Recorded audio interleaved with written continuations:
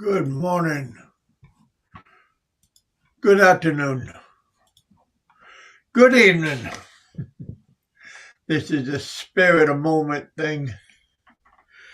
Wasn't planning on it, but I was over at Muggs' channel. She was having looked like a technical problem. Hey, Chris. I was trying to talk to you on your Facebook, but I thought you fell asleep.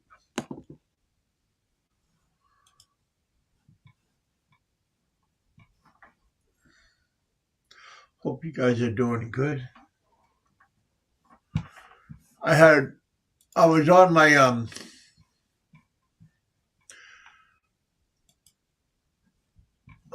what do you call it? StreamYard, and my free version went out. No more freebie, so I had to go on my my pay version.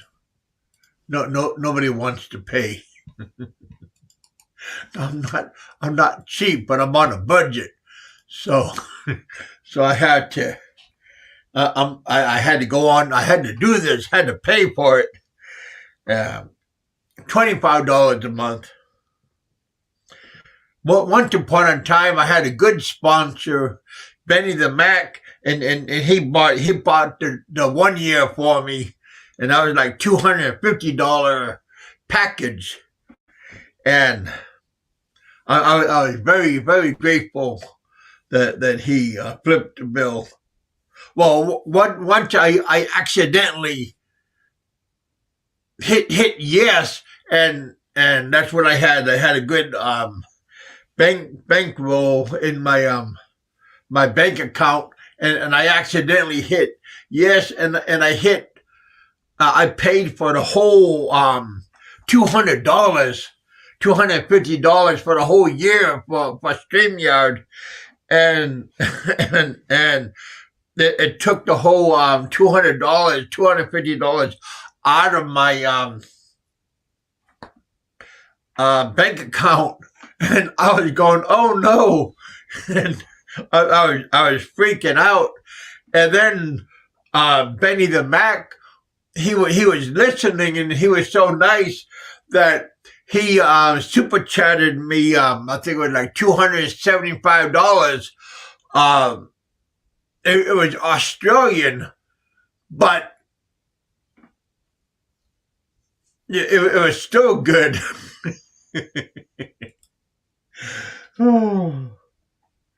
Yeah. Once in a while, I'll get money from Benny. He's still around. He still pays PayPal PayPal me. But he's still a good guy.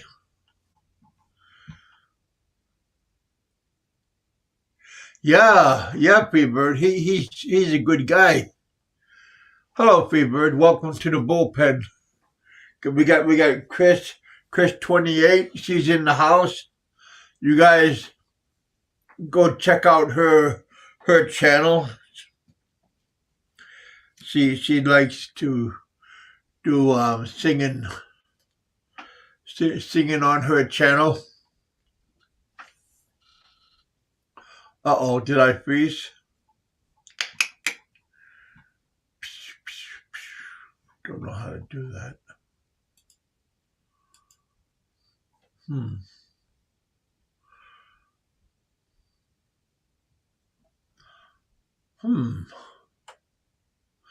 That's interesting. Maybe go into...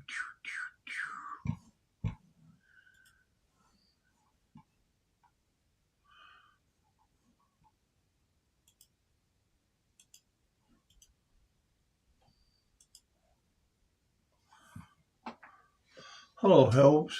I'm new here. Thank you for coming. Maybe if I reload, that don't look good, does it? Maybe if I turn on my other camera, I got that sounds bad. I got two cameras.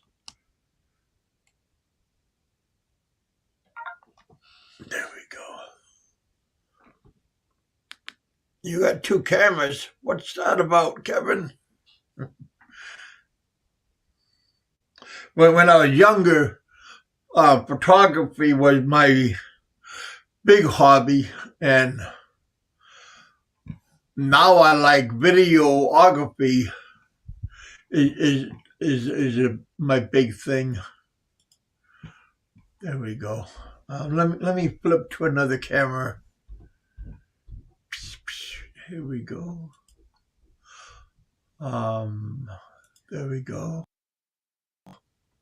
There we go. I just let me try this one again.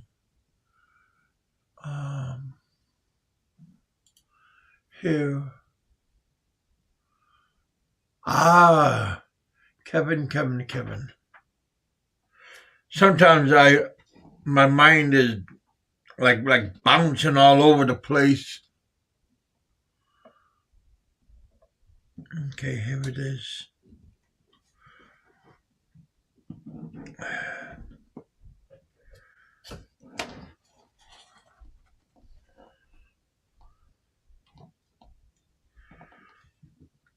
Bouncing all over the place, so I'm trying to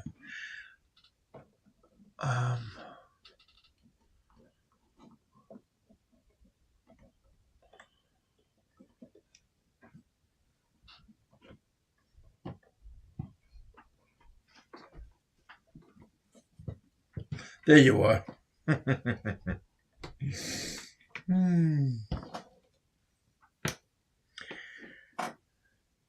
Patience, right? It's all about patience. Sometimes I'm chasing my tail.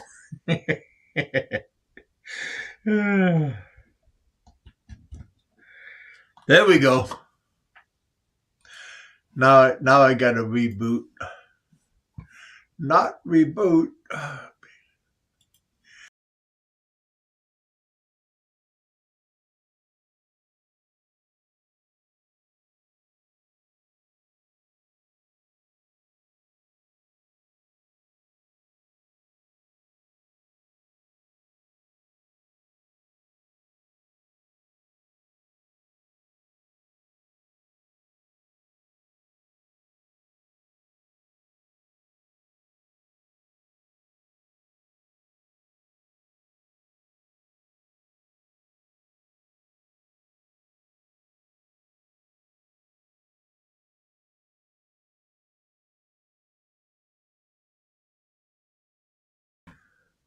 There we go. I got two cameras, and they're both powerful, and they're like in competition with each other. So sometimes I gotta put one out and then let the other one come in. Big E's in the house. Philip's in the house. How you guys doing? Welcome back to the bullpen. Today you're supposed to leave to go to Amsterdam, Big E?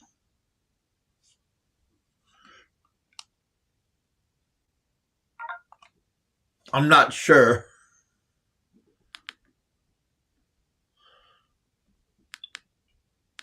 Rumors, right?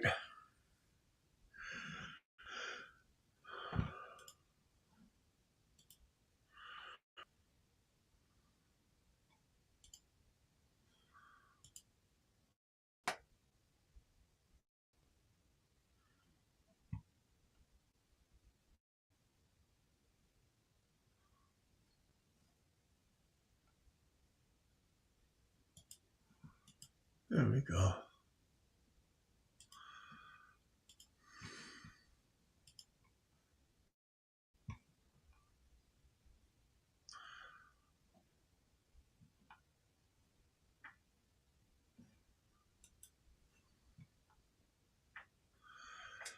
Sometimes Sometimes I just wonder, but slowly, it's like a puzzle, and it just clicks back together.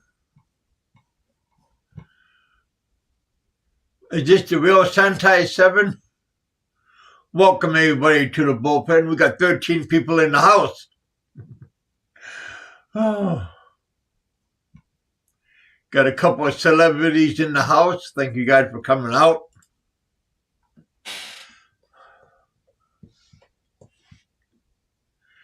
Anybody want to come up? You guys are more than welcome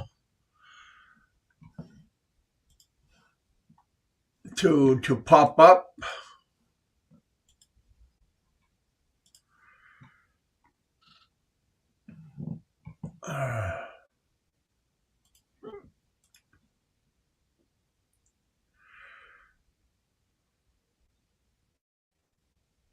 Got quite a few people. Thank you guys for coming out. What's happening, Phil? What's going on in Vietnam? Are you, or did you go to Thailand already?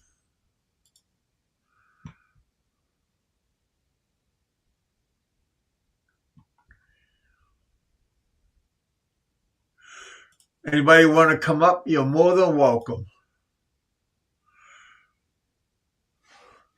Troll hunter. Everybody got a troll. A few birds saying hello. Come on up, Biggie. Haven't heard from you for ages.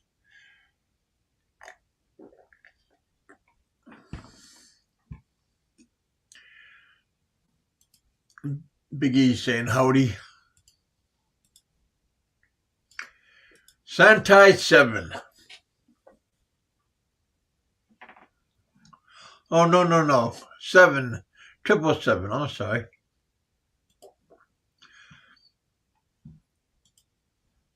Look like Santai 7. It's the legend. It's the real deal. Well, it's not the real deal. It's a different real deal. Oh, different. What? Yeah. I said it's the real deal, but I don't want nobody to be misconstrued. What's going on, man? Oh, I saw that it was hump day, so I decided I'd come up and ask if anyone in YouTube has done any humping lately other than me. Anybody humping? Don't want them to think. What does that mean, Kevin? I didn't. I am sad. I missed Philip Janik because I was only there in Saigon for 2 days, and I was in Hanoi the rest of the time. And I got there. I think I got there the same day he did, so he didn't go public. So I was already. Well, I think poor Phil is being paranoid. He's thinking that people are gonna he don't want to dox himself, and he think people gonna I don't know what. Maybe he's gonna get robbed or beat up or mugged or I don't know what he's. I don't know, but he's always saying dox and dox and dox and. Paranoid for sure. I was at the New World Saigon. I'm not sure where he was, but you have your own money, so you're not worried about that, right? Philip's a little paranoid. I don't know. Did you find my cane? Yes, I did. I have it with me. But I'm leaving on Thailand on the 8th, Philip Janik, so I will meet you probably in the Philippines, I imagine. I'll be back in a few months or so, a month or two, and so I'll probably see you then, I'm imagining. Oh, there he is, Mr. Gogo Bobo's sister. How are you? And Maria Rosario de la Pena, future Mrs. of Kevin. No. Yeah, nice. What's wrong with you? Got a few prospects, but yeah, I've got a busy schedule. Whoever said that, I've got to go not only to 6 countries in Europe I'm going to, then I'm going to Israel for a week, going back to Saudi, and then back to the Philippines for the holidays. Oh.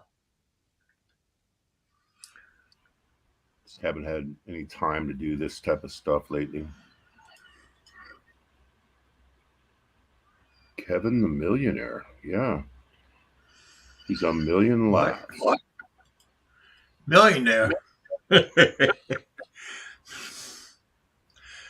Where did this troll come from? He's rich in spirits, rich in heart. Yeah, that's just about it, too. Well, what's going on with you and what's going on in YouTube lately? I haven't had more than 5 minutes on YouTube the last couple weeks. Is that Janet? I went to my doctor in Paducah, got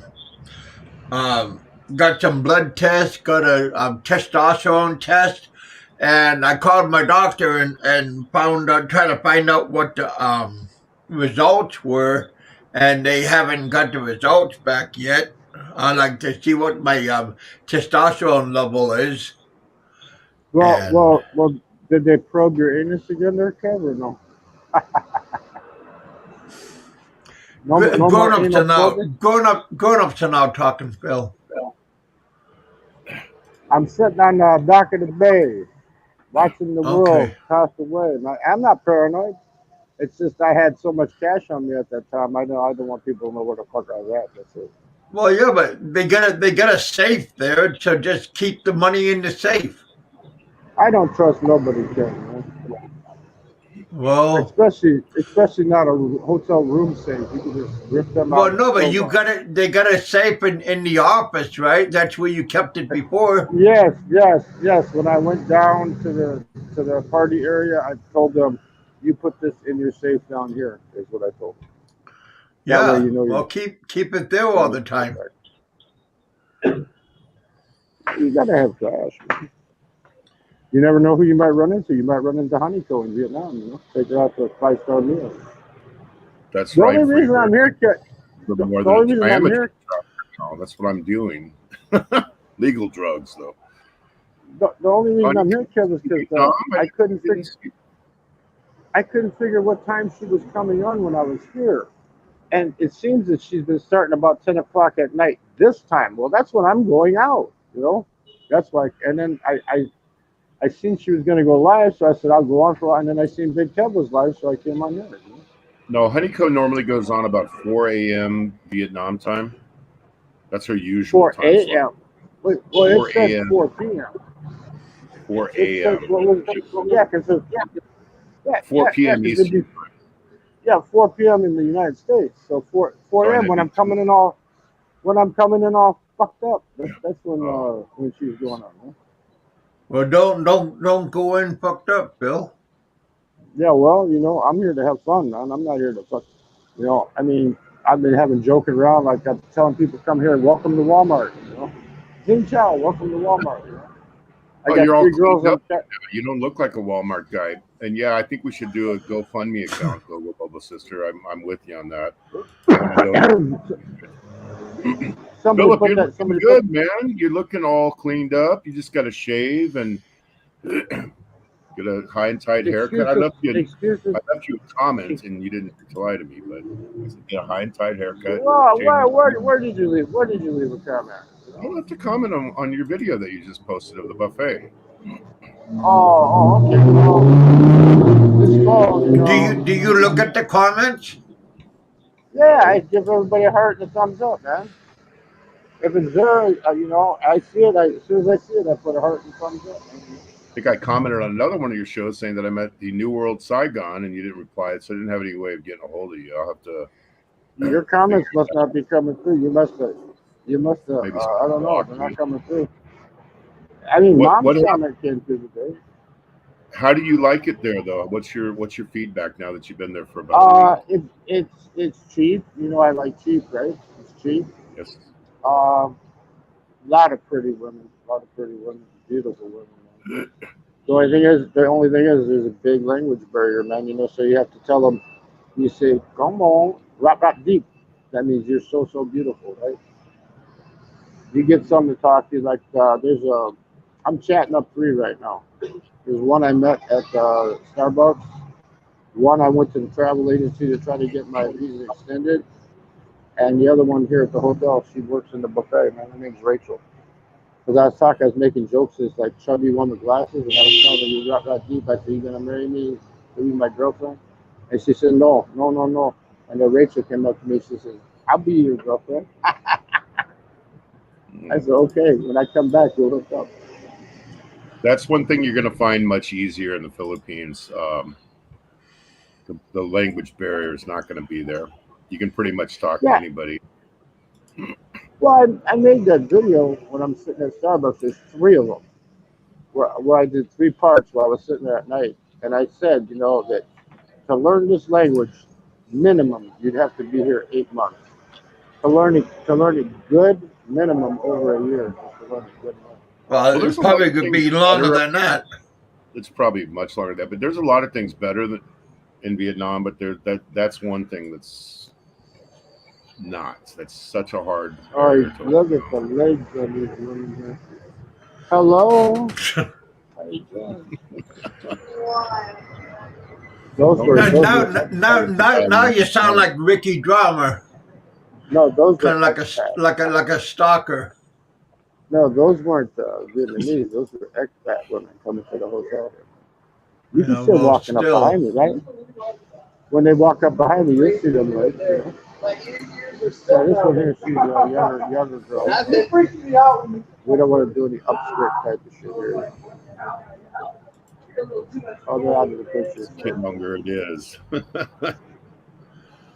Yeah, I mean, like everybody's like, what's that troll hunter? He said, "Oh, Ricky will be waiting for me in TikTok." I'm not worried about that fucking shit.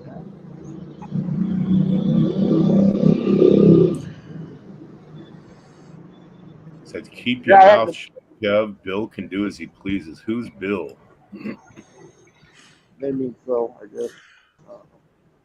I don't know. Bill. I like this here, the way it's doing with this Wi-Fi I'm on there. Instead of me having to keep hitting comments, it pops up little dots where it says more, right? So I can just hit the more and it shows me the comments. Yeah, I'm just chilling like a villain out here because I was going to go on Honeyco. I thought she was coming on. I seen Kev was live. I said, well, I can't let my bro down. No, she works.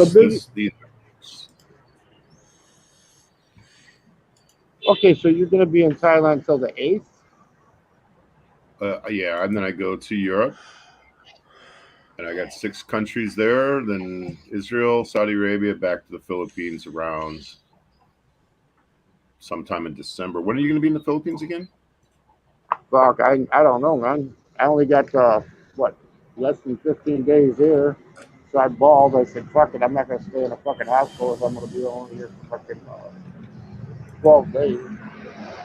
If you're going to Thailand and Cambodia first? So I lost the hospital money, which ain't shit. That's only like $30, right? You know what they did? Because I didn't never show. They didn't charge me just for the 1 day, and then they canceled on me, and then they charged me for the whole fucking 9 days. How do you do that? I don't get that. And then the flight on the 26th, booking fucked me on that. I should have went straight through the fucking Vietjet, right? They fucked me on that. They couldn't change the flight. I said, you can't even change the flight to the 10th? So I had to pay. And this time I bought 15 kilograms because I know my luggage weighs exactly right about 25 pounds. So I don't want to get overcharged. So I paid the money up front for Vietjet. And I booked it for 11:35 in the morning, right? And then when the ticket came through, it said you're confirmed. It said 8:35. What the fuck is with that, Biggie? You travel all the time. What the fuck? How did they change the time on your flight when you book it online? Does that mean I got to show up at 8:35 for the 11:35 flight, or it says that's the flight time? That happens. I mean, you can certainly check that particular flight number. I do that all the time before I go to the airport. Yeah, I did. I checked it. It's fucking. Yeah, it's 8:35 in the morning. So that means I got to check out on my flight. If you travel enough, you get used to it. So there's little things you do. If you don't travel that much, you don't think to you never get used. You never get used to though. You got plans for 28 days in Vietnam. Well, and the immigration says, "No, sir, this is only good till the 10th of October." I go, "No, that's entry. One single entry between September and the 10th. I'm only coming in one time. I said, here. He didn't ask. They didn't ask for my onward trip. They didn't ask for shit. Okay, I'm showing them my onward trip. I'm showing them everything. You know, my travel insurance and stuff. I can't change it. So I went to immigration, stood in the rain, hour and a fucking half, man. Like fucking 7:30 in the morning, raining, pouring down, pissed, right? And I talked to the immigrations there. Of course, you know, he's gonna save face. He's gonna save face. You know, he's not gonna go against his guy at the airport, right? I can't change it. No changes. Right? I think that with your trip, because I remember before you left, you had everything planned out. I just don't do it that way. I kind of do it more, very little upfront planning because I know things By change. Not anymore. chance. Not Hmm? anymore. Now I'm gonna fly by the seat of my pants. Not anymore. No Because my, more my head my booking. plans will change all the time. I'll have to stay longer, or I'll have to, so I Yeah. always have to buy a flexible trip where I can change the date. Maybe some of them will let you change it 2 or 3 times before they charge you, like on the plane tickets. I make sure I always Mm, get hotels that can be refunded. I can back out. flexible. Yeah, flexible tickets for sure. But the Flexible thing stuff. is, how the fuck does the e-visa say it's good for 30 fucking days, and it's good from September 10th to October 10th, one entry. I entered on the 29th, and then the guy says, no, you only have to the 10th. They're not teaching you. Well, I think that the takeaway is if you love it there, just make a border run and go right I, back. I put my suitcase on the conveyor, Biggie. I start to take my backpack off and put it on the conveyor, and she says, no, we don't need the backpack.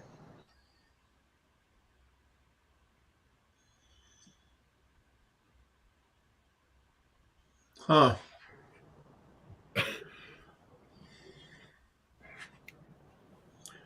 What I like about this place too is I can make calls to my banking shit with the Wi-Fi, and it's free. It doesn't cost me shit.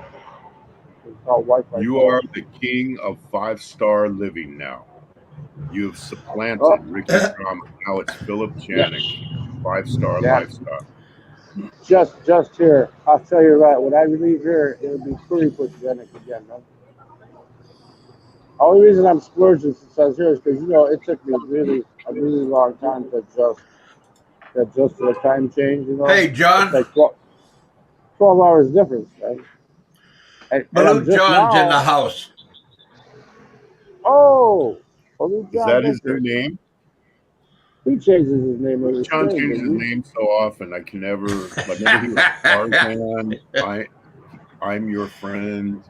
I can't even remember all of them.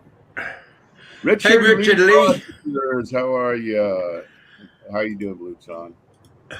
Yeah, I went to the pool yesterday, Biggie. I was in there for like 3 fucking hours. I was teaching this Japanese dad and his little kid. He was trying to teach his kid how to swim. I was helping my dad. I used to feel after I said, tell him make sure you gotta cup your hand like this when he's stroking through. You gotta make like a cup. And he's going, yeah, I remember teaching like his dad, helping him with his kids swimming and shit. It was Do great. you feel comfortable in a 5-star setting, I feel or do you feel? comfortable anywhere. Anywhere. It's just I don't like spending fucking $80 a fucking day. Some people feel awkward, and if they feel like they're out of place, it just depends on person's individual comfort level. Namaste. Namaste. I'll tell you what, these fucking people here treat me like a fucking king, man. I walked through. I told him, I said, I will make a video of your buffet if you want me to. And the manager, his name's Maximilian, right? And he said, yeah, go ahead. He said, thank you, right? So I did the buffet this morning. This is my fucking party time, Kev. What the fuck? I mean, you come on live during the time you go out, man. Go Well, ahead. okay. It's 11 And why o'clock don't at you just night. make a border run and come right back in the country for another? You can't. No good no more. No more. You have to come into the airport. You can do. You can go. I can go to Thailand. Do you know where the Vietnamese embassy's at in Bangkok? By the way, I can I look it I, up. I'm just asking if you I know, because no, that's the first place. That's that's the I would first have no place I'll be reason going. to know where that That, is. well, that's the first place I'm going. so I can tell them, hey, I want Hey, guaranteed John. 30 days. Here's my passport. I want guaranteed visa on arrival 30 days. Because I got people here that'll write me a letter of introduction. I got 4 or 5 writing a letter. You want to hear an interesting story? I went to the Starbucks after the buffet today, and I was sitting there. And this guy from Penang, young guy, about 20, 21, comes up. He introduces himself. He looks a cigarette for us. I gave him one. He didn't ask for any money, but he says, man, I need to get a job. I go, yeah, you probably do. He goes, no, no, no. I'm from Da Nang. He introduced himself. His name is Tang. Tang from Da Nang, right? And he said, I'm tired, man. I've been up all night walking the streets. He said, I don't want to sleep in the street. I said, dude, I said, you need to get a job. I said, go down there with that. I said, you speak really good English. He spoke really fucking good English, Biggie. I couldn't believe it. This guy was like excellent. And I told him, I said, man, I says, go inside there, take a nap, come back out, man. I says, I'll take you down there and introduce you to these people, right? I said, they give you a job. He said, but I'll make money, but I won't have no place to sleep. I go, well, you make 180,000 dong a day. That's about what the average wage is in this one. 180, about 200, about what? Seven something a day. I says, you could stay at that hostel where I booked for like $2, $3. I says, and then build up your money. And I go, oh, by the way, why did you leave the name? He says, oh, because my parents want me to marry this girl, and I don't want to get married, right? And I said, was she rat deep? And he goes, yeah, she's beautiful. And I go, well, good. I said, I wish I had your problem. You should go up to Da Nang and you should go to Hanoi before you leave Asia because you'll like it there probably more than I'll be back here. I'll be back here, baby. I wanted to see a lot. I even got the sweatshirt packed in my fucking knapsack now. A heavy duty, hoodie, right? That I packed specifically for going to Galat up in the mountains here. So that's why when I get to Thailand, there is no visa. It's 45 days exemption. You just go in, right? So Yes. I got all my doggy shots. I got everything you don't need, but I got my trip insurance, which you don't need anymore for Thailand. But I got it. I straightened that out too. I said, do I have to? I called them, and they said, no, you're good till October 26th, no matter if you're in Vietnam or Thailand. Just a week before, 26th, call us and let us know you're extending, right? I said, okay, good. I just keep my travel insurance all year. I just keep rolling it over because I want to have the insurance. I've had to use it many times in the past. That Frank, if you're referring to the Frank Starbucks thing at Ayala Mall in Cebu, that was probably the funniest video in the history of YouTube. I remember that. Because there are 2 Starbucks. Big ups for the super chat. Yeah, I've been going to one over here right down the street. It's called the World Starbucks. Did you see me on the motorbike? No. The guy promised me. He says, "Oh, I will find you cell phone battery because I wanted a new one just in case, right? And I wanted some flip down for my glasses." So he tells me 100,000 round trip. I said, round trip, right? There and back, 100,000. He says, yeah. I said, okay, we'll go. So I go, we get there. He takes me different, like local fucking shops. I said, they're not going to have it here. They're not going to have it here. I said, take me where they're going to have it. So then he takes me to Versace to get flip downs for my son. I said, they're not going to have flip down sunglasses at Versace, So I said, just take me back. So I passed up where they're building the new subway, coming up on Benton Market, right? And you can see everything because I'm sitting behind him with the camera like this. It's not too much wind noise. And then we get to the corner. I told him I got to go inside. I said, I'll give you a latte. I said, I get change. So I have 500,000. That's all I have, right? I said, I'll get change. I'll pay you. I come out. I'm going to give him a tip. I give him 125. He looks at me like I'm crazy. No, 200,000. I go, no, 100,000. I give you extra. He said, no, 200,000. 100,000 there, 100,000. I said, no. I said, you play that with somebody else, not with me. I said, you take the 125,000. You be happy, smile. I said, I'm leaving. Bye. I said, bye. They will take it. Right?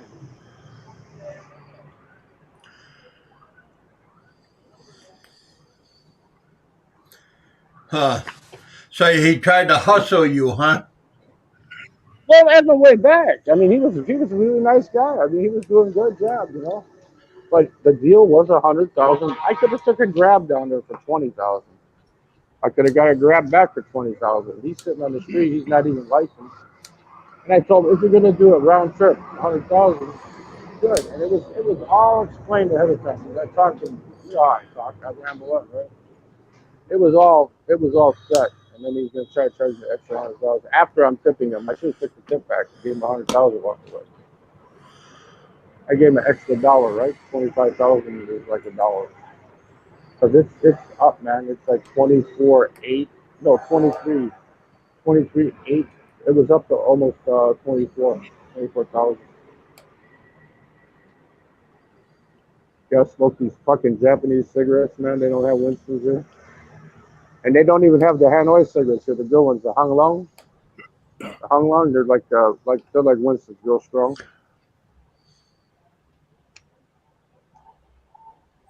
I'm smoking Mavius, Japanese.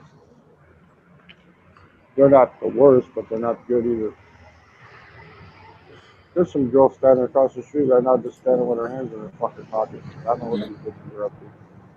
I tell you what, Biggie, I told the guys on the last chat, I said, you know, why would you go looking for a hooker? Why would you monger? I go, do you want to stick your shit in somebody that had shit stuck in them 25 times previous to you? I said, not me. I don't want to do that, man. I've never done that my whole life. I mean, not even once. Did you do that, Kevin? What's that? I think you did once. You said you were doing hookers in Alaska, but you didn't do that in the Philippines, did you? No.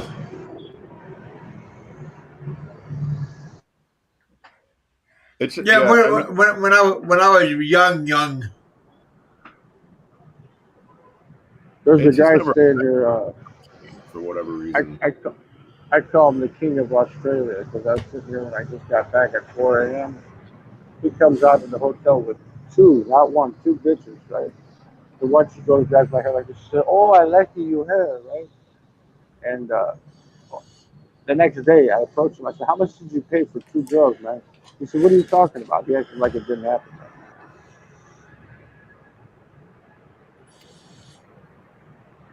And like this girl here, she got a hoodie on. It's fucking hot out, man. Why do they wear hoodies when it's hot? Well, it could be It's like, hot for you, but it could be chilly for them. no, Kev, it is not chilly. It couldn't be chilly for a chilly Willie. So then she said, they all have that long flowing. Honeyco, what's happening? Check this out. You'll be walking up the stairs. Your honeyco just popped in. Nikko's in the chat. I thought you were going live now, so I didn't go out. But I understand now it's going to be 4 in the morning. So, yeah, he's in the Manga Denial Club. That's correct, Maximus. I mean, the dude, man, I mean, geez. Two, why do you know, he wanted this threesome. I guess he wanted to experience what Big E has, but he had to pay for it, see? Well, you got to pay no matter what. So why did Enrique stick out for 13 months? Well, the whole thing is okay, like they don't understand. This girl's been working all fucking day, man. How many? I don't want to say the word to mess up. How many cucumbers have been inside there before you? How you doing? well, you don't know. Oh, and that is Yeah, well, cold you know. weather. If you think that's hot weather, you haven't felt anything. If you think 20, No, I mean it's 25, humid. It's humid and hot. No, I've been in hot places. This place but was to them, what, 30. that's cold. That's cool. It was. Well, it's cool. It's cool, but it's not hoodie weather. Yeah, You got people walking around in shorts and girls with like real short dresses on motor scooters and shit, man. Shorts. But some people they wearing hoodies and stuff. Are you wearing pants, Bill, or are you wearing short pants? So you see. So what's up? This shows how good the Wi-Fi is here. I'm on the fucking front steps, almost out to the street. It actually worked at the fucking mini mart, a couple doors down. The Wi-Fi worked there. That's how strong this fucking Wi-Fi is. So are you cold? How come you're not wearing short pants? Because it's good. I mean, it's not like I told you about that powder with me. It's not like my nuts are sticking to my leg. I mean, it's not like that. It's just it gets humid, man. Where you'll be sitting there, and one slight breeze comes by, like, shh, and you go like, I feel so fucking good because one little breeze, you know, like this afternoon by the Starbucks, you know. It was like Huh. smoking hot this afternoon, you know. Yesterday I got up to, it said it was only 30 something, but they said with the heat index it was up to 102. That's when I went swimming for 3 fucking hours. I was shriveled up like a prune, man. And my senile purpura fucking acted up. Look here at my arm. It looks like I got fucking herpes or something. See? Wow. Yeah, fucking, you get them black dots on your arm like this. And if you bump them, they break open, man, because the blood vessels underneath the skin are, the blood vessels are like weak. So if you break them open, you get like that. So I told my hotel staff, just give me some band-aids, man. So that I can't buy any. So they finally come up with some band-aids. So What you want me what to what bleed causes that? Getting old. I'm getting old. It's called senile I'm Oh, purpura. old too, and I don't got that. Well, you I'm will doing get good. it. Blood vessels. In Thailand all week. I was in Vietnam last week and off to the Netherlands on Saturday. And Philip is Ah, probably circumcised, considering most Americans in their 60s were automatically circumcised when they were born. yeah. No, I Well, thought it was I office figured supposed. practically everybody was back then. Practically everybody. Yeah. I don't think it's Honeycomb, as I come here to office support. Play our words, baby. I'm here to Maximus. offer support. Phil has monkeypox. Honeycomb, but that's not fucking monkeypox, man. You get these fucking black spots on your skin, man, where the blood vessels get weak. The little smaller vessels get weak, and then they explode under the skin, and you get like a blood blister. If you don't bump them or scratch them against nothing, nothing happens with them. But this one here, I fucking scratched it really bad. By You're the time I 59 get to the Philippines, circumcised, but you were an American Indian. You had different cultural reference. Most Americans, though, were circumcised at that age. well, I'm about one half from Choctaw Cherokee, and because my grandfather was pure blooded, right? So, but they circumcised me anyway. You didn't have a choice. John, you want to be? I'll do it for nothing. Just whack that puppy off. Ugh. Free of charge. Free of charge. Yeah, I call it a helmet head. I'm a helmet head. Man. Yes, Maximus. I keep- Philip let a Mexican guy suck him off. That's right. That's right. That's God, You remember that, huh? for $100. Kind of hard to forget, you know. Well, I mean, you got a picture in your head, Kev. Some Mexican guy, you know. bobbing in my- You and Ricky Drummond, though, you know. Kind of hard to get that out of your mind. What you gotta remember, I have my legs spread like this, and he's kneeling down, and he's just going to town, man. He's going to town on it. You know, that's nothing to brag about, bud. If he'd have gave me 200, I would have rubbed the top of his head like this. I said, "Good boy." Well, Phil, thanks for coming on, bud. Fucking freak. I mean, I'd rather have a fat woman do that than a dude. How do you know? You close your eyes. Or if you're watching porn in front of you, what do you know? A lot of expats. And I know. A lot of Believe me, I know. expats. I would know. I would think. I'm missing the view here. I got to put my glasses on now. Oh my! I do a Ricky drama. Oh my goodness! Oh my goodness! Oh my goodness! They have the most beautiful legs here, man. Their legs are just awesome. Oh, yeah, but those legs could be like a lady boy. So Oh, look at the face. There was one. There was one at the coffee shop the other day. She walked in, she, whatever, walked in. You could tell the Adams apple, right? They had a big gay parade. But Ben Newton put it up. They had like a gay pride parade here a couple days ago. But walked in the coffee shop and everybody's staring and shit. And I'm looking like, that's a guy. Sat down with two other Vietnamese guys talking. And I was joking with a real girl. She was doing selfies, like this kind of shit, like Yeah. shit like this. And this guy, she wanted him to take a picture, like an upshot like this.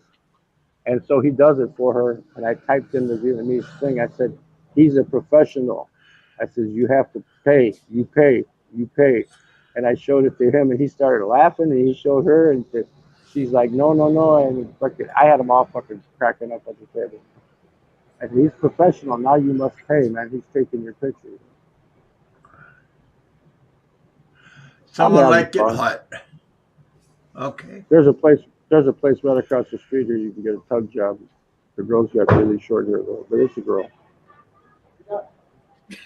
Tug job costs you about $500,000. How many times you been there? I'm not gonna tell you everything I'm doing here, Kev. All right. Not gonna tell you everything, man. Can't do that, man. So that's where you're going after this, huh? They already know. They already know about my sex life too much already, man. So I can't be okay. Like everything. I'll tell you what. I took a crap about an hour ago, man, and I love that thing that comes out and squirts your ass, man. So Biggie, how you doing, buddy? No, I was going to say, if we already know about the Mexican guy, what more could shock you? Well, I'm not saying shocking, but I'm not gonna kiss and tell and shit like that. Right in the near future. Just sort of not in the near future. Okay, I've been for 2 tug jobs already. All right, 2 times. Right. 2 tug jobs already. Okay. I mean, if you're gonna do a tug job, just go all the way, bud. Is that a woman who did it or a man? A woman. And I paid her. Who's my guest? This is Big E on top with the $3, and we got Philip. He's in Vietnam. If we get these upskirt shots, I'll twist it like this. You can see the legs when they're going up the stairs. Well, I think we'd rather see the ladies than you, Phil. Well, that's what I'm talking about. I mean, they're walking in front all the time. A lot of expats, man. There was 2 German girls and this guy come to the rooftop. I was sitting up there, and they were reading the sign that says open from 7 to 7 for the pool, right? And I said, you know what? I told the manager, I said, what if I want to go at 10 at night? He says, you do it at your own risk. So I told them that. Next thing you know, boom, they're in the pool.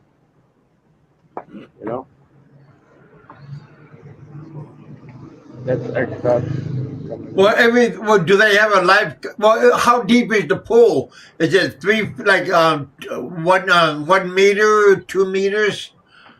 It's 1.5 meters, 1.5. Yeah, I think after a certain height, they don't need a lifeguard.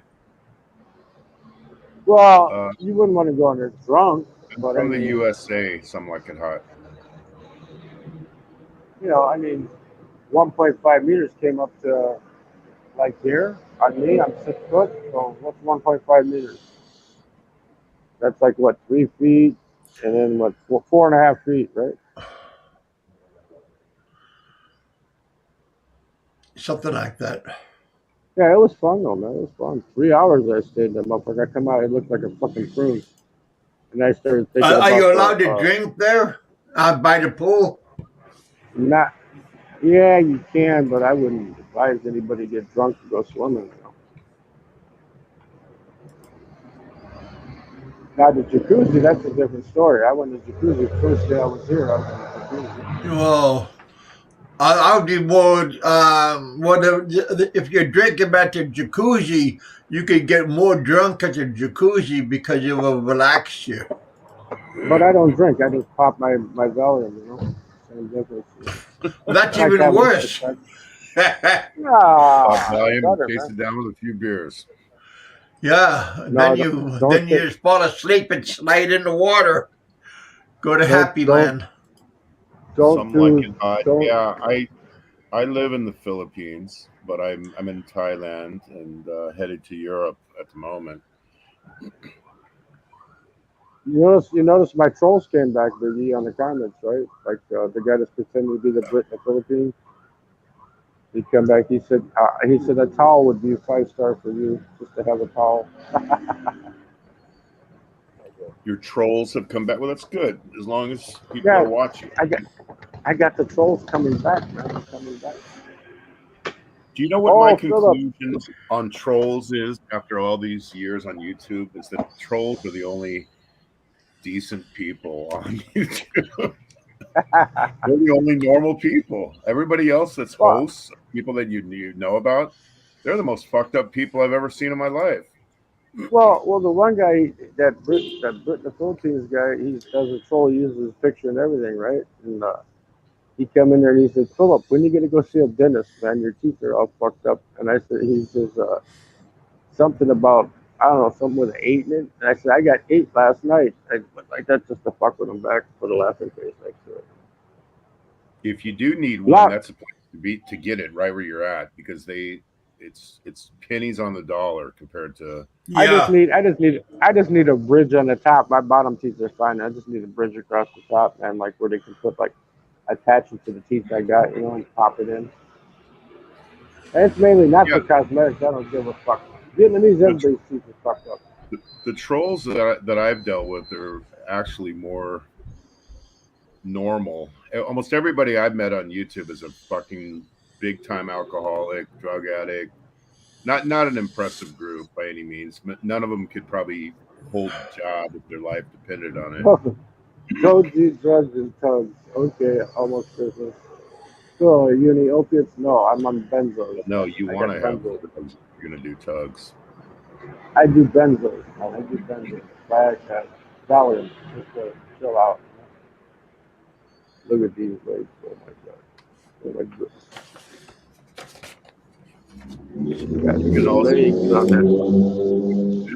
But Biggie, you know too. Most people in Vietnam, their teeth are all fucked up anyway. So you can be the girl, and they don't give a shit if your teeth are fucked up, as long as you treat them good. Well, I'm just saying, if you need it, that's a good place to get it. It's very cheap compared to even Thailand. Well, just like Mexico. Mexico was cheap, right? At the scurry put, man. Yeah, Vietnam and Thailand, 2 good places to get your teeth done. Well, that's that kid. That kid today, he was telling me that he was. I don't know, but we've all seen it. He's drunk every damn day. A lot of the guys are up drinking at 7, 8 o'clock in the morning. They drink until they pass out, then they wake up, and they drink until they pass out. And they do that multiple times throughout the day.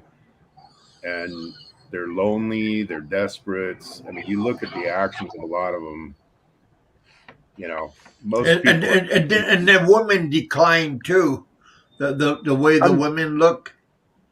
I'm drinking now. Well, Mrs. Hamster. You're a different character. Yeah, I'm drinking. I'm What's drinking up, now. Hamster Shorts? Mom, look, I'm drinking Coke Zero, no sugar, Coke Zero. Huh. Never had that. How did that taste? They got the Coca-Cola Light here just like in Mexico, but they ran out of it, so I got the Zero. It tastes okay. The Light's better though. The silver can's better than the red one. If you look at the different alliances that you've seen pop up over the time, like people who have met, they're usually throwing each other under the bus within a week or two after they meet. We've seen a famous man crush get broken here recently with Frank and Ricky. So those never last. And Batman and Ricky too. Yeah, and now I know why. Now I know why Bama coughs so much, smoking them cheap ass cigarettes, man. I'm smoking these Japanese, they're the most expensive you can get here, and I'm still choking. They don't have Winston. Mister said, "What's up?" Hey, Ricky. I mean, Big E. I got my I got my blood pressure checked the other day, Monday, and It's 124 over 81. Wonderful. That's very good. Yeah. And you got your testosterone check too. I actually flipped through your show the other day. Oh, really? Yeah, late at night, I flipped through it, and you were talking about you got your testosterone check. Miss Hapster said, "What's up with me? I'm in Thailand. I was in Vietnam last week, Mrs. Hapster, and then heading over to Europe this week, later in the week, and then Israel, and then Saudi Arabia, and back to the Philippines." Well, I can meet you in Europe. You know, my trip insurance covers what do they call it? The Shenzhen countries. Covers all the Shenzhen countries Well, too. I think I'll probably just end up meeting you in the Philippines. That's going to be a I while though, think man. by Because the time you get to the Philippines, it'll be another month or so. I'm gonna roam around for a while, man. Like I said, the Vietnamese kid, we had a discussion about the economy, and I said, man, you know, this is the cheapest. They said, no, Cambodia is the cheapest. I go, no, it's not because they're attached to you. I said, you got to look up stuff now, man. He said, well, Thailand's cheaper than here, and I go, no, it's not. I go, this is the cheapest place. By the way, Miss Hapster, it'd be a good time if you ever wanted to go solo in the Philippines. You can come and stay in my house for free with April. With April? She's yep. I'm not with her at the moment. She couldn't get into some of the countries. Oh, you need a light guy? Sure, no problem. Our good buddy Miss Muggs has immigrated now. She is now officially in Denmark. That was good. What kind of technical was she having today on the computer? I don't know. I was only on there for a short time. I didn't really know anything. Did Biggie move? Yeah, no, I'm going to be living there there, but I'm still going to be doing all these other countries as part of my job. So I'll be in the Philippines in and out, but I'll be mainly based there in Netherlands. Well, I don't think I could if I find a regular, too much of a. I get itchy feet sometimes. Got to move on once in a while. If I find a regular girl here, I'll bang it, but I'm not banging her. Stay here, especially if I'm not here. Do the girl thing. Go out and tour around with her and my kids too. That would be cool if you were in the neighborhood. I know you got a job and everything. You can't just get up, pick up, and leave. When you were here, Big E, when you were here in Vietnam, what were the most country expats that you saw here? From which country? Because I'll tell you what I noticed. Mostly all Australians. Mostly all Australians. Even if they come with their wife. Even if they come with their wife, like they're together with their wife. You will find a lot more family tourism there than you do in the Philippines. The Philippines is mostly desperate white males, and Vietnam and Thailand you'll see much more family orientated. Depending on where you go. If you go to like Phuket, you'll see a lot of family tourism. If you're going to go into Pattaya, it's more of a I'm going to work down. I'm going to work down because I found a cheap place. In the Philippines, it's all just white males. There's no family tourism here with white families. I almost never see that. I don't think that Cebu would be my kind of weather, Maximus, but I could deal with it for a week. But I mean that's hot too.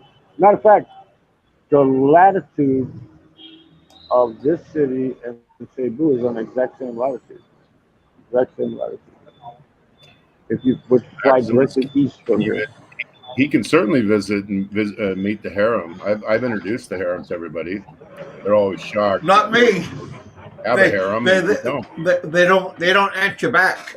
How do you get the harem? I have a harem in Manila too, not just the one in Cebu. How do you get them? I'll give you a little clue. It's real simple. Just treat everybody really nice and be easily offended at every little thing, and don't be an asshole. And you'd be amazed how many contacts you get in an 8-year period. But I'm an asshole. I'm an asshole. You ever heard that song before?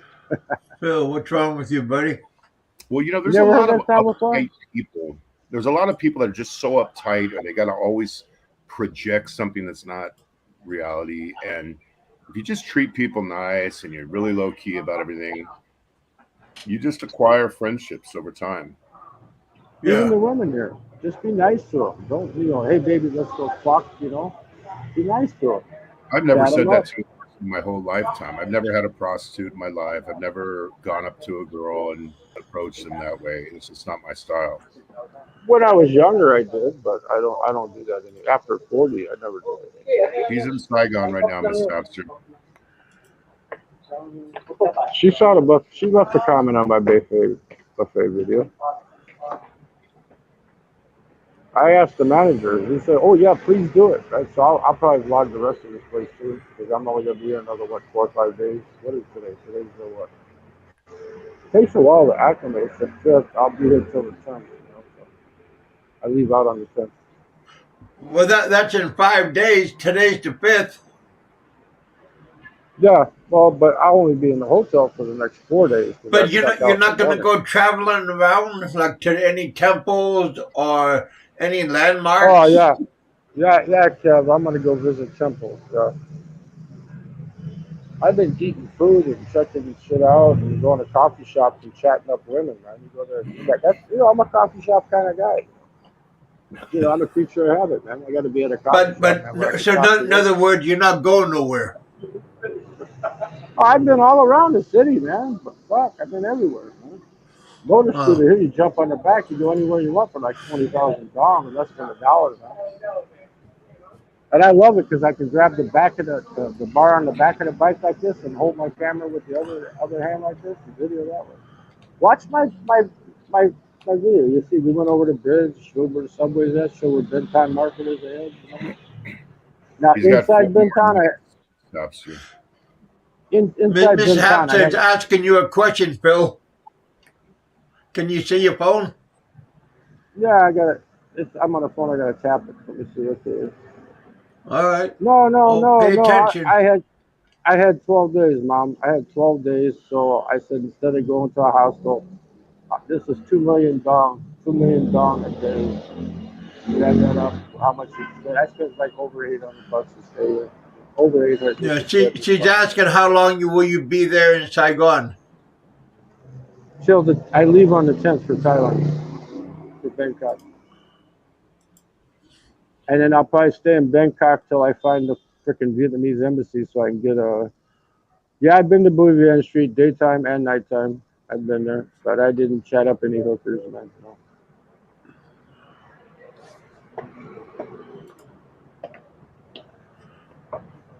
I've been everywhere. The only place I haven't been inside is Benton Market because I don't want to buy shit. I'm not buying a bunch of crap. I don't need a T-shirt that says "I love Vietnam." I didn't do that in Mexico either. I was looking for another cane, but somebody said it might be in the lost and found at the airport, so I'll go check. Fuck it, I was so pissed off, man. I threw my luggage. I seen a real taxi. The guy was trying to fucking hustle me. I saw a real taxi pulled up. I threw my knapsack in there, my fucking pilot carry-on fucking luggage. It's only like an 18-incher. I threw that fucking thing in there, and I forgot my fucking cane on the goddamn bench because I was thinking, what am I gonna do today, right? I got to go to immigration. I had the number written down, so I was looking to get the immigration. Motherfucker charged me 600,000 Vietnamese dong because he brought me to my hotel first, even though I told him no. I showed him the address and everything, and then fucking we got here and they extra 200,000. I said, fuck it, here, here's the money. Then I stood in the rain for an hour and a half. I'm talking pissing down.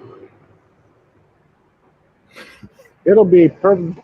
Excuse me. It'll be perfectly clear out like it is right now, and 2 minutes later it'll start fucking pissing down rain. That's because it's tropical, buddy. Learn But to you feel that cool appreciate. breeze. Well, What are you doing right now? Are you going someplace, or why are you sitting down right there? Well, you can't smoke in the hotel, and I was gonna go on Honeycombs because I thought she was coming on now. I saw you live, so I said, "Fuck it, I'll sit here. I'll talk to you guys." So as soon as you're done, then I'm headed out to the city to do something. So at My 4:00 in trip the this morning, time is about I'll 2 be months. That's a month and a half to 2 months. Depends. my trip's going to be like 6 months, and if I don't like the Philippines, I'll fly back to USA for a couple weeks, go back down and live in Mexico. If I like the Philippines, I might never go back I'll be because back in the Philippines in December. I have that steady income coming in. I don't think I want to be there Christmas time though, because everybody's going to be wanting presents and shit and stuff. You know how cheap I am. I'll probably wait till after Christmas. Because Thailand now you get as of the 1st of October, you get a visa exemption for 45 days, and it only costs 19. Well, you'd be like Fazio and give everybody a gumdrop, and then tell them salama and tell them be happy. No, you tell them, welcome to Walmart. Zing Chow, welcome to Walmart. What happened with Fazio? I heard wasn't he supposed to go droning with Aloe? That was the last I remember hearing on YouTube before I Oh, I don't left. I don't watch those guys. I have no idea what the heck they're doing. Big E, do you know who Aloe is? Yes. I do too. I've actually spoke with Aloe in a live stream behind, you know how you shut the live stream down in the background. Yeah, I've talked to him privately Yeah, several well, in the times. chat, like say he came in the chat here as a troll, and Mhm. then came up behind. I've actually talked to him, face to face in the chat. Huh. Are you sure? Yeah, I was He's telling him too. I said, make sure you send me some dildos when I get to the Philippines, because I'm gonna open up an adult store. I'm gonna have that Balikbayan box full of used ones sent from the United States and mix them in with the new ones and resell them.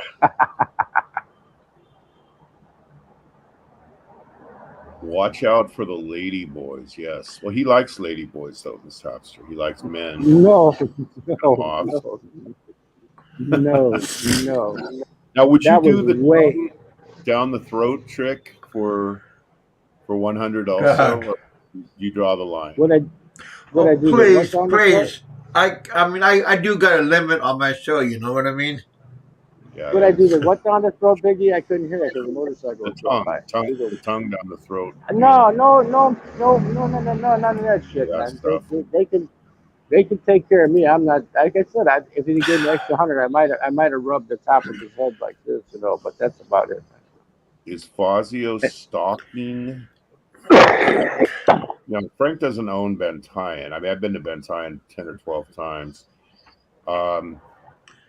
I think when you always are saying, I'm going to go do this, I'm going to do that, and then you don't do it, then the person who's threatening to do it ends up looking kind of dumb. I came up. All guys have nothing to do all their day except for bullshit on YouTube. So if you want to, I would just take everything you hear with a little grain of salt. Time to make coffee. Hey, John.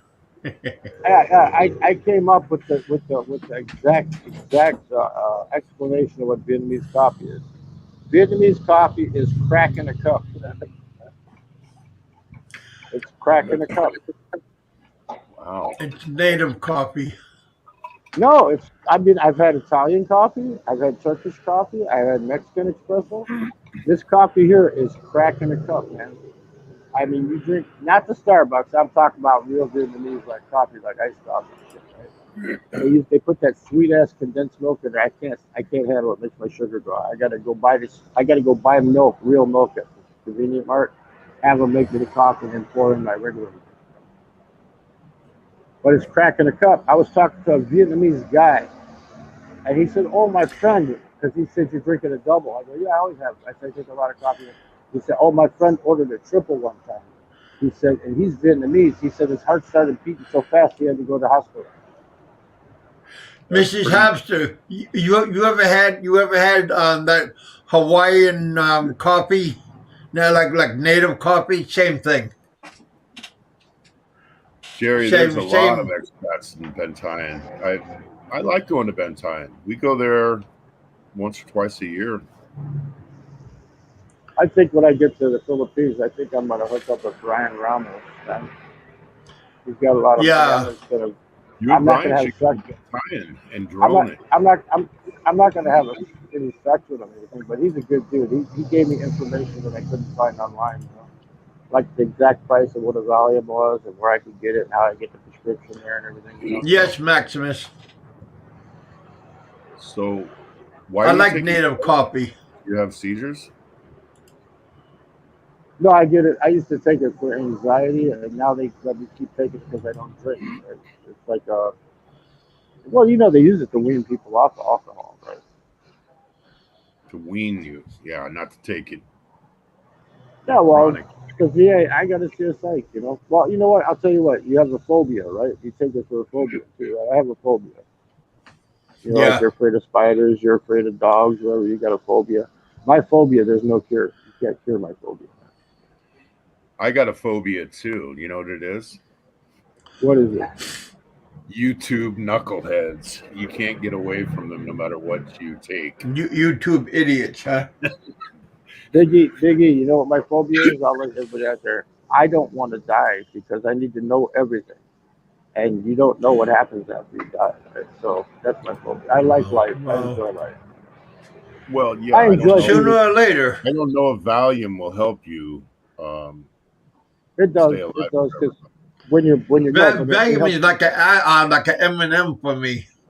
it helps you not think about stuff. It slows your thinking down, so you're not like boom, boom, boom, boom, boom, thinking like 100 miles an hour. You know. Yeah, I had to take an MRI and then they gave me a very strong Valium. Well, that was just like an M&M. Didn't work. Well, what'd you do? You drink like a fish or whatever, or what? No, he doesn't drink. I'm claustrophobic, and it was very hard for me to do an MRI, and yeah, very difficult to do that. That was nothing for me. I did for my shoulder. I got a torn rotator cuff. They sent me through there with Yeah, the I gotta machine do going it. I gotta do thump it for my thump thump head. thump thump thump thump thump thump Yeah. thump thump thump thump. That shit don't bother me. I used to be as big as the MRI. I had to do an open MRI, and yeah, I gotta very. move up. I gotta move up They the had to steps. put a neck brace on my neck, and yeah, very. And then my nose start itching. You know what? Very, I'm very making a. difficult. Be thankful they I'm making. have the technology to do that, though, because without it, they would have had to go hacking inside of you to see what the I mean, MRI. I had to be in there for like an hour and 45 minutes. It was horrible. Yeah, don't drink anything with caffeine before your MRI. No, you should take like a quadruple espresso right before you go in. Yeah, native coffee and just. Well, I was listening to. They gave me something to listen to when I went to. I was listening to Pink Floyd when I went to the MRI. I just had to move up a step because I just spilled half of my Diet Coke and I don't want to sit in it. Yeah, I seen your table the other day when you was eating your buffet. Man, you spilled coffee all over your table. I made a comment on your Yeah, I know I'm a clumsy fucker. I know. I fell down in the lobby here. I tripped over a fucking plant. And they're all rushing to me like they're going to pull me up. And I go, no, no, no. They kept grabbing. I said, no, no, no. They said, let me get up. I got up on my own. I said, see, I'm fine. Don't worry about it. I never have to worry about that for myself, Mrs. Hapser, because I've never had coffee in my entire life. Not even once. I've never tried coffee, and I'm not a Mormon like Kevin, so I just never tried it. Kevin's kind of a funny Mormon. He's the type of Mormon that takes Xanax, but he won't touch coffee. Thank goodness for that. He's an angel. He's an angel. Big Kevin's an angel. Now, before he didn't used to be, just like me. But he's an angel. Everybody deserves a second chance. I mean, I'm an angel in my own mind. He's a saint in his own way. Well, now, but back in the day, you know, he was banging them Korean girls and stuff. You know, I'm trying to become his patron saint. My hero that I want to. I've patterned my life after is Brigham Young. So I'm not a Mormon. I told him if I hit the Powerball when I was back in the United States, that I would pay for his shit and go back right now. But I didn't hit the Powerball. Yeah, everybody tells me that. Well, I mean, I don't have. I have enough money for me to live good, right? I don't have enough to take care of 2 people right now. I think you're going about it the responsible way. You're waiting till you're 62. You're getting these legal messes taken care of. You're losing weight. It's a good responsible approach on how to make your return, not something hasty or anything like that. Yeah, well, look at me. I'm in my 60s, Kev. Okay, I'm in my 60s, and I can walk like 3 blocks, and then I got to take a break, man. Because I got diabetes. My legs cramp up. I get sore and shit, man. 3 blocks, man. And I start to Well, cramp we up. all do when we get old. That's why I was swimming in the pool. I was sitting in the corner. I was kicking my legs like this in the corner, exercising my legs, man. I walked good that day, man. As you lose weight, though, Kevin, you should try to walk more, walk around the lake, and get your mobility as good as you possibly can before you come back. Because as you know already, because you've lived here, you do end up doing a lot of walking, different lifestyle. I realize that. But you've lost a lot already, right? What was your weight the other day? Are you still losing? I weigh. Yeah, I am. I'm at 6 foot 190. I fluctuate between 195 and 210. 360. My weight fluctuates. That's 90 pounds lost from your heist. Well, I started out at 407. You started out at 450. If you go back a few years ago. Oh yeah. I mean, yeah. So you're down 90 pounds. It's not like you haven't done something. So as the weight continues to come off, if you start adding walking in, you don't have to do anything crazy. Just walk. You're gonna be amazed at. You'll be ready in a year and a half. You'll be ready to hit the ground running the day you get here. I think it's going to work out perfect for you. Well, I don't know about hitting the ground running, but hitting the ground walking for sure. I think if he gets down to 280 and he is walking that lake, he will be running when he gets here because he'll be. Well, like I said, I got no cartilage in my knees, so. Well, that's a figure of speech. It's a figure of speech. Yeah. It is.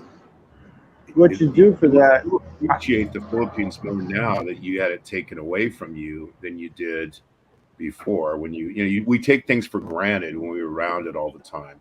This hamster's moving from Hawaii, and about 6 months after she's gone, she'll probably say, "Wow, I really miss those amazing sunsets." And you just get so familiar with something that you sort of take it for granted. I think until it's gone. Oh yeah.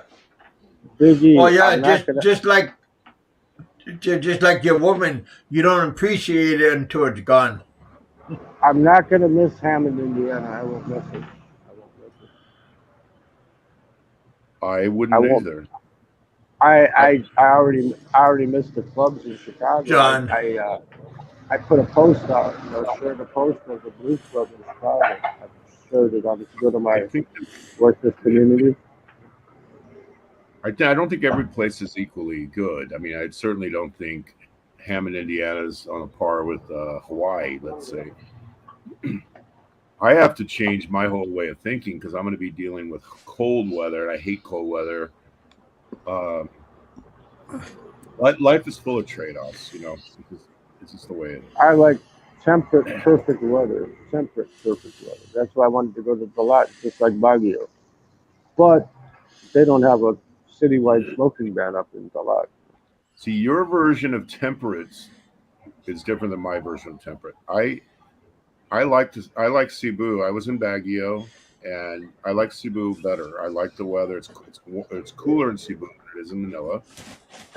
What's the temperature? What's the temperatures get down to at night in Cebu? Well, in the mid-20s. What do you mean, like 70? Oh, something like that. I'm so used to the metric right now, I forgot. Fair enough. Okay, Yeah. well 60 is like 16, so 70 would be about 22. 70 with no So humidity, I can handle. yeah, like Like, 25. So what's 25? 79 so degrees, 70. in other words, if I went up in what is it, Valencia, by Dumaguete, up in the mountains there, that'd be all right for me too, right? Yeah, but even in the mountains in Cebu has mountains that are just as high as Baguio and absolutely stunning places. I mean, there's a lot of them. Tagatai's nicer I than love Baguio. Tagatai. It's Too You close gorgeous to there. know fucking too close to when I volcanoes. first went to Tagatai, before they modernized it, it was like in January, and they said this is their cold season. I said cold season. I'm sweating like a pig. I mean, But and you know, they it's they beautiful, they said right? this is Marcus's they said this is Marcus's winter. This is their his summer getaway. But it's a beautiful place there, and it's one of the most unheralded places. I think it might be one of the nicest in the entire country. Yeah. Hapster says she wishes that she was back in the year in Europe. Well, that wish might come true too. I still like I, America better than Europe, quite honestly, but I, I don't know. It's tough to say. I like them both. how you like these, Biggie? Lolo suspenders, man. I That way, saw when you that. walk down the I that way saw when you you walk showed down that. the street, that's why when you walk down the street, you're not sitting there pulling your pants up every 50 feet. You know? No, I saw you showing that off the other day. Um, Back in the day, Baguio was nice, colder place now. It's so overcrowded. It's shocking. I mean, we were just there with the time I met Breaking Traditions. They had more traffic there than they did in Manila, believe it or not. So Yeah, I should I wouldn't I go should for it. put weight in Tagatai it I would, too. but I wouldn't go. I wouldn't live there. I mean, it's worth visiting. They have a lot of nice places to visit in Baguio, but I can't see living Too many there. too many volcanoes, Biggie, man. Too many. You right by a the Tahoe volcano, It's right? To me, it's just about traffic. If they didn't have the massive overcrowding, then it would be worth maybe looking into. But it's just I need the Well, big city though, man. Tagatai is an active volcano, right? Yeah, I yeah. have to be in a big city though. I can't be up in the mountains where there's nothing. I have to be in a big city. No, Baguio would have been a good thing, but it's like everything in the Philippines. They overproduce everything, so everything that's nice gets ruined. Like what happened in Boracay. Boracay, when I first went there, had about 1/5 of the amount of resorts that it has right now. Then Yeah. it got so bad that they had to shut it down for 8 months because it was so Did high you of bacteria. did you visit La Trinidad while you were up there by Baguio? That's also a big city that's outside of Baguio. It's in that same temperature. You Not know? that trip. What We it, didn't know. yeah, see, anywhere in that area would be good for me. I got to be near a Yeah, big I city though. remember that, Mr. Tapster. I'm a city person, and I'm not a province person. I remember that it was it was the end of 2019, I believe, early 2020. That the day that I met Chikasaurus the very first time, I had a video up there. That was the day that volcano blew, and then the swimming Yeah, pool, erupted. Raffles Hotel. If you remember, the swimming pool was covered in there was ash everywhere, and it was like raining ash. The day that I met her. Yeah, you're not gonna see me living in Palm Cave. It ain't happening. I think if I was going to live in the Philippines, I still I lived in Manila before. I think living in Cebu is the best option. It's big enough to have everything. It's small enough, smaller than Manila, and it's surrounded by a lot of other places that are all around the island itself and the nearby.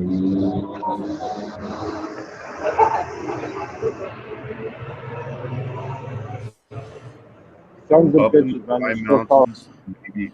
Well, 4 it's years. definitely. We were there. It was very cold. You don't need an air conditioner there. When we never needed it. 4 years, I still got son of bitches calling for taxi cab. Website's my gone, brother's. everything's gone. They're still calling because they're fucking desperate. Wait, where is your brother's house again? You mean my house That's and not- my brother's house? No, she's Hapster's asking where her brother's house. So I was curious where the brother lives. I think it's a little bit up north of me. Isn't it?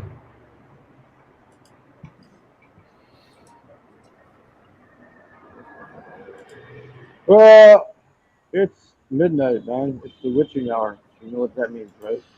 What does that mean? Yeah, Buddy? wish you could get something. No, it's the witching hour.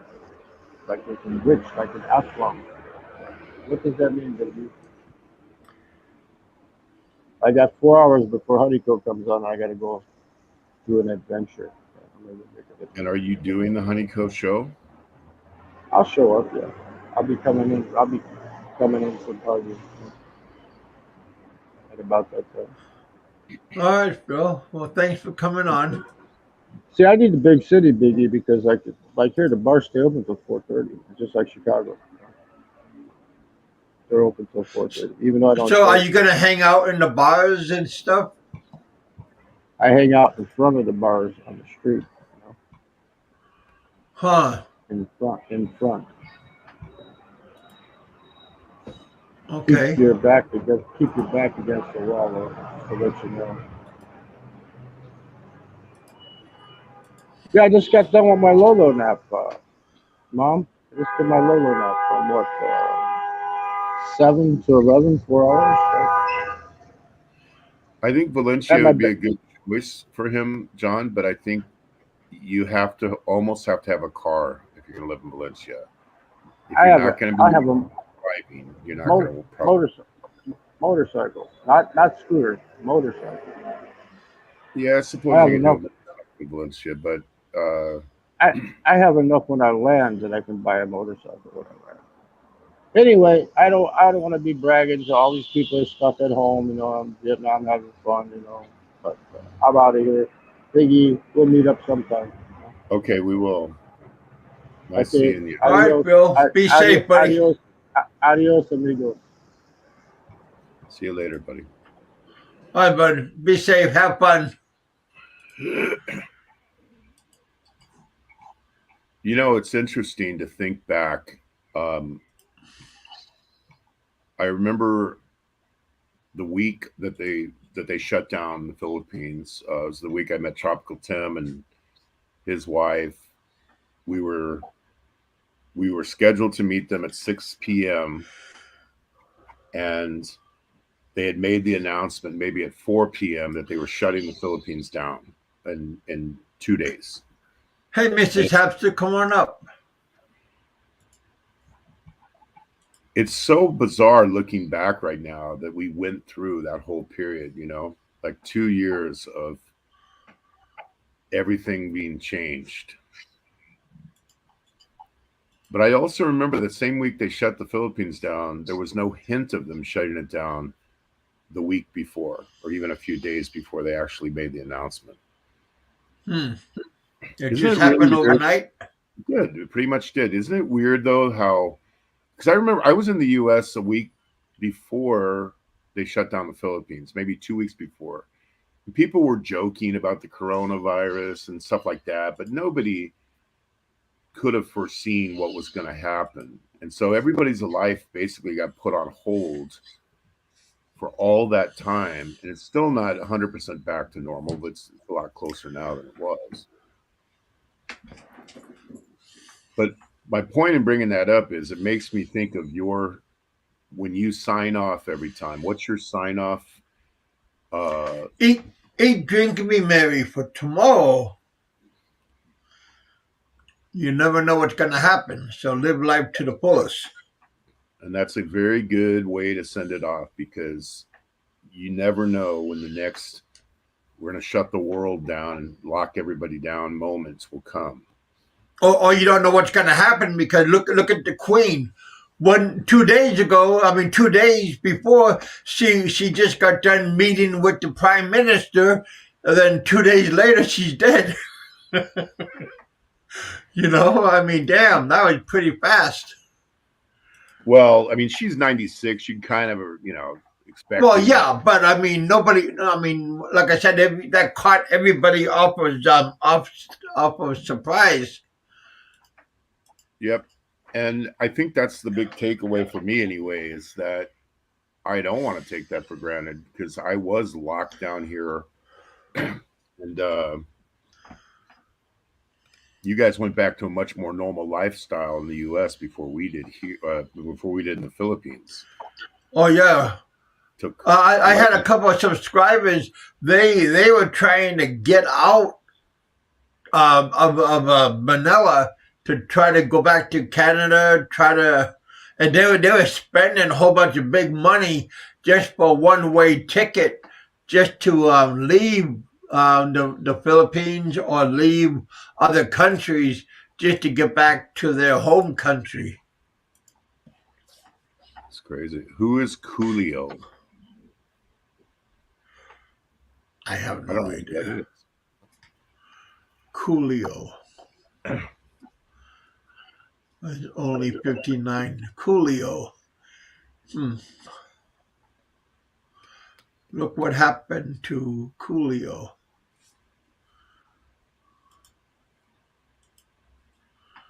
Philippines was really something. I mean, most people, I wasn't even on YouTube during that time, but most people probably just didn't want to complain much. But there were times where everybody else in the world was back to somewhat normal. We were still like in prison. Coolio saying Gangster's Paradise. Oh, okay.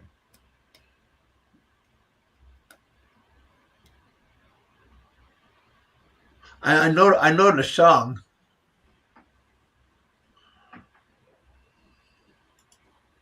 So what do you normally do during now? You're not on YouTube as much as you used to be, right? I try not to be. What do you do today? All day. Oh, then we got 5 hectares. We got 5 acres outside here. There's always something, because we don't have a groundskeeper or nothing. There's always something to go out and do something in the yard. And this house is so big, we don't have a housekeeper, so there's always something to do. here in this house, there's always something to do. Plus, I got like laundry, and there's always something going on. You know what? Plus, I got doctor's appointment and stuff. You sound so different than you used to. Do you know that? I don't know. You do. You sound totally different. Your entire ability to communicate, the speed in which you do it, since you stopped taking all those psych meds, you've like come back into your regular normal being, it seems like. I just feel a whole completely different. Since I lost those government medicine, that I don't feel like a zombie no more. No, you sound totally different, and so it's very good. Very happy for you. People can talk whatever shit they normally talk because they haven't walked a mile in your shoes. But if they did walk a mile in your shoes, they probably wouldn't be talking shit. I don't think people have had bolo attacks to their head. I don't think people can relate to anything you went through. So try not to listen to that stuff. Well, at least survived. Nobody survived. Well, maybe some people survived a Mississippi attack, but yeah. I don't know to the head, but to the body, they probably have. It's always easy for people to judge who don't know, who can't relate to it. But don't listen to those people. Just stick with your plan, and you just keep it up, man. That's all I can say. Well, that's another reason why I'm doing that testosterone, because I know that I get tired sometimes, and my like motivation isn't as good as what it used to be, like when I'm like my 20s and 30s. So I Well, want to. That's another reason why. I can tell you if you have low testosterone right now. Do you want me to give you the acid test? Yeah, because I got no hair. Nope. Go That's ahead. caused by excessive dihydrotestosterone, DHT.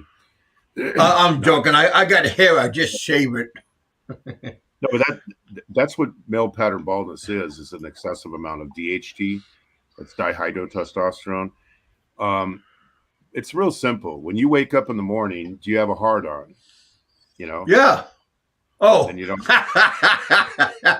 Do you wake up every morning with a morning wood, I guess you could say, or do you? I mean, preponderance of the time, do you have that, or are you a limp noodle in the morning? It's a serious question. Yeah. Yeah. I wake up. Good morning, sir.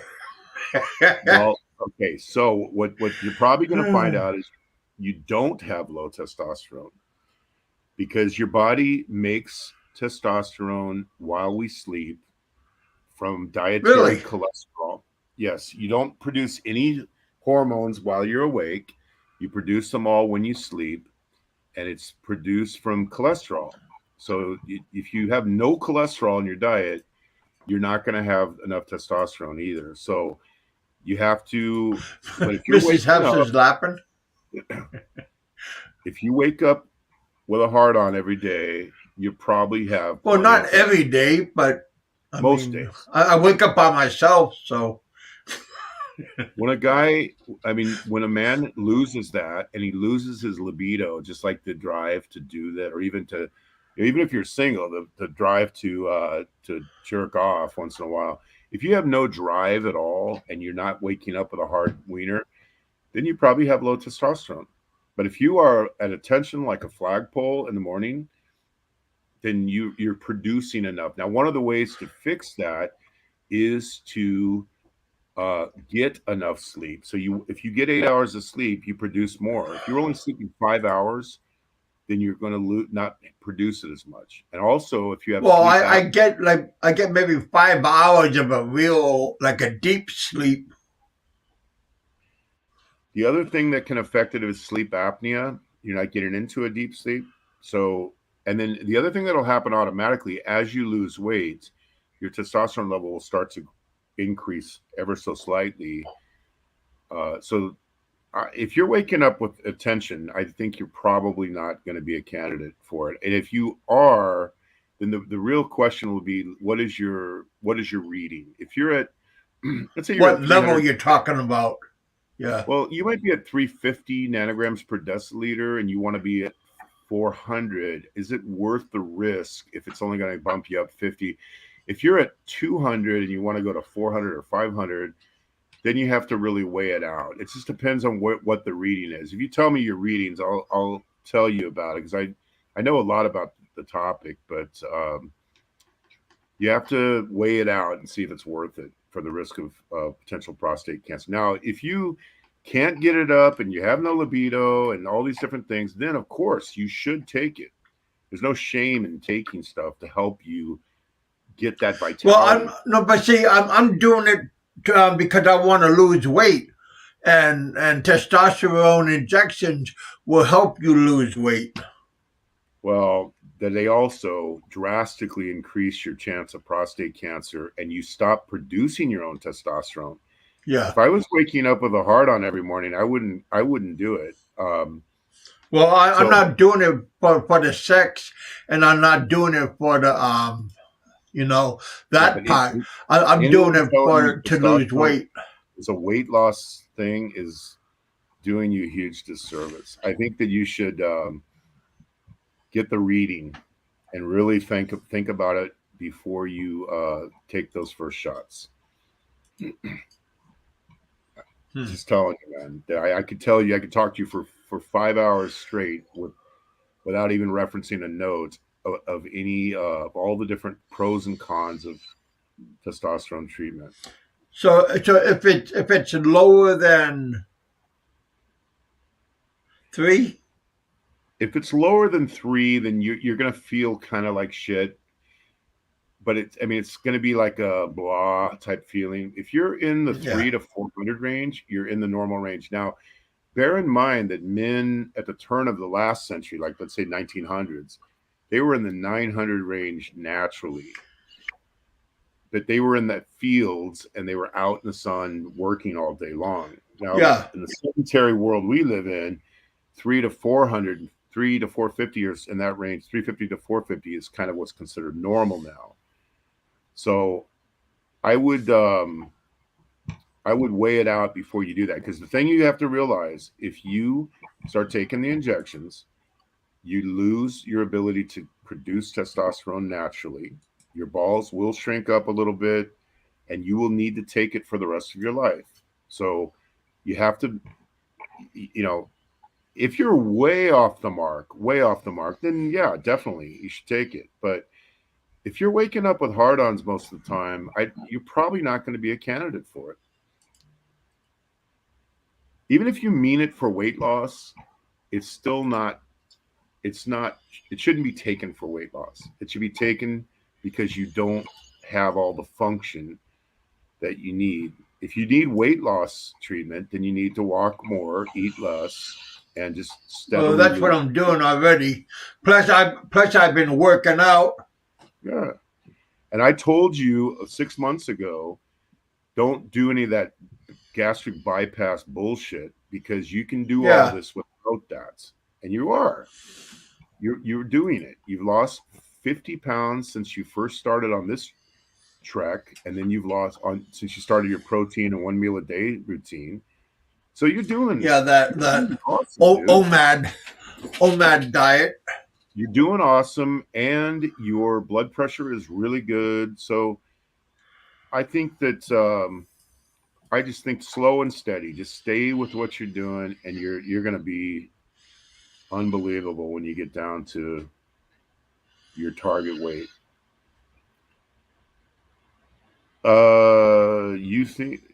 Testosterone is made when you sleep. So you think a lazy guy that sleeps all the time would be, well, there's a lot more to it now. I mean, don't get me wrong. Some people you do have diminished testosterone as you get older. So, but here's the thing you got to realize. It goes down quite a bit. Like every 10 years it drops.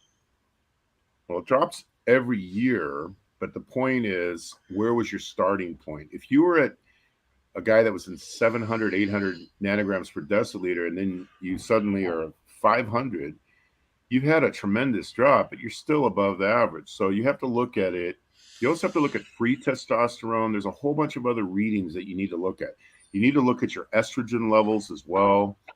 You don't want to get your balance between your estrogen and your testosterone. Men do make estrogen. Some of the problems when you take transdermal testosterone, particularly, is that it's a problem called aromatase. You could convert the testosterone into estrogen, more estrogen in the male body, which gives a man. But the estrogen kind of disturbs the testosterone, right? Well, that's what happens when you take it exogenously. You can convert a lot of it into estrogen. That's why a lot of guys that take testosterone have gynecomastia or bitch tits. They get moody. Yeah. So this is not like, I just. I looked into it all already. That's like I said, I've been doing some follow up and stuff. But to go to Maximus's point, if you man boobs, it's called. Yeah, that's kind of like what you have already. Oh, well, I have big muscles there, dude, not man. Okay. Okay, Miss relax muscles. It's called. Maximus's point, though, my father had narcolepsy. Okay, like he'd fall Oh, asleep all the time, but anytime. he would not get past anything past the first stage of sleep. He was always tired because he was in the hospital one time, and I was there with him for a week in the hospital, and they were giving him oxygen in a mask, and the oxygen made him, it kind of had the same effect as a CPAP machine. And all of a sudden he slept into deep levels of sleep for that 1 week he was in the hospital. And he woke up during the day. It was like a completely different person, because now he was getting full, deep REM sleep. So just nodding off Huh. all throughout the day, being lazy, is not going to help you get to that testosterone level. But it's just like the same thing with Viagra. Look, if people need it, they need it, and it's good that those therapies were developed for people who need testosterone or Viagra or anything like that.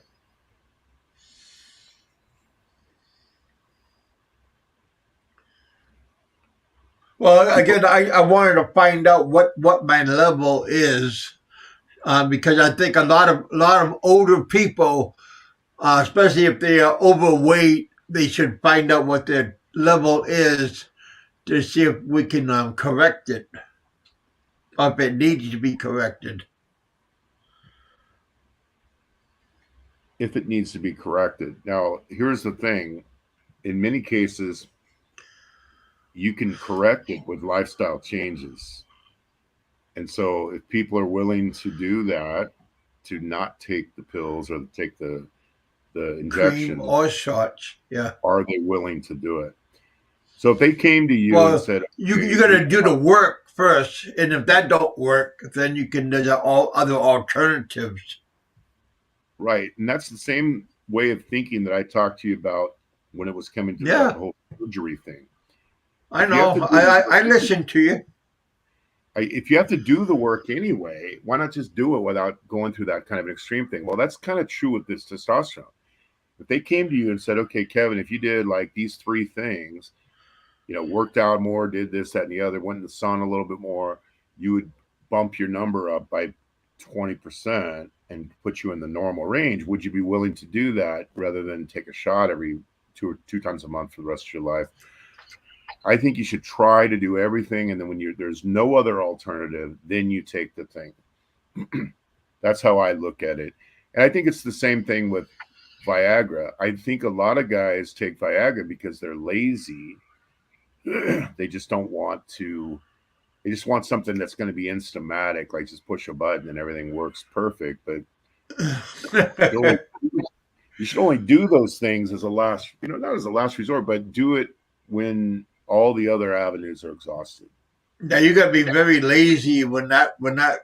I mean, Yeah. I think that when that happens, that's a thing, psychological thing. Yeah, a lot of it was. I mean, so if you're waking up in the morning and here's the bottom line. If you can masturbate and successfully, then you don't probably need it. A lot of Yeah, but I mean, why jerk it when there's women around? You're talking about if you're lonely. Ew. no, I'm Huh. saying that whether you're lonely or not, if you can jerk it off, then you could have sex.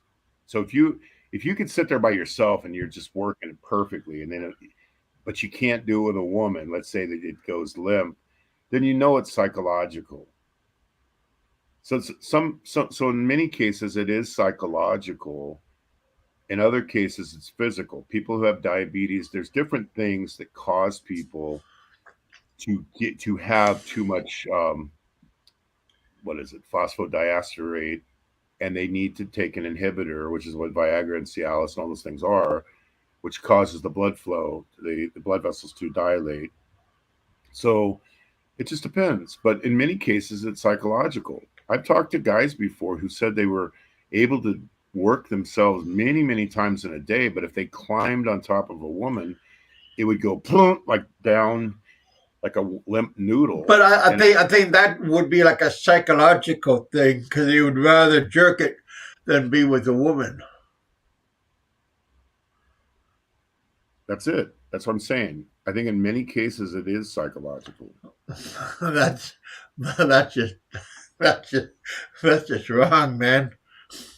Well, I knew a couple when I was younger, probably 30 years ago, that this couple got married and the guy, they never could consummate their marriage. In 6 months, the guy was doing a Brett jerk off 7 times a day thing, but he never was able to successfully consummate his marriage. They were going in for marriage counseling because the woman was so frustrated. He would come home from work and go do porn the whole time. And so, in a case like that, that is psychological. So Yeah, I had a friend of mine. He got divorced because his wife caught him in the bathroom whacking it, and she was in the bedroom waiting for him, and he would rather be in the bathroom instead of with her. well, I think that's the other thing. One of the ways to cure that problem is just don't touch yourself. If you don't do anything, I can tell you that if you don't do anything to yourself, your drive goes way up. If you always use a female for that function. Yeah. I mean, we understand it when people don't have somebody around that they fall into that habit. But sadly, a lot of times people continue the habit after the female comes along. So Yeah. it's just one of those things. But anyway, in your case, I think I'll be really curious to know what those numbers are. When do you expect the results? Today, because it happened Monday, so I figured today I'll be getting the results. Are you going to publish those results? Well, somebody will know. I'll let you know. Yeah, I'm not shy. I mean, like I said, There's nothing to be shy about. I mean, a yeah. lot of people take it, like what's his name? The guy in Dumageddon. What's that guy's name again? That was the only guy I ever watched before I moved here. That guy that's bald, he was been on YouTube forever. Kind of a girlfriend of Michelle. Oh, you're talking about What's that guy's name? gosh, he has that young girl with the baby. Yeah, he's been around here forever. He's from Massachusetts. Yep. He's been taking testosterone for years. Yeah. Oh man, on the tip of my tongue. Yeah, I see his face. And her name's not Michelle anymore. It's some other new girl. But he get another woman? Ned. Is it Rick? No, that's it. Ned. Ned. Yeah. Ned and Michelle and Ned and somebody else. But he's been on testosterone for years. And okay. Penny and Subic is on testosterone. There's nothing to be ashamed of. If you need it, you need it. Yeah. Well, I don't know if Ned needs it. He looks like he's in good shape. Oh, well, he needed it because he abused steroids. And once you start doing steroids, you stop producing your own testosterone. It's not just a question of being in shape or not in shape. There's skinny people that need it. Well, yeah. I know abused when he was younger. Well, I mean, we have a guy that works at the company, the old company I worked at, that he had a reading that was below 100, and he was a very skinny guy. He had no testosterone. Defensive. Let's see. Yeah, Ned and Chichai. Yeah, that's it. I like that. How many women has he had? 2. Well, God knows how many he had, but that's the only guy I ever watched before I lived here that I wasn't envious of it. But in my mind, I said, yeah, that seems like a good deal. I remember he was going to beat up Bama and my buddy Big Head Larry. I don't think so. That was all staged. They were just joking. Michelle, then she. But anyway, I thought he was good, and him and Michelle, and that. But all the other vloggers I'd seen prior, I thought they were just a bunch of morons, just like the way they are now. Yeah, It's so yeah, cool, Richard. any good to vloggers don't act like normal people in the real world, especially when you meet them in person. Huh. But Ned and Chicha, yeah, that's the name. It's the young girl. But they had a baby together, and maybe I think maybe it's their second baby coming. Oh, But really? he's a good guy. He seems like a decent guy. He never gets involved in the drama side.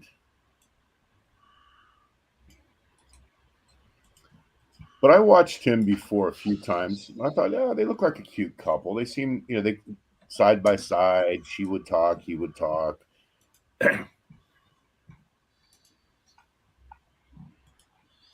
Oh, John met Ned on a plane going to Dumagetti. Oh, how was he? Okay. I met Coco Martin on a plane. We sat and talked for about an hour. Coco Martin? He was the spokesman for Meng and Assault. I don't think so. Vicky, I know Vicky Martin. He was a pretty good guy. Local celebrity here that he's the Meng and Assault. Did you ever go to Meng and Assault? That's the chicken place, kind of like the restaurant. Yeah, the restaurant. He's the spokesman. The chicken place. Yeah. Yeah. You met Bud Brown 3 times in Dumagetti. Yeah, I take that back. I saw Bud Brown before I moved to the Philippines a couple times too. He's Bud Brown's okay. Him and his red machine, his electric bike. Oh, kind of like your bike. His electric bike. The electric bike has been gone for a long time from him. I got my first electric bike because of him, though. Yeah, I'd seen that, but I got a much better brand than his. This is kind of a shitty one, and then he couldn't find batteries, and that's why he went to he's gone to 2 or 3 different types. He's another. Yeah, they made a movie about him, a TV show, something like that.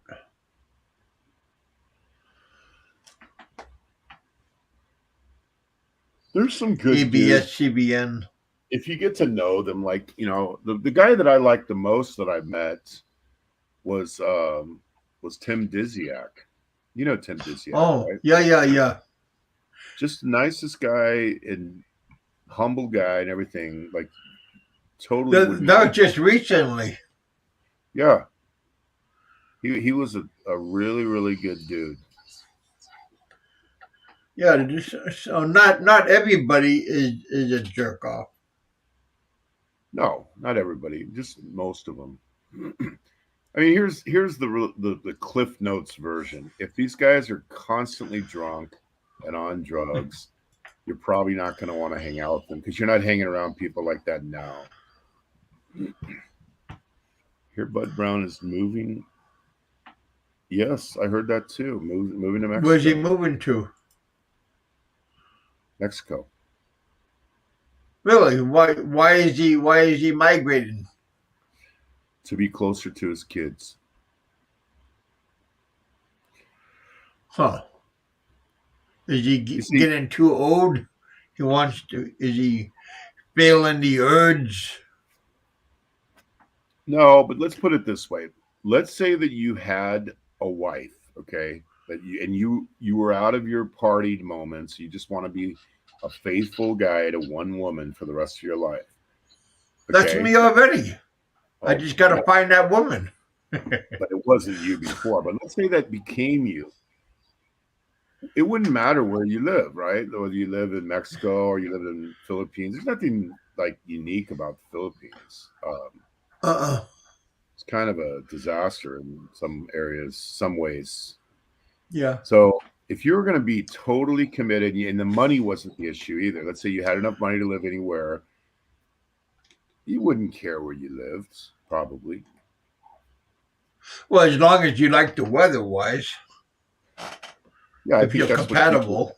you go to where the weather suits you, and then if Yeah. you're happy with your wife and your family and everything like that, doesn't matter where you live. Yeah. I've lived around enough and been enough places to where I can say, if you're happy with your family, it doesn't matter where you live.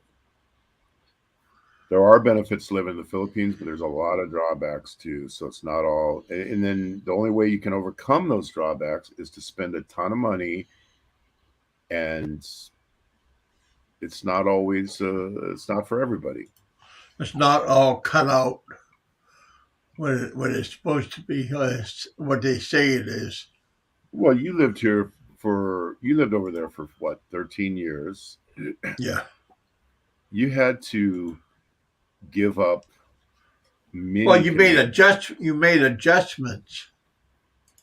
Yeah, you made adjustments, but you had to give up a lot of things. You gained things, but you gave up things. Yeah. But you notice a lot of people don't stay expats for long.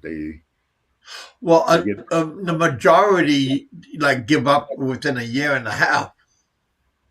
They throw the towel in. They do, and about 95% of them are out of here within 5 years. So yeah, you have to think about or less than that, right? Yeah. It's 95% of them within the 5-year period. Oh, okay, So okay. what the question that you always need to ask yourself when it comes to an expat is, what is driving them to be an expat in the first place? Lust. Yeah. I'm talking about Filipino gender. I'm not talking about Thailand, Vietnam. Well, Thailand's the same motivation for most of them.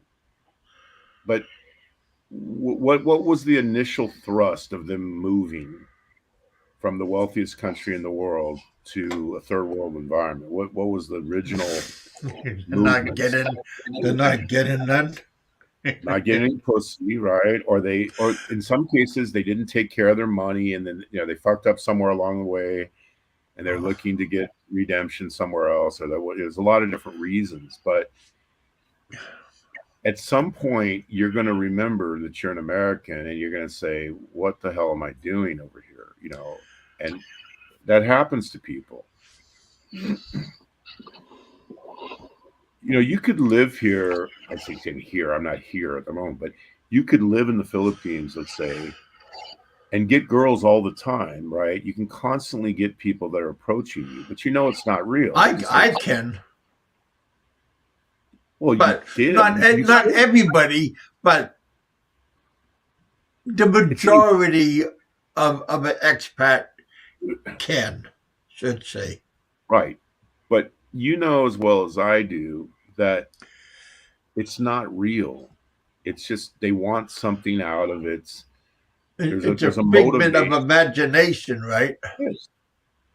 It's just like, look, if I wanted to pay somebody, now fortunately I have my harem, I don't have to pay him, but if I wanted to throw money around and say every night I'm going to do a live stream with a different hooker, okay, I'm not going to name names of who's done that, but we know somebody who did it recently. Why would I find satisfaction in that? They're not there because of me. They don't give a fuck about me. They're there because they're for the entertainment. But the girl doesn't care about me. She's just there because she's getting paid. Yeah. And then you might go on a dating site, someone's throwing themselves at you because they want to use you as a vehicle to get out of the Philippines or to get a better life. It's nothing to do. Stepping stone. Yeah. You're just they don't give a shit if it's you or any other guy. Right? It's a means to the end. Yeah. Hopefully their end, like a happy ending. And so I think what happens is that if that's the real reason, And then you realize how fake it all is once you've lived in the country for a while. You get disillusioned with it. And you're like, every day another girl that's like 25 years old is throwing herself and offering to spend the rest of her life with me. Like, why would they do that? And they're on the phone talking to 8 other dudes who are somebody, coming but next week. not you. And then when they go back home, they go back to their Filipino boyfriend. So Yeah. there's nothing real about it unless you, like, I found somebody, I vetted that person out over many, many years. I had a bunch of really good people that I vetted out. You have no idea all that I went through in vetting people. But it took me, that's why it took me 7 years to get married. I was here for a long time before that happened. I just recently have been married. So you have to be realistic. Like, if being an expat means I just want, you know, it's not, bottom line is it's not real. It's an illusion. It's smoke and mirrors. If you want a real relationship, you got to work at it. You got to really find the right person. The You guy got to has to put forth the change. effort. Yeah, the guy has to change. I have to change. I had to change a lot of things about myself, or I would have had the same disastrous consequences that I've had in my past. I had to look making in the same mistake over and over again. I'm so different than I was in my 30s. I don't even know who I was back then. It's like a blackout right now. Can't even remember being that way. So, but yeah, I think that whoever said that they're wanting to the American dream in the Philippines. But the thing is, if they didn't get the American dream in America, why didn't they? How are you going to get it in the Philippines? Because the if you Philippines know- not America, and the Philippines is going to be a lot more worse because these guys in the Philippines, or the people in the Philippines, is a more of a different kind of breed than in America. What are the benefits for the ladies in the harem? Well, when we go out, Maximus, I'm paying for the experience. I don't pay Just a them to moment, I'll show be up. right back. They all have jobs. Most of them are college, either in college or college educated. And these are people that I knew from before when I was single. I had involvement with a lot of them. They all like big cocks. I mean, what can I say? When you got a 10-inch cock, your word gets around. But what do they get? When people show up at a venue, I usually cover that, but I don't cover their transportation. I don't pay for them. I don't do anything like that. But what I've done is I've kind of narrowed out the harem to where it's only people that work in the BPO industry, meaning they're like call center agents. There's some teachers. They're all either college graduates or they're in college. There's 2 of them right now that are in college still. They were due to graduate, but they had to put it on hold because of COVID, and now they're restarting it. So most of them I just developed friendships with when I was still single and trying to be, friendly with everybody. In fact, most of the people you see featured in the harems is I know the families. I've had their families over, so it's just like we open up our home big time. We have a really nice place and we open it up. We have barbecues. We invite everybody over, including their mom and dad and everything like that. So it's really quite nice. John says, I've been to the Philippines 6 times. I never been in a bar. I just take beer back. Well, I've never been in a bar either. I mean, we go to nightclubs. We go to like live bands, and we do karaoke sometimes, and we go to discos. But like going to a bar to sit up there and just drink, I've never done that. I've never really done that in my whole life. The whole time of COVID, I went for 2 years without drinking. Then I started drinking beer only for about a few months here, and now I'm back to not drinking again. I don't really like drinking that much. I like it for a short period, binge on it for a few weeks or months, and then I'll go on a long run without touching it. I do like sometimes mixed drinks like pina coladas and daiquiris and margaritas and things like that, but I tend to stay away from it because I like it too much. I really enjoy the taste of it. But if you do it, like even when I was doing my worst, I would only do that for like 1 day a week, maybe two. I'm not the type of person that can drink on a daily basis and function with my job and everything. So I don't do it during the work week ever.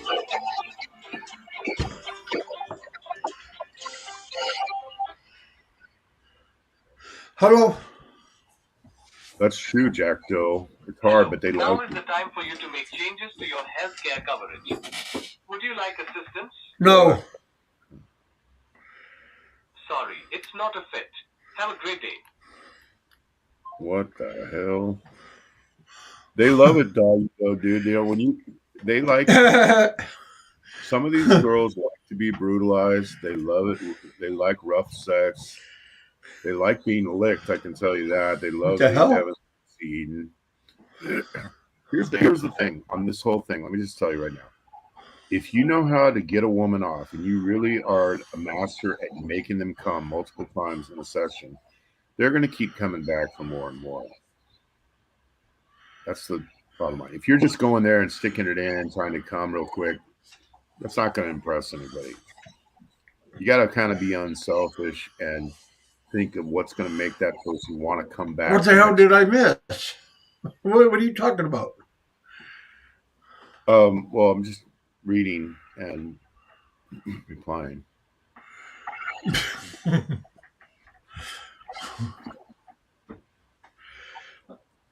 I just got a phone call. Someone asked me about my coverage. I said, asked me, and I said, no. Some guy from India. I think that if you want to really be like, it's like with friendships, is the same thing with sex. If you cultivate the friendship and the friendship blossoms, it's good, right? It'll last. Same thing with sex. If you're with a woman and you're selfish, you just want the woman to get off with her, then she'll probably not want to go for it that much. So you just have to put yourself in their shoes. What's going to turn them on? What's going to make them happy? And then you adjust to that, and then they'll, turn around and make you happy. Pina colada. Oh yeah. No more Coca-Cola, Frank. No more Mountain Dew, Dr. Pepper. What are the ingredients in that? No sugar. 0 calories. No nothing. That's good. That's what I drink all the time too, and it's very effective. Tastes like it though. I mean, Oh, wait tastes a like. minute. It says sweetened. What's it sweetened with? Well, I don't know. No, read the instruction there. Is it? It's not sugar, right? It might be artificial sweeteners.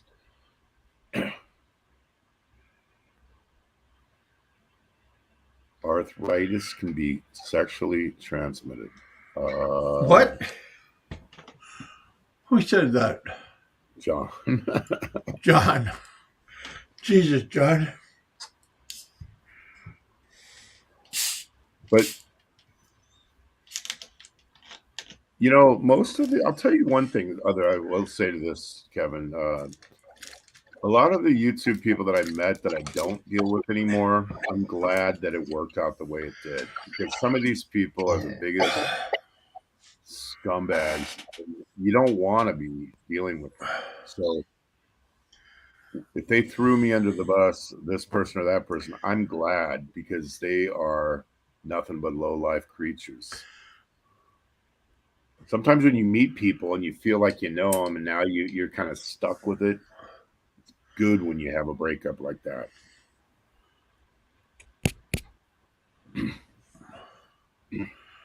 Huh.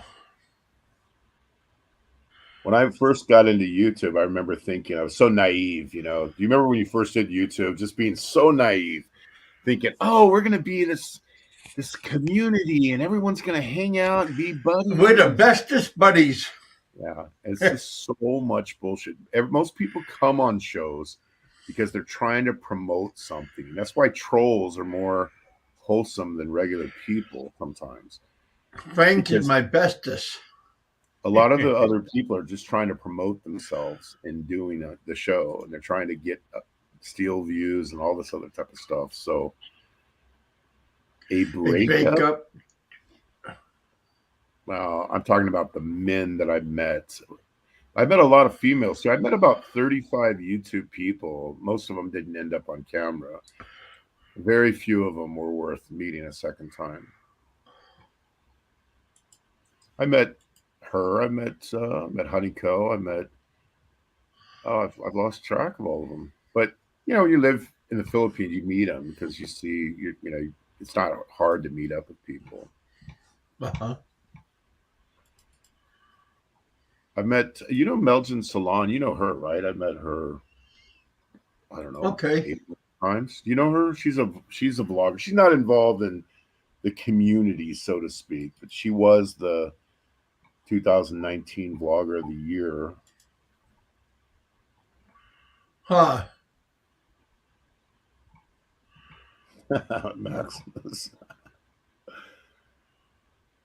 I don't know. I haven't talked to her for a long, long time. So I think she has her boyfriend or whatever. No time.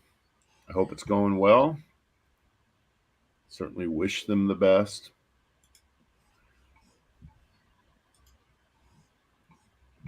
One of the problems when you are friends with a female who ends up with one of these relationships, then they accuse you of meddling in their relationship, which is completely false. I never did that with Are any you talking female. about the dude or the girl? The dude Oh, thinks that you're meeting the girl and fucking her every time behind their back, and okay.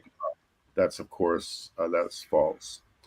Now, of course, the Bogus. people who are making the accusation are never going to make it to the Philippines, so I can sort of understand Oh. a person might be tempted to do that.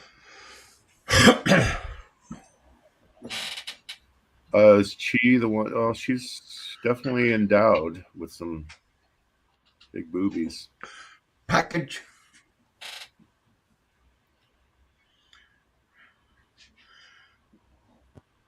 How are they doing now? Are they still together? I have no idea. I've completely lost track. Oh, so you don't know if they have a show still? I haven't watched YouTube at all for ages. Even when I was doing my show, I would only watch my show. I would watch yours if you came on, or the Hapster, but I didn't watch much YouTube. You know, Frank or Fozzie or anybody, I would go through and just slide it through. I could spend like 3 minutes scrolling through the thing really quick, and then I would be done with it. That whole thing was so boring that I can't even force myself to.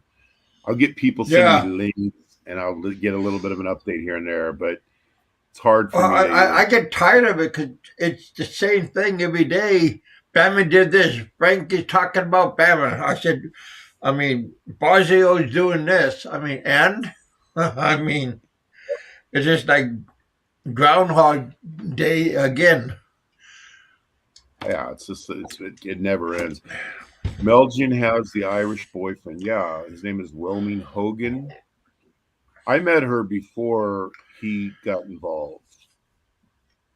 Because when he got involved, that was right around the time of COVID. But I knew her before COVID was big. I heard And then that's coming back.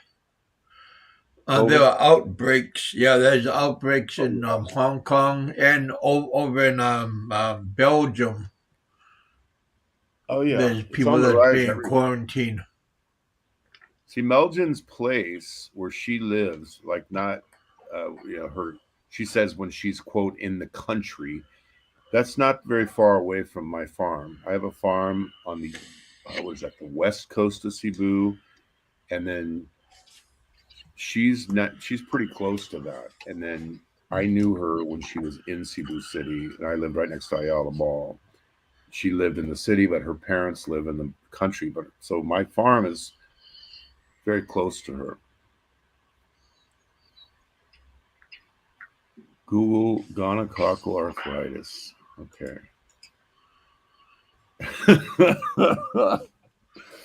It does sound funny. I haven't Googled it yet, but it does sound quite amusing.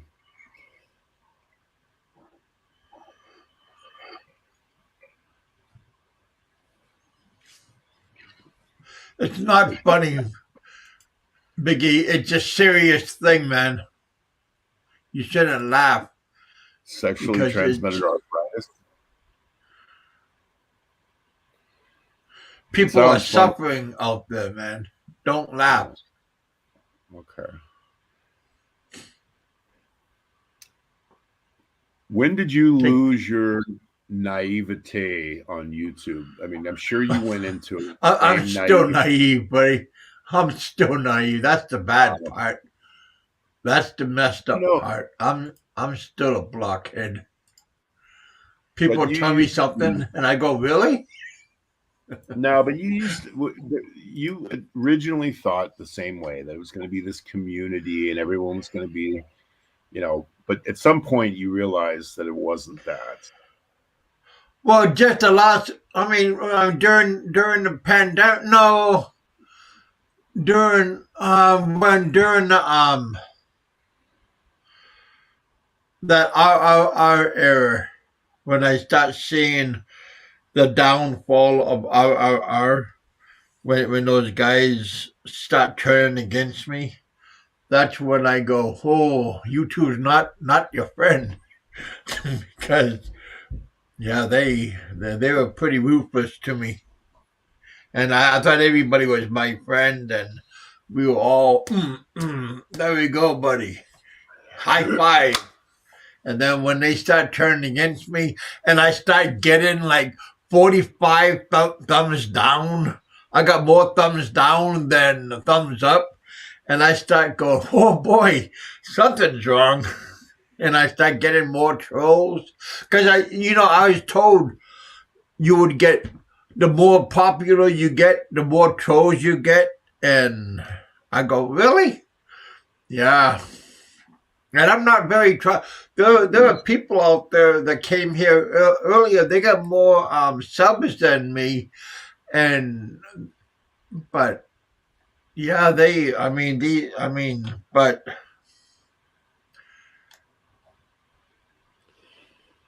Well, all those guys from RRR, they're not even on YouTube anymore. No. They kind of, that's probably part of the reason why it's unwatchable, because they at least added the drama element. They added something to the I'm the only one that's still going. Everybody else got destroyed, or they had to rebuild their channel again and it got broken down. I'm the only one that still has a channel. That's still going from back then.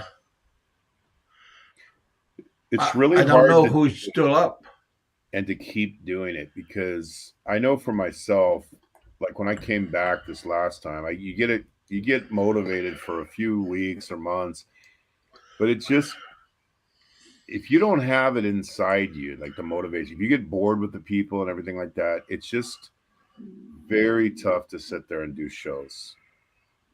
Yeah, well, you told me, how come you don't do it all the time? I go, man, it's kind of hard just to get up and do it for like an hour. Do it. I've been on for 2 hours and 24 minutes. But doing it by yourself is very hard. Doing it with two people, then that's good, because then we could go back and forth.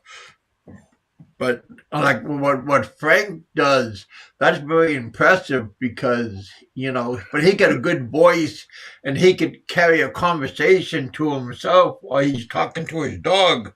or something, but he can do a good job by himself. Well, I Not trying to give Frank any credit or nothing, but he can hold his own. oh Sorry, Frank. Frank could be very good if he stopped doing all the bullshit. I think Frank has potentially the most talent, or one of the more talented Yeah. ones. One of them. But for me personally, because I'm still working and I'm dealing with business people all the time, I go from that world, which seems very real to me, into the YouTube world, and it's like I've gone to a different planet. It's like completely different. Uh, so it just gets tiring and hard after a while. That's why I want you to do your show though, because it's easier to sort of say hi and bye and stuff when somebody else is doing a show than it is for me to actually get up and do a show. If I'm not motivated, I can't force myself to do it. Well, what time will this be when you're in Amsterdam? Like, if I do a show right now, what time is it in Amsterdam right now? In Amsterdam, I don't know because I'm in Thailand right now. So Oh it's no, I know that, but I mean, let's say when you go over there in Europe, oh, you'll be in my time zone, right? it's 8 o'clock in the evening right now in Amsterdam. So Oh wow, so what time is it there right now? it's 1:05. 1:05. So yeah, 7 hours ahead. Does Nikko's Experience still have a channel? Yeah. Yep. We don't.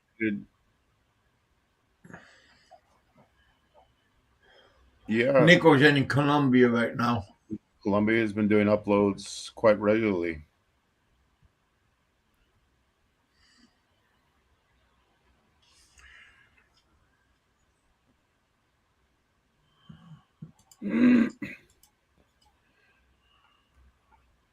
What is the problem you have with Nikko, Peter? Because I've heard you mention this before, something like this. I'll tell you honestly, I'm just going to say it. He probably doesn't want me to say this, but I donated money for Nikko to come to the Philippines in Good for November. you. And then he couldn't come. He said he's not going to be able to come till next year, like in January or February. And you know what he did? Without me asking, without a single word being exchanged, he sent that money back because he said he's not going to be able to go. So who would do that? Who would return that? So I think that when I give someone money, I don't ask them, I don't like put all these demands or anything like that. But I did give him a decent amount because I wanted to see him come and meet that friend of his, Lynn, and he sent it back after a month when he realized he wasn't going to be able to come. I would have let him keep it anyway. I would have said, okay, I understand, no big deal, just keep it. But he sent it back. It's pretty honorable. Yeah. Well, he's a good person. I mean, in my eye, and I think he's a very good person. I think, well, I wouldn't have given him if I didn't think he was good. I think he's one of the best. Yeah, he's a very good I like person. him, and I like Popeye too. I know you don't like Popeye as much as I No, do. no. If you've been watching me lately, the other day, Popeye came on Mr. Tops's channel, and I asked how he's doing, and I wished him luck and stuff, and I treated him very, very well, and I asked him, I hope he's doing good, and he said he's doing fine, thank you, and I said that's good. So right, don't put words in my don't. I mean, I've been doing very well to him. I told him I'm putting things in the past and let bygones be bygones. I just remember doing my show about the gold medal panelists, and you came up there, and you were mad at me Well, for doing that. And you said he yeah, put you yeah. on trial and all this stuff. But Well, he did though. But I mean, I'm basing it on his storytelling, not on his. I don't not his character or whatever he did in the past. I don't not really. But I think he's good. He's colorful. he's a knowledgeable person. Yeah, and Nikko's just a good salt of the earth type guy. So Nikko sent your money back as well. Okay, see, there you go. And I didn't want to bring that up. I never would have told anybody, but I think it is kind of good to bring it up because it kind of shows you what kind of guy you're dealing with. He says, I want to use it for this purpose, and then he doesn't do that purpose. He sends the money back without asking. Had he asked me, I would have told him just to keep it. Said, here, take it anyway. You know, you can have it. If you give a gift, you just give it as a gift. I don't, you know. So somebody sent me alcohol, and I still got it. I just don't drink.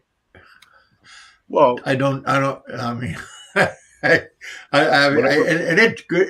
It's a good alcohol, and I still don't drink it.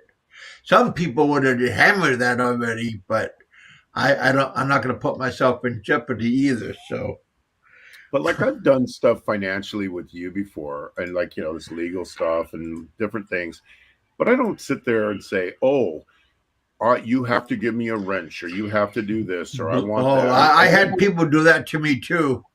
Where's my wrench? Where's my wrench? The only person I like to say that is Gogo Gogo's sister, because it's funny the way that it's done. But I've never put a demand on you. I never said you have to go on my show, you have to be on my panel, you have to give me a wrench. If you give something, you give it from your heart, and then that's it. And you just pretend like that money was never there. Don't put your foot on their neck. Someone sent Kevin the sex. Hey, somebody sent me a lot of things. The sex toy was given by Will Wonks. He's not going to return it because he uses it. I still in the box. I never use. I ate the cookies though, and I ate the donuts. They gave me powdered donuts. I was amazed at listening to Will Wonks on my show go through the list of grievances he has against Kevin, though. It's like he would have had to have done so much research. I don't know why anyone would waste their time going to all that trouble. Lonely people out there, man. Nikko was being called out. Well, who was calling him out, though?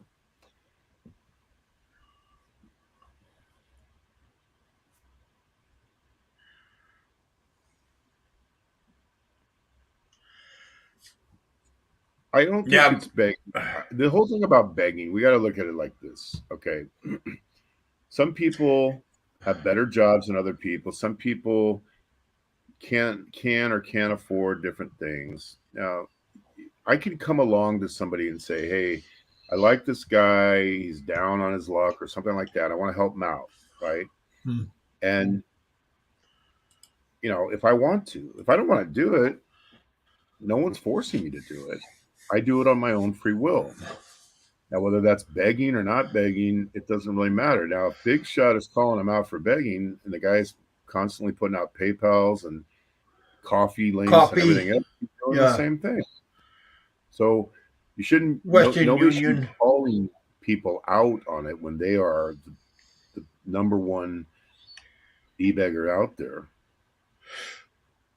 But you know, if we are monetized, and if everybody is monetized, and you know we have the right numbers, and we have all this, we are qualified to be like have monetization on our channels, and YouTube says we can get monetized and get money and stuff. Why not? Why can't we do this kind of stuff? Well, you can. I mean, that's why even like with Big Shot Travels doing it, I don't have any problem with him doing it at all. I've given him buy my coffee before. The point is, it's not a problem. Nobody has to give unless they want to. So, like when I've given money to Kevin before, I don't give it on a super chat because I'm not looking to get recognition for it. I'm not criticizing Yeah. people who do give it on a super chat. I, in my mind, I said I want to give it to him on PayPal because PayPal doesn't take anything money out of his pocket. So if I gave him $20 or $100, he gets every penny of it. He gets it that day. Whereas if it's super chat, they're going to take 30 or Yeah, on 40% the of it spot. away. And it's going to be taken Yeah, over a month. 30%. If I want to give money, I want them to have it in their hand immediately. So, and if I give $100, I don't want the guy to get $60. I want him to get the full 100 or whatever the number is. See, Yeah. so whether it's Big Shot or even what Frank's doing with all this e-begging about lawyers and stuff, if anyone is crazy enough to do that, it's their free will. No one's forcing anyone to send money. That's why, I mean, think of all the people that do charity scams. If someone says, I'm going to go give money for a relief from a typhoon, if you're dumb enough to give that, then don't complain about it going in that guy's pocket. Donut relief money. Try to be sensible. But like when it comes to the Nikko one, he didn't put any demands. It's just I wanted to do it, and just like Mick Fisher wanted to, and he sent it back. What can I say? Look how many people donate to Bama for like how many Xboxes has he had? Well, I mean, and you know what it's going to go to with Bama. Okay, it's going to go to Xbox. It's going to go to alcohol. It's going to go to cigarettes. And if people still like it, and that's what they want to do, why should people give a fuck about what people do with their own money? So yeah, I don't think any host should feel insecure in any way about getting money. It's just part of the deal. The easiest way to cure the problem is just nobody gives, and then they probably would go away. I certainly, if Barry never got any money, he'd probably go away from YouTube. My quarantine is over November 6th.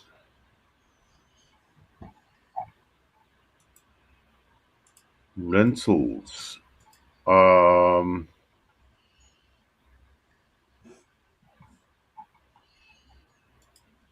I'll have to think about that. Tim K got typhoon money and bought a Toyota. Well, I didn't hear what he said, but I heard one clip of him saying, give the money to him and not to the Red Cross. If anyone was dumb enough to do that, wow. I don't know what to say. Wow. That's kind of. I'll tell you what I did, Mick Fisher. Truthfully, what I did is I went to some Airbnbs before that were condos, and then I stayed at several of them for a short period of time, like a week, just to see how I really liked the place. And then I ended up doing long-term rentals in the place that I liked, because some of them were really shitty. They weren't as good as, there's always something, and then you try before you buy, so to speak, because they might want you to rent on a long-term basis. The Laura Fax punked Sunshine Shoulders staying at his guest house.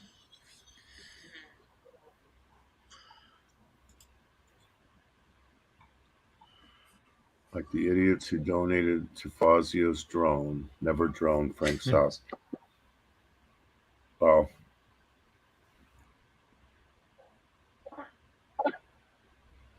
I think also, look, here's the deal.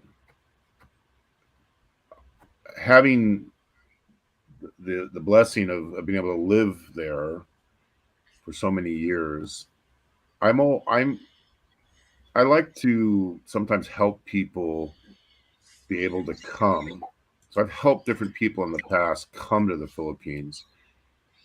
The people that choose to live here and they're broke and they have no money to sustain themselves, I don't have a lot of sympathy for those people. If you come here and you're just broke, you completely on your ass broke, I don't think it's responsible to come to the Philippines and expect other people to keep you going. So I'd rather see somebody do their very best, and then if they're falling short and I like the person, then I'm willing to bridge the gap a little bit. But if it's somebody that's like just sitting around here, in the Philippines drinking and doing shit all the time, why would anybody want to support that lifestyle? I don't get that. The other thing too, I'm just a side note when it comes to giving. If I told you all, okay, I make $25,000 a month, okay, and then I say in the next breath, oh, here's my link, send me PayPal. Okay, with all of the different options in life of where your money, there's only so much money available to be sent. Okay, and you start to look at prioritization. Where is the best use of that money? Well, the best use of the money wouldn't be to the guy making 25,000 a month. Probably wouldn't be to the guy that claims to make $6,000 a month. There's probably a whole lot of other candidates that where it would help them more than those type of people. So I can think of a lot of places I'd rather donate to than people that are just fighting all the time, or people that are making fools of themselves all the time on YouTube, or people that are getting hookers every night, or people that are drunk all the time. I got a lot of options better than that to spend money. Yeah.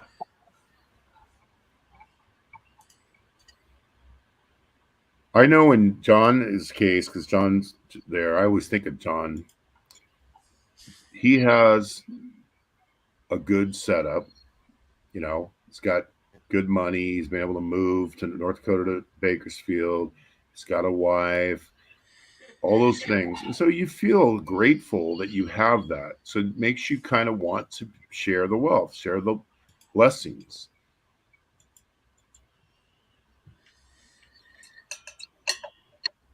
Well,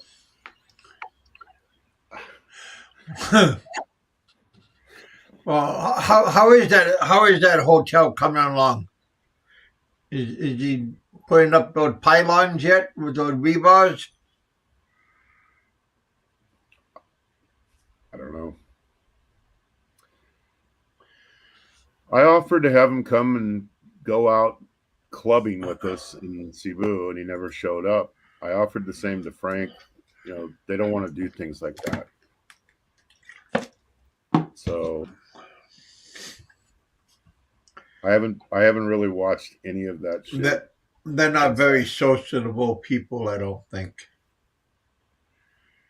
I think that's part of it. I think the other part of it is they probably don't want a bunch of harem members asking a lot of questions in Visayan to the partners. Well, you're taking them out of their element too. You don't have a mute button or a delete or a block button in real life. If you got 12 Visayan girls and somebody brings somebody to a nightlife thing, all of a sudden you can't shut her up. You can't shut her up or them up. All the secrets come out. And I think that's why they end up not meeting people, because they're afraid of the truth coming out about different things.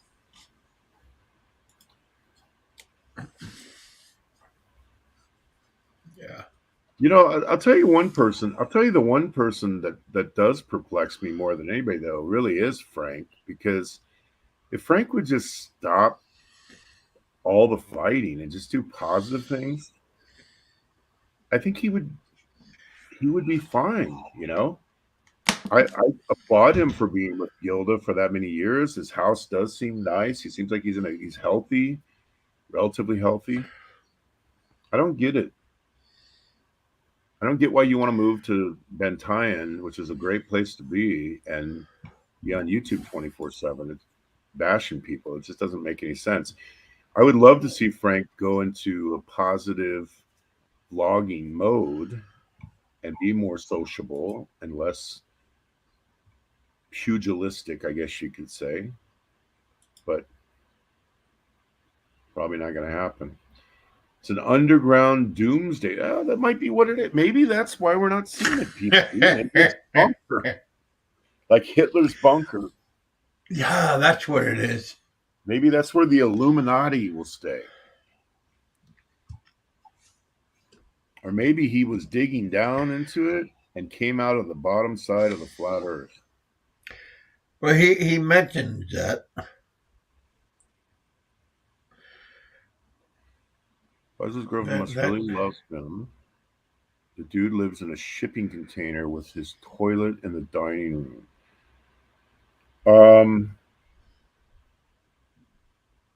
Is his place a shipping container? I know he has a shipping container on the property, but I don't know if Yeah, he sleeps in it. he lives and sleep and poop in the same place.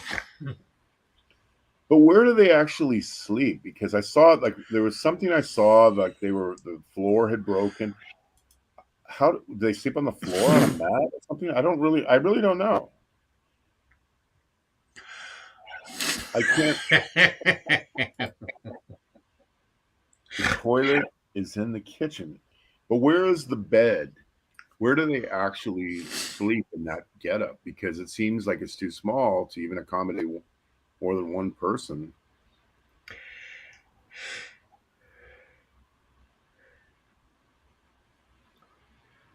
No, Peter, that's the point. I've never seen that. I saw a view looking into it when something broke. And it was so small that I don't know how you certainly couldn't put a bed. You couldn't put a bed in there. No. Well, maybe it's like a bunk bed setup. It would have to be that, or it would have to be That was just a guess. like a roll, like a bed roll. Or maybe it's like a hammock. It's like Gilligan's Island with the skipper on the bottom and Gilligan on the top. Oh. Kevin's thinking of all kinds of visuals with that. Oh. What? Someone asked Fozzie on his stream to show the sleeping area. Just show the whole place. I'm not even trying to be mean about it because, you know, I never really thought about it, but I happened to see, I flipped through it, I don't know, it was a couple weeks back where something broke, like the floor, and he kind of looked in as he was repairing it, and I couldn't believe how small it was. I thought, how do they actually, where does he sleep every night? Because I remember he was up on top and his foot fell through when he was up on top of there too. That was a long time ago. That was where he was putting, well, not on the outside where he fell through. Yeah, that's what I was talking about. The tour of Fozzie's abode. You know, like I've never thought about it at all. I never dawned on me any of that stuff. Shipping containers have solid metal floors. Yeah, I don't think that he had the shipping containers sent from America, but I think that he doesn't have that. It's a plywood shack, essentially. But how can the barangay or anybody not go there and condemn that area? Well, it depends on how impoverished that barangay is. I mean, he's not in a tourist area. He's in a very. It sounds like an unsafe. Well, there's a hotel close by there. I mean, it's more like a boarding house style hotel. But still, people in there's residential place behind there, and I'm just surprised that people don't like say, "Hey, it's an eyesore," and we are in fear of our safety for dogs and chickens and goats and cows don't get lost in that maze. I gotta get back on my meds. I'm feeling too good. Don't even think about that. Foz's place did survive it. It's funny with storms because on our farm It area, still looks like a junkyard. we didn't have $1 in damage on the big Typhoon Odette, but our condo, half of the windows in the condo building were blown out. So you never know how it's going to hit. You'd be amazed. So some of the structures we had in our farming area was you thought for sure were going to be leveled. Not even a single bit of damage on those, but city damage was everywhere. Telephone poles were down everywhere. It was really amazing. John said he lives in a 5-star hotel off camera. Maybe, huh? Maybe it's like Bear Grylls. He's sleeping in an igloo, and as soon as the camera goes off, he goes to a 5-star hotel. Yeah. Mini shanty. That sounds good. The kitchen floor collapsed. Did you see that, John? I just saw a quick clip of it, like about 2 minutes worth, and it looked like the camera was zooming in, or not zooming in, but it was like showing from the outside, looking at him repairing the floor. And I never had seen that view or how he lived. I never really thought about it. But then I thought about it after I saw it. I thought, where do they actually sleep in that place? Because it's full of stuff on the walls everywhere. Yeah.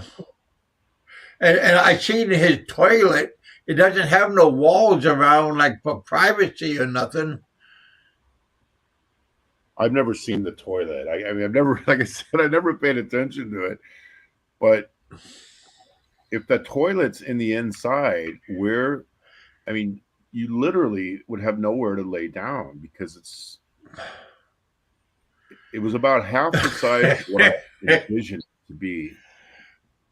It's a small, like I said, it's a ocean shipping container. It's not Maximus says half the population there lives in squatter areas yeah, that's true. I mean, there's no doubt about that.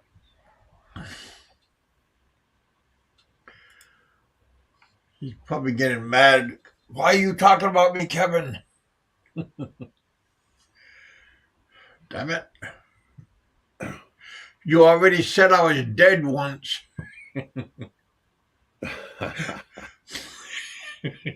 You caused that rumor way back. Just joking. That took about 6 months for everyone to realize that was just a joke. Yeah, I know. Yeah. Because I heard it myself. Did you hear the rumor that Fazio died? It's like, really? Told him it was a joke. I told him I was sorry. His brother called. Oh, my doctor's calling me. Okay, mute yourself.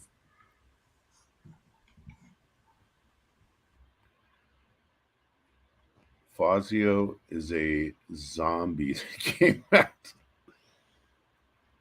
I wish Fazio would just,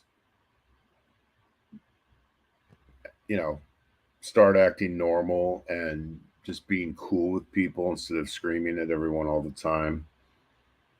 I think that he gets, what's the word? Maybe a little paranoid at times. He gets to thinking it's me against the whole world type of mentality. Very defensive about everything, and life's way too short to be constantly filled with anxiety about all the shit on YouTube. Dr. Longfinger. Toilets need an enclosure to drain in the Philippines because you're using a tabo. Well, Okay, so did you see that video? I mean, I don't have a clue where he would even take a shower in that. Now, maybe they had to remove everything to fix the floor. So I'm not really getting a good context of what it would look like before and after. But in the video that I saw, all it was like this barren floor, but it was so small that I don't think they would have any room for a shower or a place to sleep. You're not offended, just entertained. You did watch him fix it. So, what was your takeaway, John, when you saw it? Because I know that my takeaway was I was really perplexed.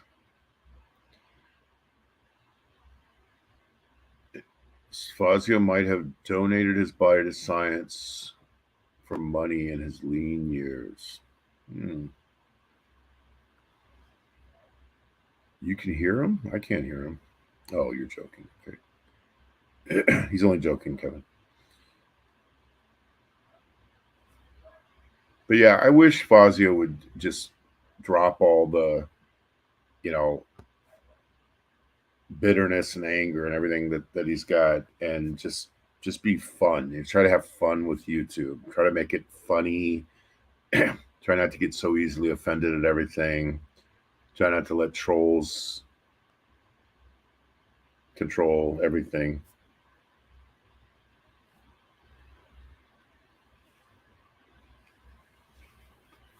On the Frank side of the ledger, it would be cool if he just stopped doing all the Barry and Fazio bullshit and just focused on vlogging about the Philippines, his family, his house, Van Tyen, all that type of stuff. Life is meant to be enjoyed. I hope you are enjoying yours. Thank you, John S. Yes, I have had a very fun year up to this point. I've been traveling lately, Vietnam and now Thailand, heading to Europe next week. So, or the later in this week, I should say. And it's been good. I usually don't do, I do YouTube until I get tired of it. And then I will come back once in a while like this to say hi. And then after a while, I guess I'll do it again. But when I start to feel that it's oppressive and I just can't take it, I just stop doing it. Emotions affect health. They do. Yeah. If you're angry all the time, imagine if you're fucking pissed off, screaming and yelling at everybody and yelling at the driver and thinking everyone's cheating you, and it just becomes like everything you do is a big disaster and a catastrophe. Even traveling or anything is just you sabotage everything you do in life because your emotions can take over. Fazio checked out in the disco dancing with Biggie. Yeah, he didn't come. Two different times he was invited. He said he was going to come, but he didn't. My well, I don't want to say, but my feeling is that because I have so many female friends and they're all smart, pretty smart girls, they're all college type girls, that there's fear of a lot of questions being asked. Now, I told everyone if they do show up, don't ask questions. But once these girls start talking, there's going to be all these questions. And I just feel like people are sometimes afraid to meet because they don't want things being disclosed. That's my opinion of why those events never took place, but I don't know for sure.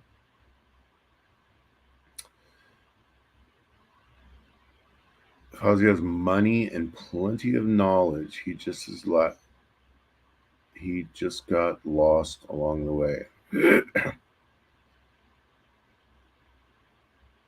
I don't know if he has either of those. I don't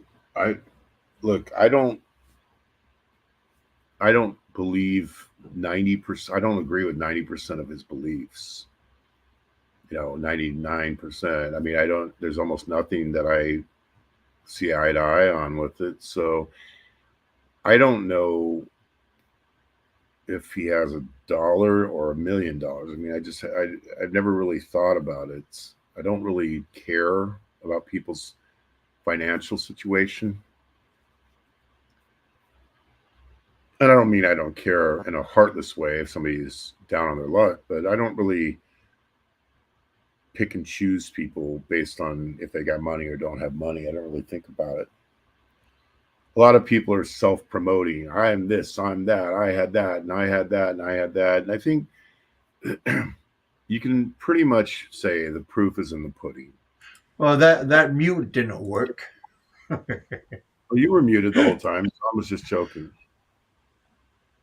You were Oh, muted. Yeah. Biggie, John. are you not saying Okay. hi? Hi. I said hi. John, you're not funny. You was funny, but that wasn't funny. Well, hi. I was Fazio going. Go ahead. sold his tugboat for lots of money. Yeah, I don't know.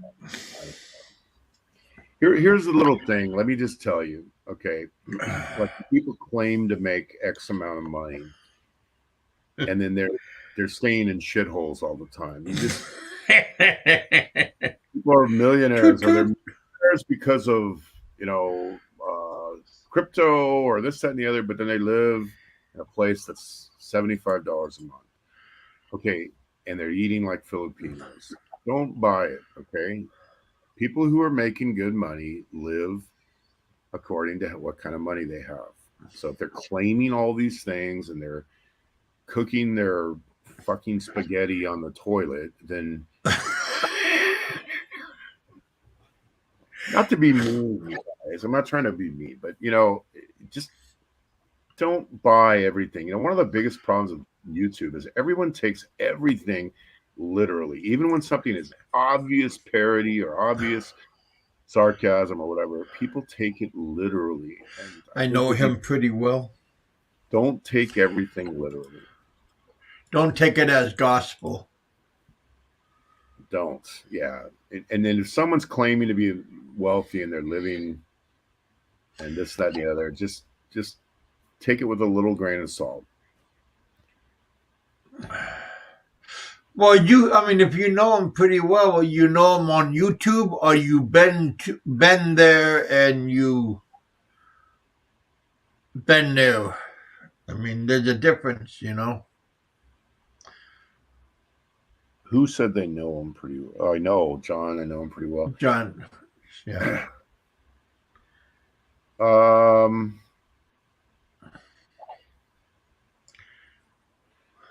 Well, that might all be true, John. I don't know. I mean, but I think that there is some validity into the logic of what Frank says when he says, how are you living your life right now? Like I could say I had a full head of hair. I did. I had like really thick hair up until I was about in my 40s. And I could say I did this, that, and the other. But, I used to be able to dunk basketballs 2 at one time, 1 in each hand. And I could do that up until my 30s. Now I'm just dunking donuts. Dunkin' Donuts. I could still dunk a basketball, just barely. But I can't go up and do a 360 in the air and do all these acrobatic moves like I used to be able to do. So me to say, I went up and I dunked over, blah, blah, blah, blah, what difference does it make? What am I doing now? What am I doing in the present world? Not when I was, not 30 years ago.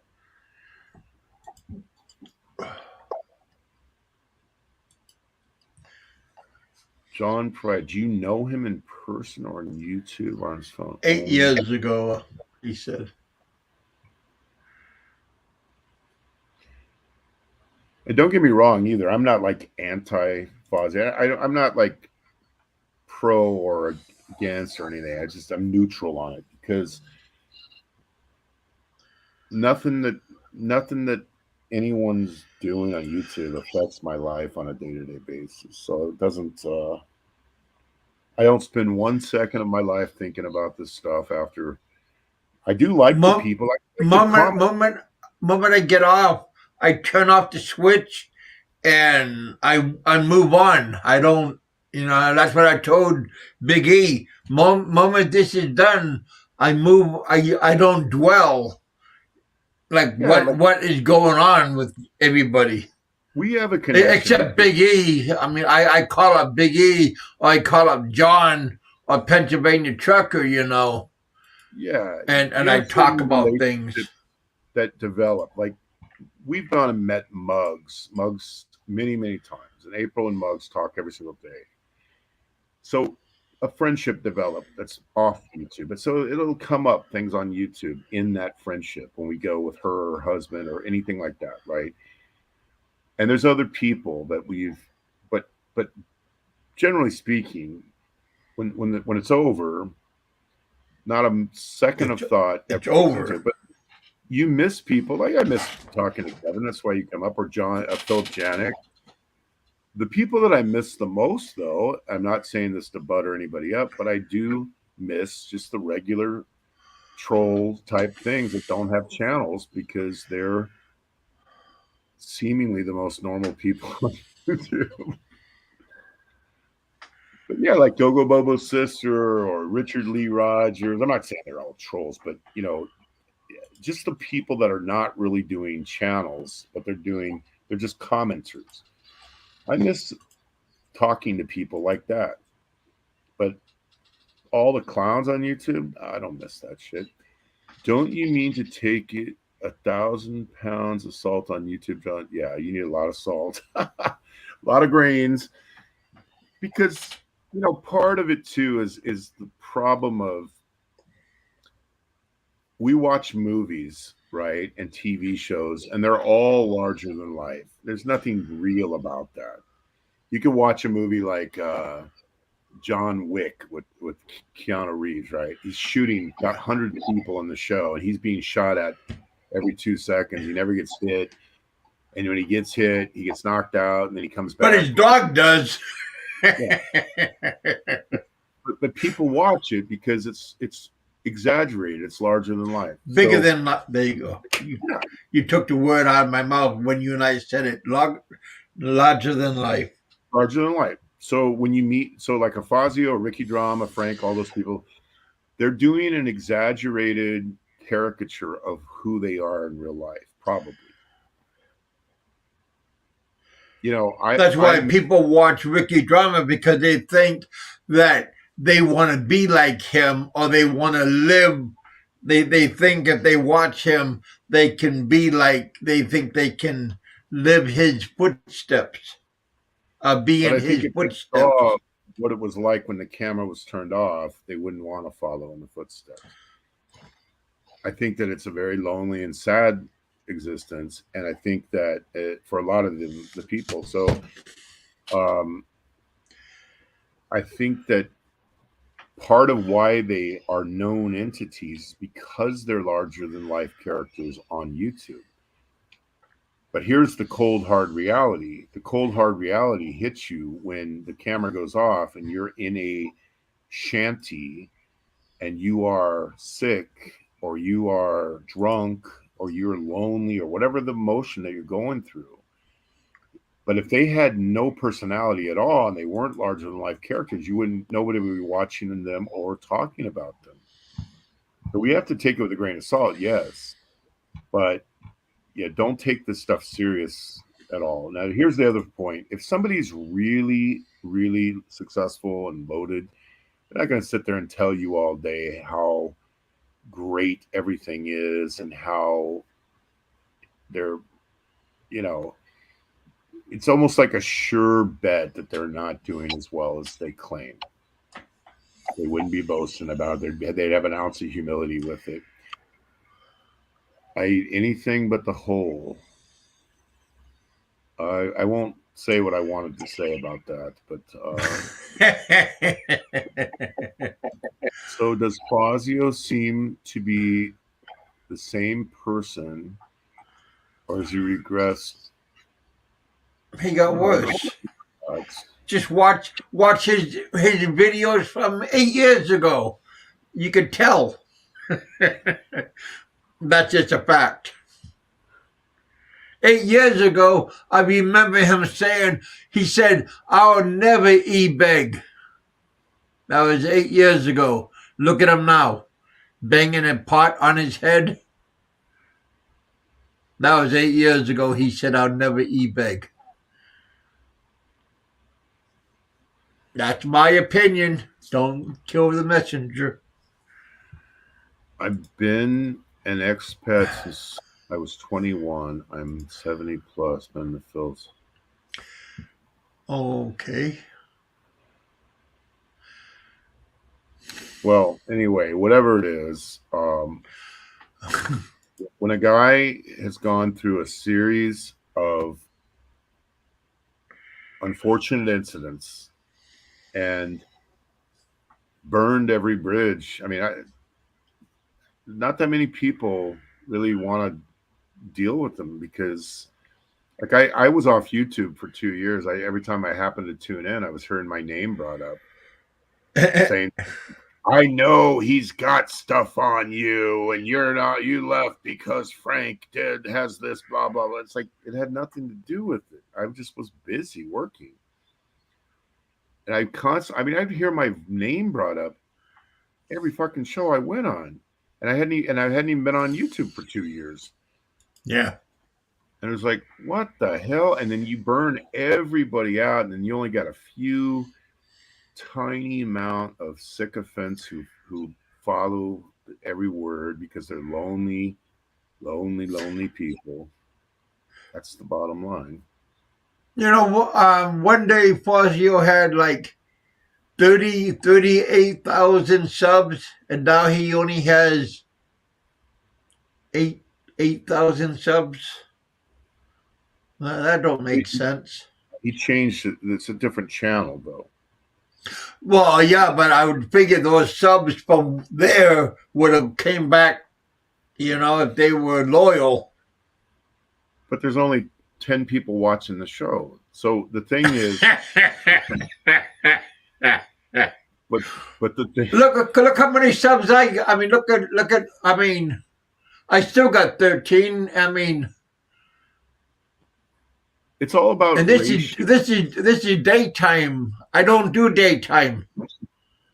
It's all about ratios.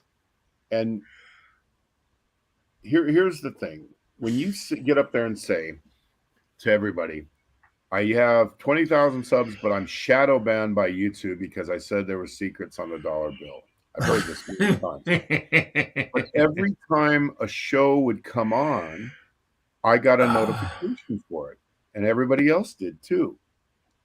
And if you actually think that people at Google are being told by some secret Illuminati force out there, "You must shadow ban Michael Fazio's show because he's giving away secrets," if you really believe that happens, then you need, I got a bridge that I want to sell you over in Arizona, okay? If you truly believe that somebody, Illuminati, is telling Google to shadow ban, even though everybody seems to get the notification, then I don't know what to say to you. No amount of debate or argument's going to do it. Just like I decided after a few shows I did on moon landings, I did another show on the flat earth. If somebody truly believes that the earth is flat, like truly, truly believes, and they're not just pulling your leg, I have nothing I could possibly say that's going to make any sense to those people. I didn't believe anybody truly believed it until I investigated it. He don't have a hotel. Sorry. He just got a junkyard. He got a couple holes that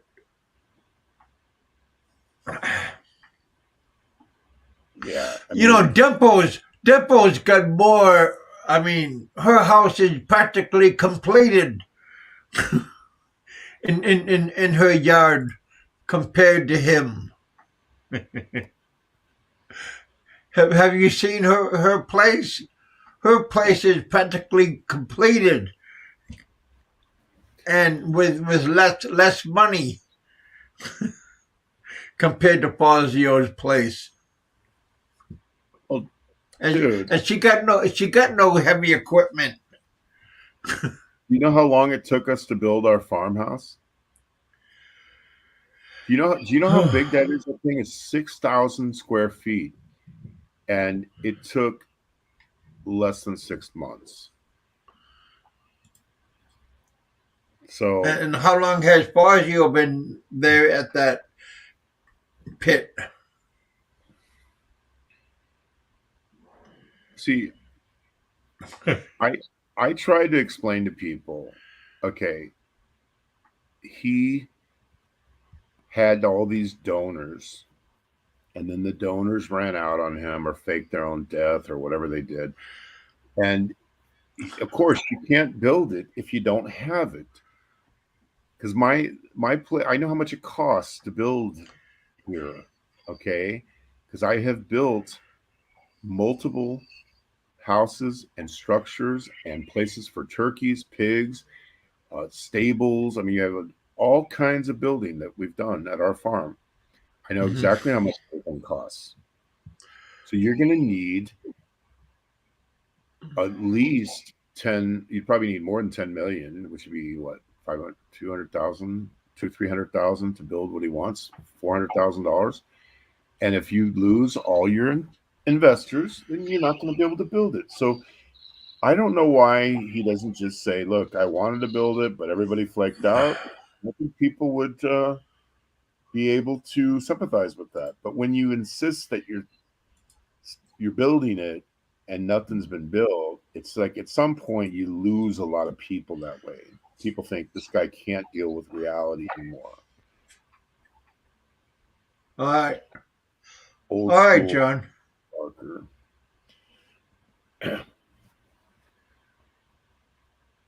Well, the thing is, I think what the real scenario is, the diehards that still are around are people that are extremely lonely people who can only relate to people vicariously who are living in the Philippines. And why the Philippines? Because let's face it, Filipinos are the only people willing to talk to shut-ins in America. Try doing that with Japanese girls. See how many of them talk to you, and it's not going to be too many. The Philippines becomes the de facto um, kind of junkyard for. Wow, Hey, Peter V. Peter V. It sounds like a roast, but it's really, Like you a know, dandelion. Smells like a rose. Looks like a dandelion. I just find it's it's just pitiful. It's troubling. Now, I don't like to say things like I got a drone, okay, and I got the drone working You right got a away. drone? Yes, I just put How up long drone did it take footage. you to set it up? Not very long. It's magically Blue John got a drone and he got it working too. And how long did it take? A couple hours. Well, You're up and he got it going too. So, and yeah, so like I get a drone or I get a tool or I get this, that, and the other. I don't have any of the problems ever. I never same kind of drone as Fazio has. Yeah, me too. I'm not And jealous. I don't ever have all the myriad of problems. Okay. Well, same thing with traveling to Vietnam. It's not like a 1,000 problems. It's just I just can't relate to any of it.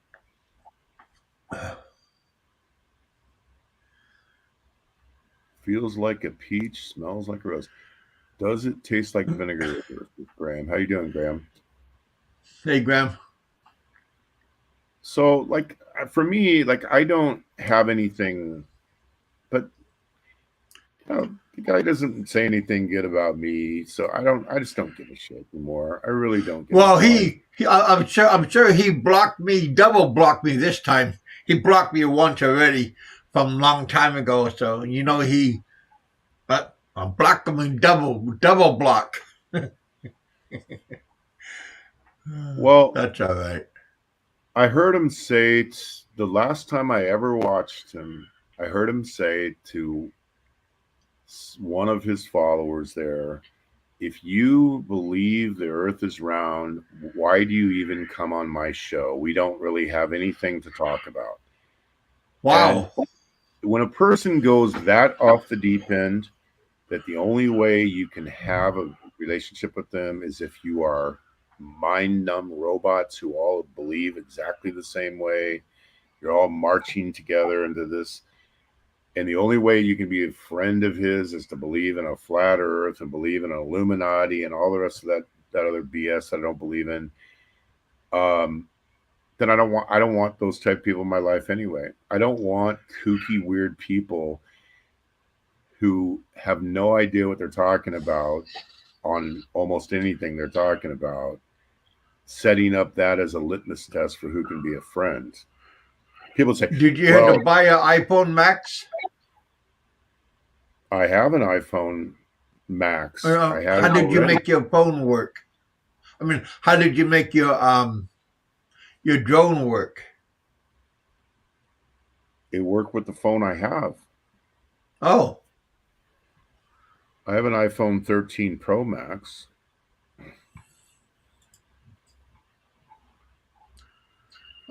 Jack was just asking, did you have to buy a special phone to make your drone work? I have a 13 Pro Max, but come on, man. Are you going to tell me that?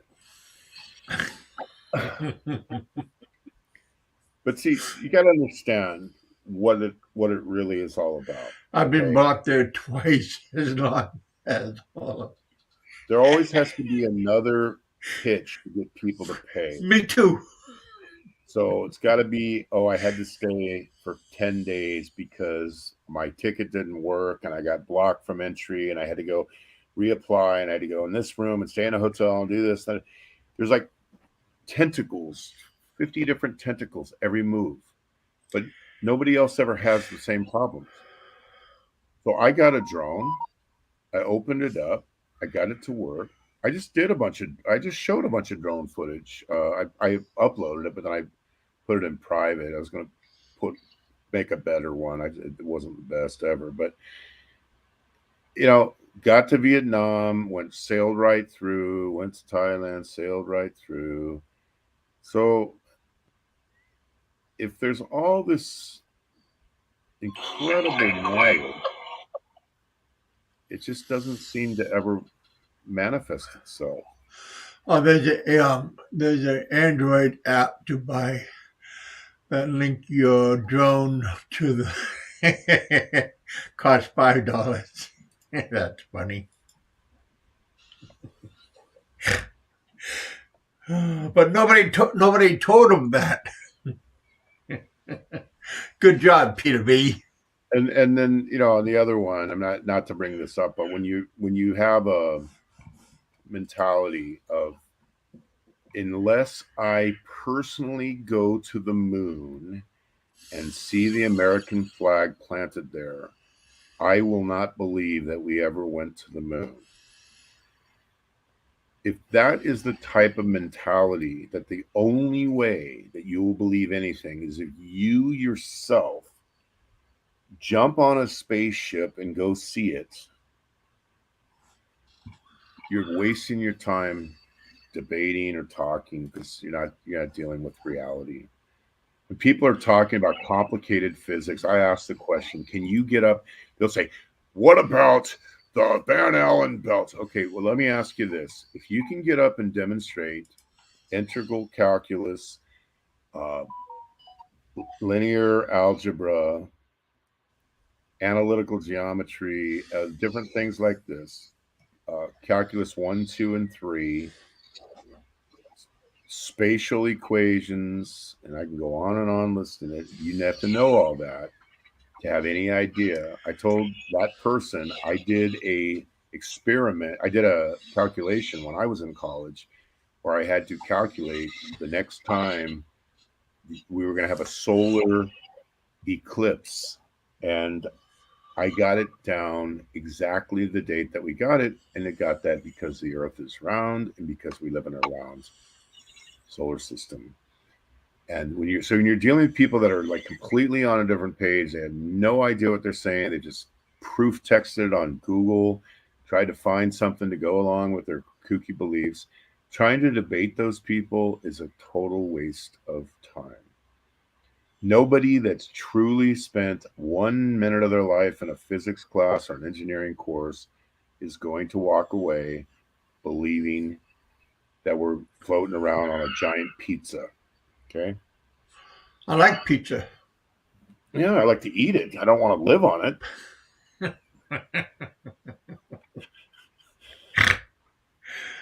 How do you like Thailand? Oh, I like Thailand.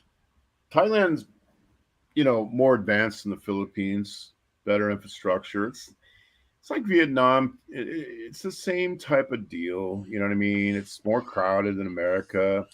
It's not as good of English as Philippines. You But like the food? I definitely like the food in Vietnam and Thailand better than the Philippines. From a beauty standpoint, they all have their own beauty. The Philippines is a beautiful country. So is Vietnam and Thailand. Philippines has the English side of it, which is their big, the best part of the Philippines. The other places have better food and better. How about medical? Like if something happened to you, would you trust the medical side? Totally would trust it in Thailand. But it's like anything. If you go back to Cebu City, where where we live, you can go to, or let's say you're in Manila. You have St. Luke's Hospital. That was ranked one of the 50 best hospitals in the world. The doctors are U.S. trained. They're completely up to Western standards. So if you had to have a procedure and you wanted, there's 3 or 4 of them like that in Cebu. There's 5 or 6 of them like that in Manila that are just like going to an American hospital in a big city. I've been to Makati Hospital. Makati Med. There's a Yeah. bunch of them. And so if you walk into one of those, all the equipment, everything's just like in America. So, and they have that in Thailand too. So you have pretty good confidence if you go to, but if you go, you can also go to the place where they're like a house of horror, like the state run. Like a government hospital? Yeah. They have all of that. Where in America, you don't really see that big of a nearly the disparity between the good hospital and the bad hospital. Oh, Kinjaman Gunner explained all of that using only 2 Red Horse bottles and Jay's caterpillar hat. See, I must have missed something. I've been blocked twice.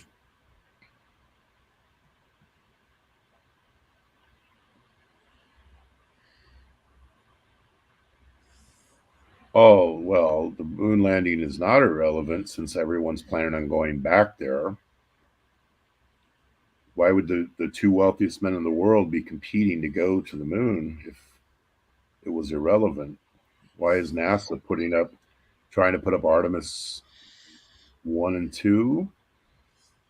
I don't feel it's irrelevant whatsoever. Fazio was just a deckhand on a fishing boat, scooping bait and chumming the water. Could be. Aye, matey. Oh, Toot, toot. Jack said, I don't believe Fazio is a jet engine mechanic. Well, look, here's the thing. I could tell you that I fly around on a magic carpet, right? But I can't demonstrate it. Nothing I do would denote the ability to do that. So anyone can make any claim. I think that's what draws them to the most um, conspiracy theory type of stuff. People that have a distrust of everything. They have a distrust of the government. Everything's a conspiracy. It's just so easy to find people to go along with the kooky beliefs. But can you And the demonstrate, gullible people. prove it? And it's pretty tough to do. In my own experience, because I know a ton of people who are very, very successful, deal with them every single day. They're the people that never talk about this. They don't really bring it up. They don't feel they have to prove everything. They don't have to prove to the world. You know, I don't have to prove to the world that I'm better at basketball than LeBron James because I'm not better than LeBron James. I'm the same size as LeBron James, but I'm not as good as LeBron James. I don't have to prove that I'm his equal or that I was once better than him because I can't prove it because it's not true. But I could tell you I was. I could say, hey, you know, I used to score 50 points a game but what are you now? That should be the only question. What are we now? Don't always live in the past. You got a magic carpet too. I thought that was just me. Lucky. Well, you know, there's so many whack jobs on YouTube. They'll probably take that out there, and it'll become the next rumor. The next Alibaba. USA government never kept a single treaty it made with Native American Indians. Well, treaties are like hearts, John. They're meant to be broken. We learned that in recent times from the Russians.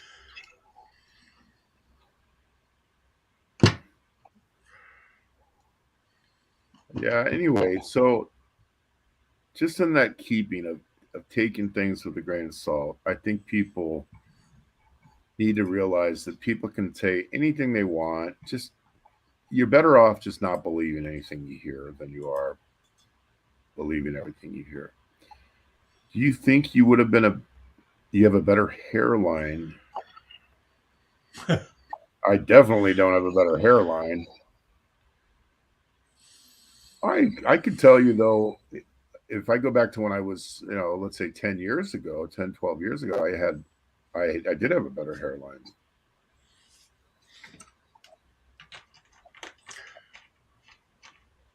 Trust yourself. There you go, John. You know, the Well, other Big thing, E. Go ahead. Come on, one second. The other thing that you got to remember, just real quick, let's say that I told you that I made whatever 25,000 a month, 10,000 a month, 5,000 a month, 7,000 a month, 8,000 a month. What does that have to do with the YouTube audience? Are those people going to give you the money? Yeah, do they care? They don't care.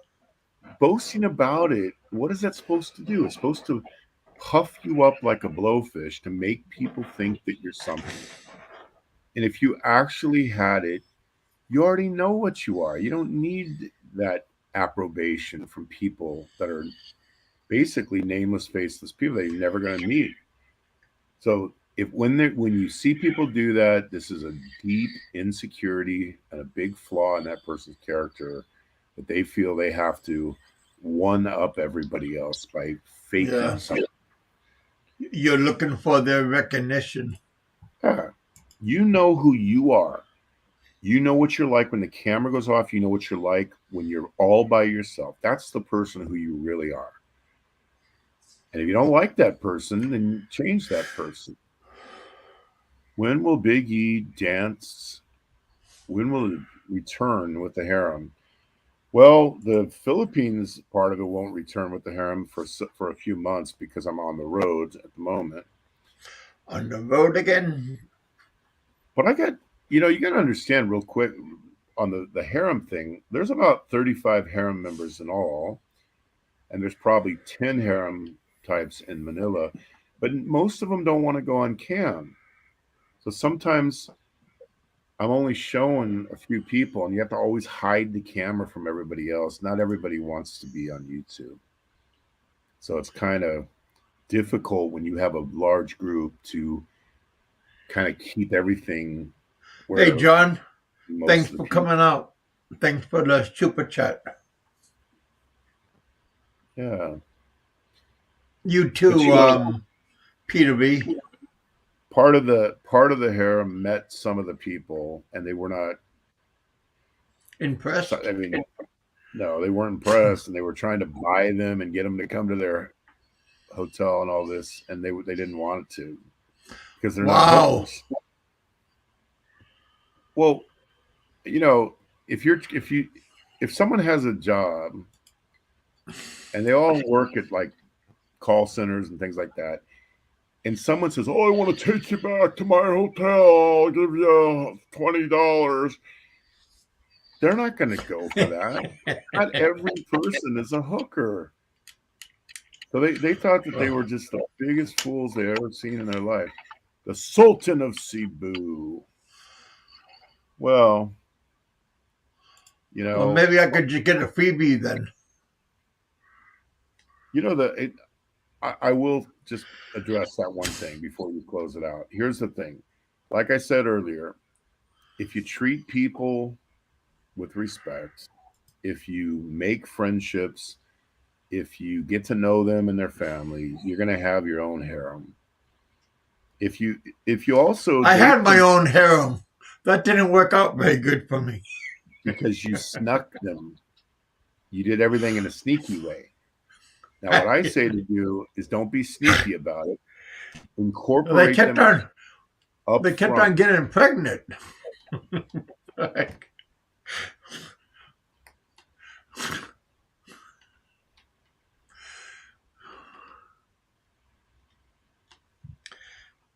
Couldn't help it. What could have happened, Graham? I'd have to look that one up.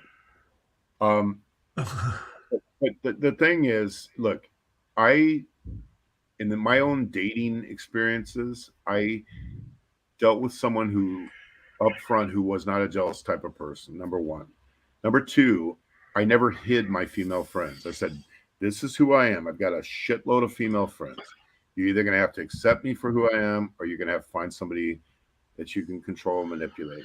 So don't be with somebody if you want to have a different type of lifestyle. Don't be with somebody who is radically in opposition to that lifestyle and then try to sneak it in later on. I don't sneak anything. Everything I do is up front and above board with the person I'm with. That's why we have such a great relationship. But I've been with girls before that could not handle who I was, and they tried to change everything I was, and I just wasn't willing, so I dumped them. Yeah, mine don't want to. Mine don't want to share. Well, I'm not saying you have to share, but let's say you had all these Korean students, and they were all females, and they could be anywhere from 20 to 50. Okay, the mothers of the girls or whatever, and you're the teacher. And if the girl you're with is insanely jealous and demands that you never talk to another Korean female student, and you go, okay, dear, I won't do that because I want to keep you happy, and then you're sneaking off doing it, that's the wrong fit for you. You have to find someone who understands the job that you do, understands the lifestyle that you live. Yeah, I better be getting paid by somebody. The girls in the harem are not married, Maximus. They're single. There's been ones that have gotten married, like Muggs, the YouTuber. She got married in the time that I knew her. Muggs is too old for me. Well, yeah, but we don't discriminate in our harem. All right. Age. We don't do age discrimination. Because like Lucy, she's 40, same age as Muggs. She's the oldest. Yeah, Lucy's pretty. She's 40 though. She's the oldest. She's still pretty though. I mean, yeah, she's pretty. It's still a 20-year age gap. Swingers, yeah, a lot of them are swingers, Jack. You know, this is one of the little secrets that all the simps on YouTube never want to talk about. For one thing, most of the girls are cheating. Kevin knows that's true. He knows that the guy shows up from America, and sometimes the husband becomes the brother, and The everyone. moment you leave, And the who's minute the you leave, motorcycle driver? That's that's just my cousin. that's Sure my he is. cousin. And then as soon as the guy leaves, the white dude, right back with her cousin, aka Yeah. husband. Yeah. Boyfriend. And the husband steps aside and lets the girl fuck the guy and do everything. Yeah, because of the All money. and the other thing, most of the girls that I know are all bisexuals. So it depends on where you live. Okay. If you live in the city, you get a lot more of that liberal, open-minded way. If you live in in a province far, far away from the city, it's probably much less common. So you mean the husband steps aside for free? Yeah, this husband. No, the foreign guy. I mean, I don't When the want you tourist to comes. call yourself foreigners because you're not foreigners, okay? But when the American man, let's say, or whatever country he's from, comes in, the husband becomes the cousin or the brother, and everybody in the town is in on the secret. Everyone's being quiet. Now that happens all the time. April grew up in a squatters area. Every time a woman brought a white dude into the squatters area, everyone sat there and pretended like she wasn't actually married to a Filipino. Instead, it happened like all the time. Just So like that National Lampoon. What is it?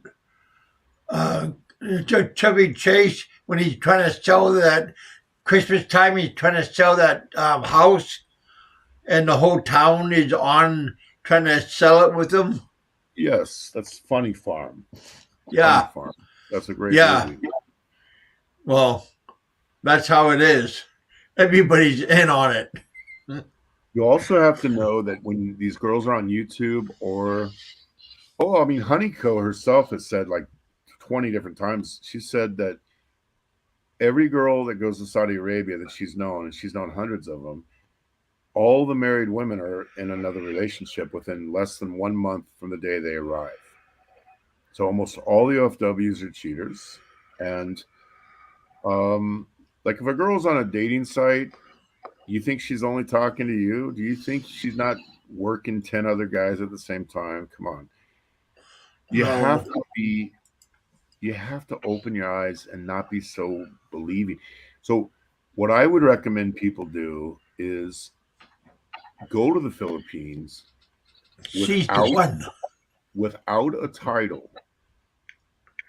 Don't have a title and meet many people. Make sure that person thinks that she is part of that competition, because if you don't do that, you're going to be played like a fool. If you go in like, I just met one person online, that's the only person I'm going to meet, I'm only going to come there, I'm not going to look at another person, you're setting yourself up for a big problem later on. Honeyco looked good, looked hot in a black bikini. Yeah, she looked hot in person when I met her too.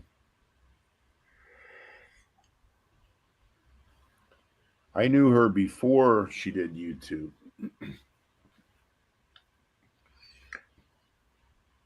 10 minutes. Okay, I could say this too. I mean, without embarrassing anybody, YouTube really changed her in a lot of ways. She was far more free spirited before YouTube. Her YouTube thing became mostly men, and they tried to turn her into this thing that she's not really, doesn't really reflect the reality. So, but she'll be the first to tell you that almost every Filipina she's met in the 10 years she's been in OFW was cheating on their husbands.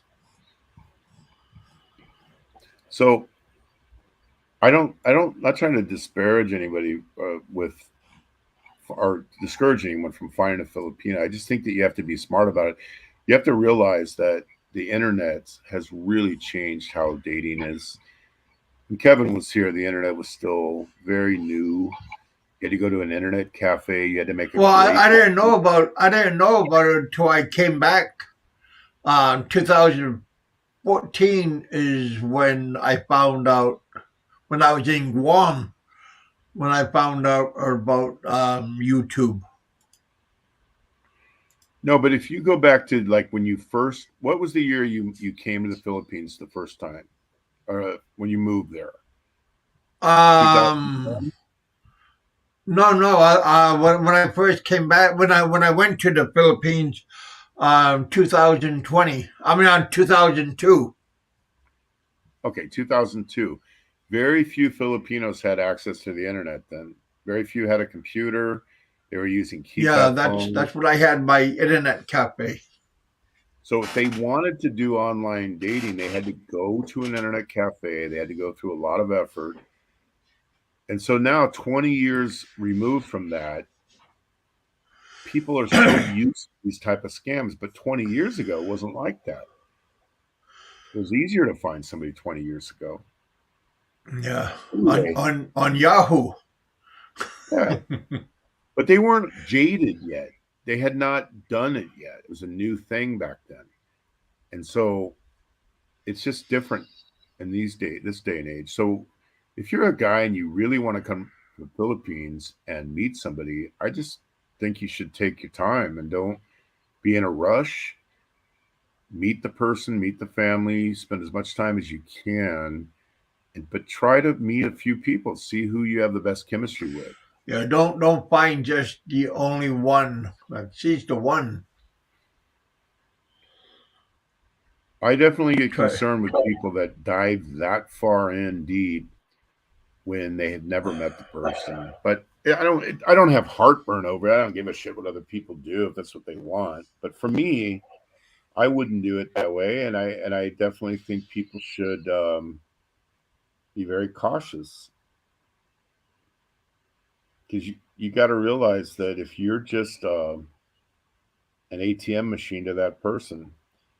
You see it on YouTube too. The person has like one boyfriend, then another one, then another one, then another one, and each new boyfriend, the guy acts like the girl walks on water and she can do no wrong, and he doesn't realize that the previous boyfriend, she was putting out all this bullshit about that other boyfriend too, and they're just working these guys.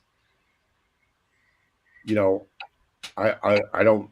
I'll tell you about one real quick. If you remember, Sharty had a online. Well, he had an online relationship with a woman that was in England, and Filipina in England, and that girl was working like four different guys: Brett, JC, a bunch of them, all at the same time, and she didn't tell them that she was already married, living with a British man. And they all started fighting each other and threatening each other. Darren was another one. And the girl, I don't even find her remotely attractive in the first place. I don't even know why they were fighting over her, but they were so desperate and lonely, and they were trying to get anybody, I guess, that they're running for this girl as if she was the only girl alive on the face of the earth. Now, the real reality is that's what people do when they're desperate and they're not going to go and meet people. Now, if you're going to come to meet somebody, you don't have to even have any official relationship before you go to the Philippines. You can just show up and line up people that you want to meet, friendly situations. I want to go to Starbucks. That's what I used to do. Hey, let's meet at Starbucks. Okay. Chit chat, see how it goes. If there's no chemistry at Starbucks, then why would I go to anything to the next level? Was Sharty trying to steal Shirley? Well, he did. They were. I forgot about that. Yeah, Sharty, Kevin, and Brett were all fighting over Hey, Shirley. why you bring my name into it? The fuck? John Doe brought it up. But that shows you, Jack Doe. That shows you, Jack, what happens when people get lonely.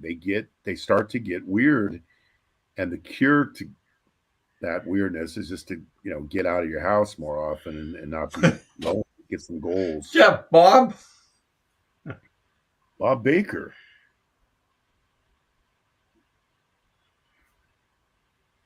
Well, we brought. No, it said Nikko was in a dark room blowing coke. Well, I don't know. I certainly never saw that. Was he in Colombia? When in Rome. Nikko's in Colombia right now. Yeah. So, For the when you. Kevin and I both like Nikko. And we know Peter doesn't. We get along with Peter, but we like none of my business what he does. Kevin and I, for the record. Hey, there's Nikko right here. Oh, there he is. Hey, Nikko, here's a link. Oh, nope, that's not a link. I'll send you out a link. Someone said Nikko gave all his donations back. That's true. Copy. I like the hell out of Nikko. So whatever he does, I mean, he's a grown man. Up, Nikko, the accusation came up earlier about you with money, and I told them that you sent money back to me without prompting, and I said what an honorable thing that was to do. Of course, I would have told you just to keep it, even if you weren't going to come.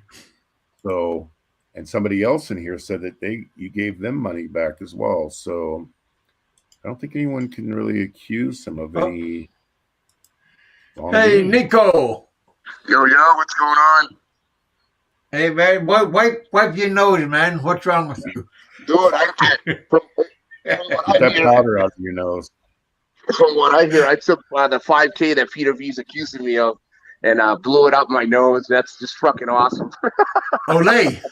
Hey, Scarface, what's happening, man? Yo. I'm full Scarface. If I leave it up to everybody else, I'm a full Scarface all the way around. Say hello to my little friend. Shit. Oh, man. He did put up videos and I'm sorry, say that again? Videos in Colombia. I don't. I just said when you're in Rome, do what the Romans do. You're in Colombia. I would do it. Hold on. Uh-oh. Nikko was talking about hunting down the ferry. No, that's not going to happen. Nikko will be back, I think. Oh, here he is. He had to go get a blow. There you go. Did you get I'm your in the stash? Wi-Fi, so it's a little harder for me on my side. I apologize. 1 second. Hopefully this Wi-Fi doesn't let me down. That's funny. Just joking, YouTube. He's not doing that. Gotta be careful what we say. Frank's saying, I'm gonna get you for that one, Kevin. Wow, Kev, you've been on here a long time, dude. Yeah, 3 hours and 54 minutes.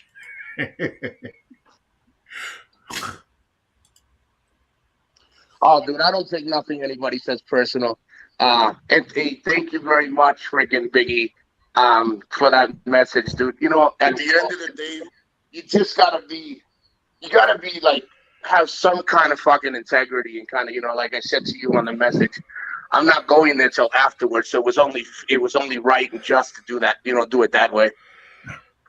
Well, I wasn't going to bring it up at all publicly, but since people publicly had brought you up several hours ago saying that you were scamming people for money, I decided to tell them what you did. And yeah. I I never would have asked for the money back, even if you're coming next year. And since you did bring it back, I'm going to end up doubling or tripling it when you do come. So, Well, no, you know, I was thinking, I was sitting here because I was talking to her, and she's like, listen, Nikko, I have so much going on right now. And I said, you know, I was sitting back and I was contemplating. I was sitting back and I said, you know, it's not right for me to keep that money, you know. And again, to each his own. Most of these guys would have blown that shit and said, fuck it. But I'm just not like that, you know. And you guys work hard for that stuff. And you guys thought it, you know, nice enough to contribute. And I was like, thank you. So that was the right thing to do, you know. And again, I look forward to seeing you. I look forward to seeing many people. And a lot of nice people. I'm looking forward to seeing a lot of people in the background, too, when I finally get there. But I appreciate it. You know, I appreciate those kind words you guys humble me with all the time, man. Thank you. Well, people were getting carried away with the whole Lynn thing, but it really wasn't Lynn. It's just more of we were giving you trying to encourage you type of thing. But yeah, I need another $10 more for $50 super chat. Anybody wanna spot me? I'll be more than grateful. Because I already got $40, so another $10, then that would hit the spot. Since you guys are talking about moolah. Well, we were trying to push him to go meet Lynn in November, but you made it very clear you're going to probably do it in January or sometime next year. So. Yeah, I would say March because she just started. I mean, when you meet her, you'll see she just started her own little business and she takes care of her mom and she's got this stuff going on with her son in the school and she's the. Uh-oh. We lost your vocal, Nikko. Are you still there? Yep. Okay. Yeah. So he had to do another line. Biggie said something. He's like, listen, I want you to listen to what she says. And she said something that really rang up. She said specifically, she said, give me some time because I'm overwhelmed with things here. And I want to be able to spend time and get to know you, whether it is as a friend or whether it is as more. But if you come now, I'm not going to be able to have that time. Anybody else would have been like, fuck it. I don't care if I see you for 2 weeks. I just want to money grab you and go. And nothing like that ever comes out of her mouth. So I said, what would be good for you? She said, well, how about the first couple of months, like maybe March or April? And I said, okay. I said, we'll work something out. And, it's no pressure. And that's when I messaged you. You know, we went on her show a couple times, and you weren't there, but it was only the two of us, April and me, and we were just eager for you because it's very, very hard for me, rare that I like somebody as much as I liked her. Like she seems like the type of girl that I myself would have gone for too. Yeah, and I'm not impressed with this whole Filipina jazz, man. Like everybody, I happen to be with somebody that's from the Philippines, but you have to sift through a lot to get to the real good ones. And I really felt this one really seemed to have every one of those boxes. So if you're looking for somebody, you think, oh yeah, man, they look like they'd be perfect. So we got really, Popeye was in on it. Everybody was really eager because we see something in Lynn that we think is kind of special.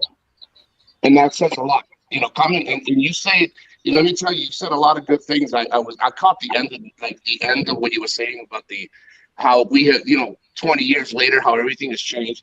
And it's true. If you find that spark, whether it goes or doesn't go anywhere, you have to follow that spark because few, whether it's Philippines or in Thailand or Colombia, anywhere, few nowadays have that spark. Because times have changed so much. The internet has changed fucking dating and hustling and scavenging to a whole new level. And if you see the spark and you're like, none of this shit, with all the ass that I've seen here, nothing impresses me. And you see it, that goes a long way. Those words go a long way. And that's why me and her, like I said, we talk every other day, and she's like, I'll get back to you as soon as I can, and we still keep in touch, and we have such a good friendship. That's another thing you said. Those things out of friendship, a lot of good things come out of it, and we have been such great friends for so long, you know. Well, I've never met anyone that has as good a relationship as I have with Kate or Sylvia. We have a real magical relationship, but that took 8 years to complete that. 7 years before we got married. So it didn't happen overnight. No, me and her have been talking for since 2017, and she was OFW. She had gone early. She had gone for her first 4 years, and she went to Saudi Arabia. And after Saudi, I'll she be right decided to back. stay again. After she decided to stay again, she went 2 years. So she was altogether 6 years in Saudi. She would come home for her vacation. But then one day, I told her, I said, "Hey, you're gonna go back?" She goes, "You know what, Nico? I think it's time for me to stop." I never really asked her age. I think if you can correct me if I'm wrong, I don't know if she said it on the show. I think she's either 28 or 30. And she's just, I'm just done. I want to start taking care of my family at work. I don't want to be, I want to open up a little something for myself. And she just started this year. And it's booming for her. And I told her, and I think the reason we have such a good friendship is because I neither look at her or don't look at her in a, oh my God, I got to get with her kind of way. I really genuinely want great things to happen to her because I've talked to her for so long, and I can tell, and maybe something will grow out of that. But I've never, she's always asked me opinions. Hey, Nico, do you think I should ever start dating? And I said, listen, I don't know your situation with dating, how long it's been, but I think you should test the waters. She goes, well, maybe I'll get to know you. She wasn't setting me up. This is like years of talking, and she just decided not to date again. She's like, I'd rather get to know you because I've gotten comfortable with you, and I've gotten to know you and gotten to know your family. And if it doesn't work, we can still be great friends. And I was like, well, hey, listen, definition of friends is so many ways, but I don't mind being a friend. But, if there's a limit to how I consider friends, because some people think friendship is all about finances. It's all about take care of me. It's all about, hey, I can lean on you only when I have issues. But she's not like that. She's really like, she's always, hey, did you take your meds? Hey, how's your mom? How's the dog? Like, always, dude. She's on point for years. She's been on point, but I've never looked at her until me and you had a talk and be like, wait, go out there and meet her, man, and see what happens.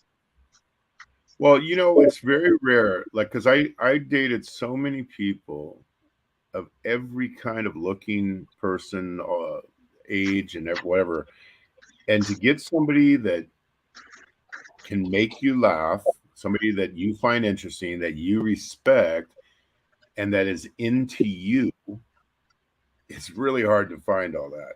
Yeah. It's almost impossible to find that because the mentality is that you're a foreigner or whatever, and we're going to ride you like a bus to our destination, to wherever we're just using you to get where we need to go. And that's not going to be a happy deal. I see every one of these guys, that's what they do. They worship these women and they simp out like crazy. And it's really got to be where the girl is into you too. It's not just you lavishing her, but it's her being into you, asking about you, and being interested in every part of your life. And so, like, I've been traveling a lot lately. I've been in Vietnam last week, Thailand this week. It's very rare that you meet somebody that just sort of instantly stands out, that has those boxes checked. So that's what impressed me. That's awesome. Thank you. And I talked to her. I told her that, and she's like, and you know what she says? Nico, I'm really not that special. I'm just me, And I'm like, yeah, trust me. You might see yourself as just me, but other people see who you really are, because it's not hard to see people for who they really are,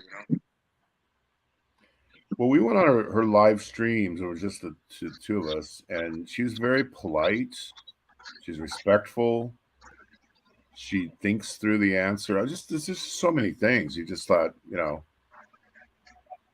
just don't see it on YouTube. See, and that's why I think I'm going to take your advice.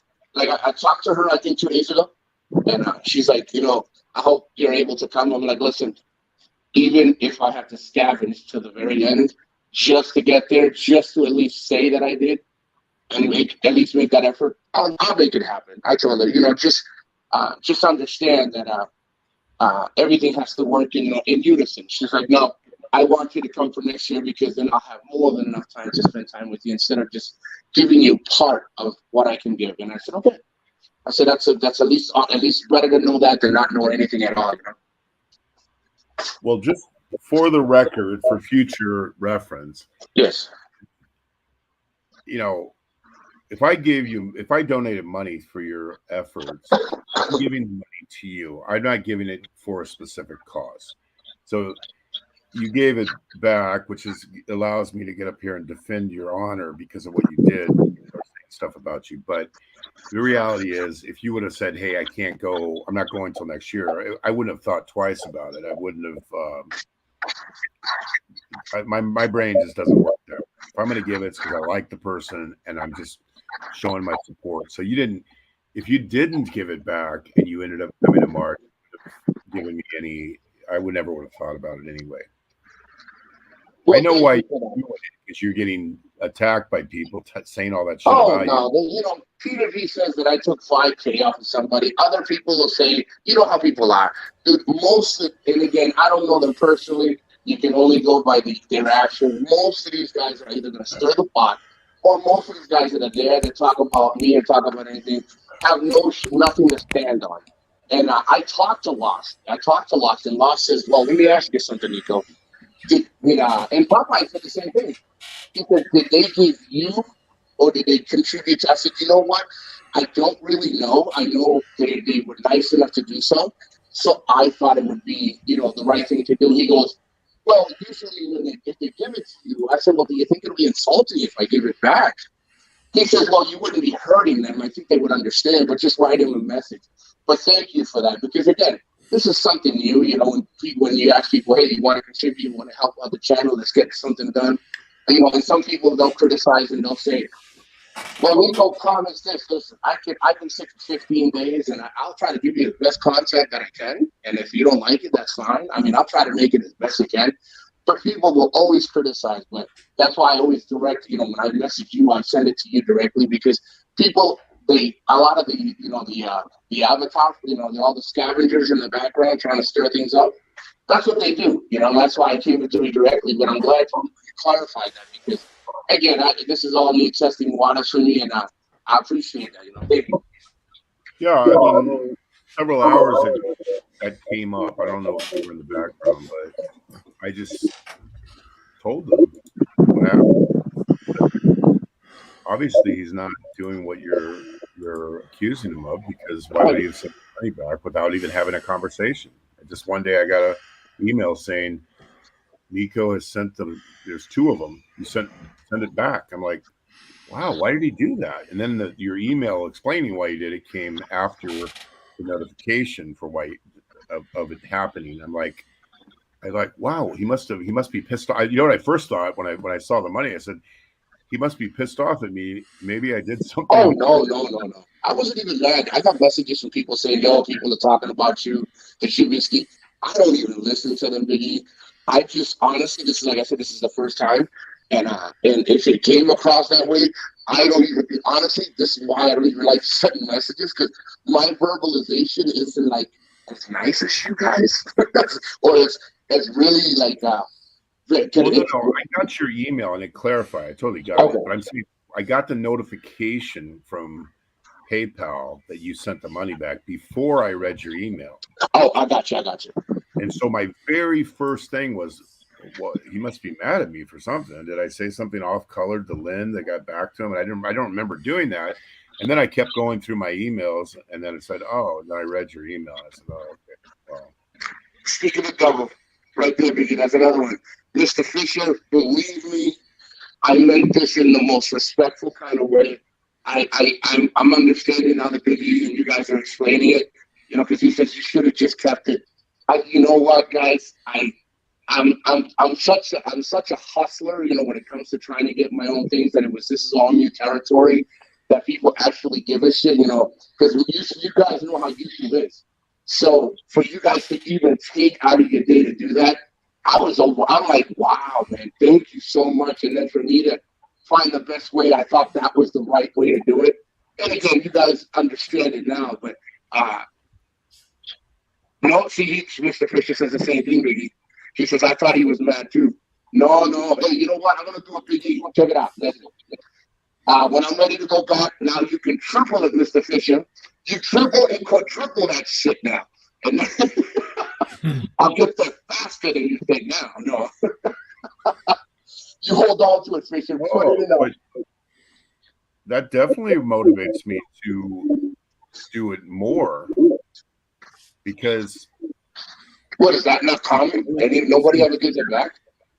Then I would be more willing to give than I would be. So I'm just holding it for you until you want it. I'm gonna double or triple it. So no, but what, is that something that nobody does? Nobody ever gives it back, and what do the people really keep it? Of course not. When you give money, you just write it off, man. You never think about getting money back.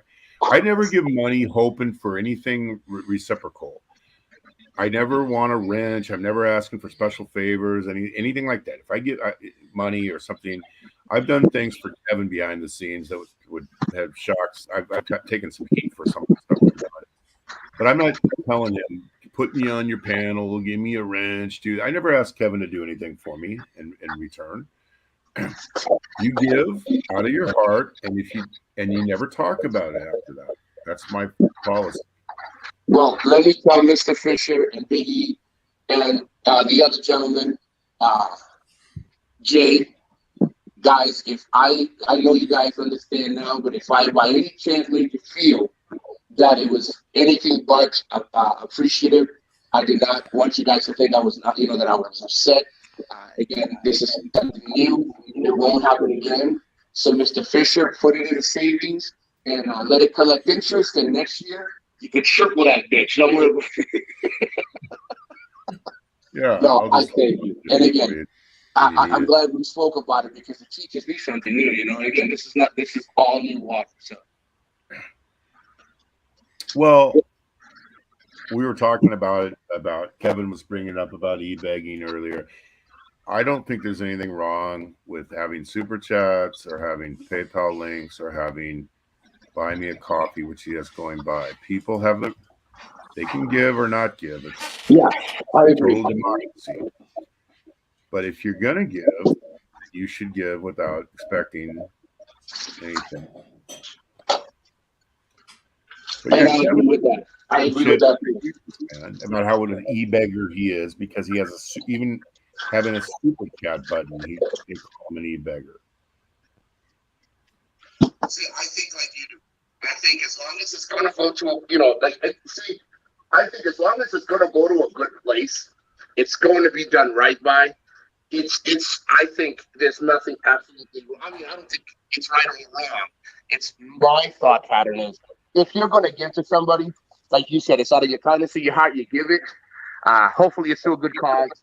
The ones that I don't give to, because I've given to people, even if it's a little bit, but it's something, I've given to people, but I will not give to people that are like, will use it to just either inflict harm on themselves, alcohol, or just do stupid things with it, or try to use it against somebody else, that kind of thing. But if you're gonna buy a meal or you're gonna do something, and I know it's gonna go to a right place, then I would do it.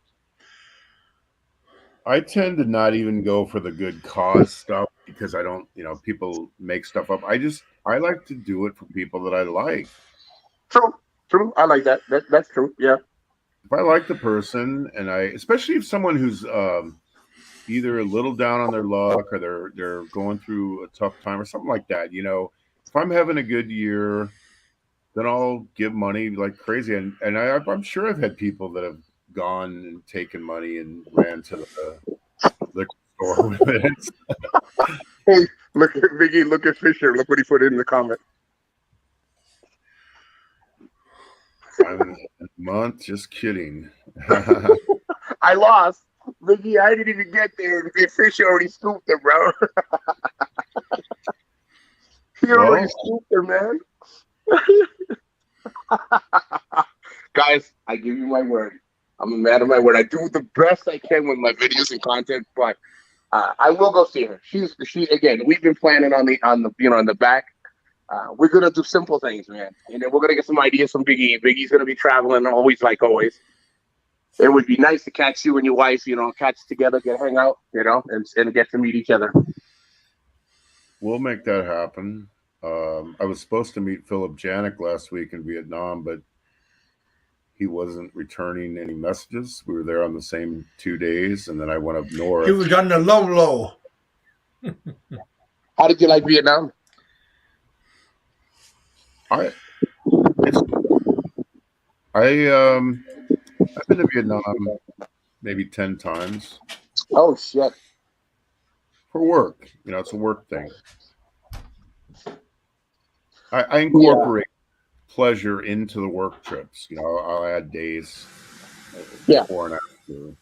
But I like it.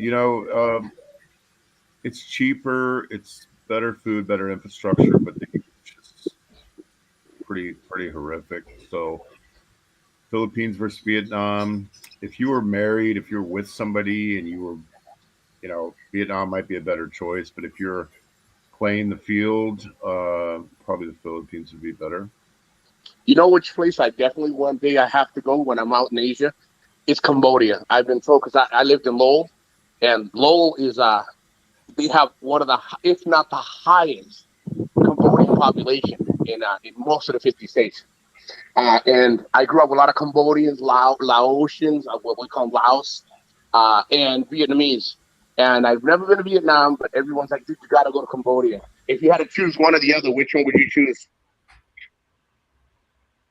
Vietnam, because of the history. But they're right next to each other.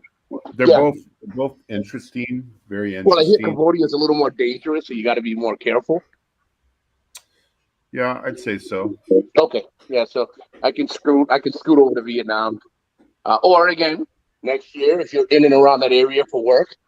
Again, I'll keep in touch with you. It's not like I think me and you're going to be a lot closer than you think because you like to travel in certain places and you do business, but I also like to tag along so I don't have to like go anywhere by myself that I've never been to if I don't have to.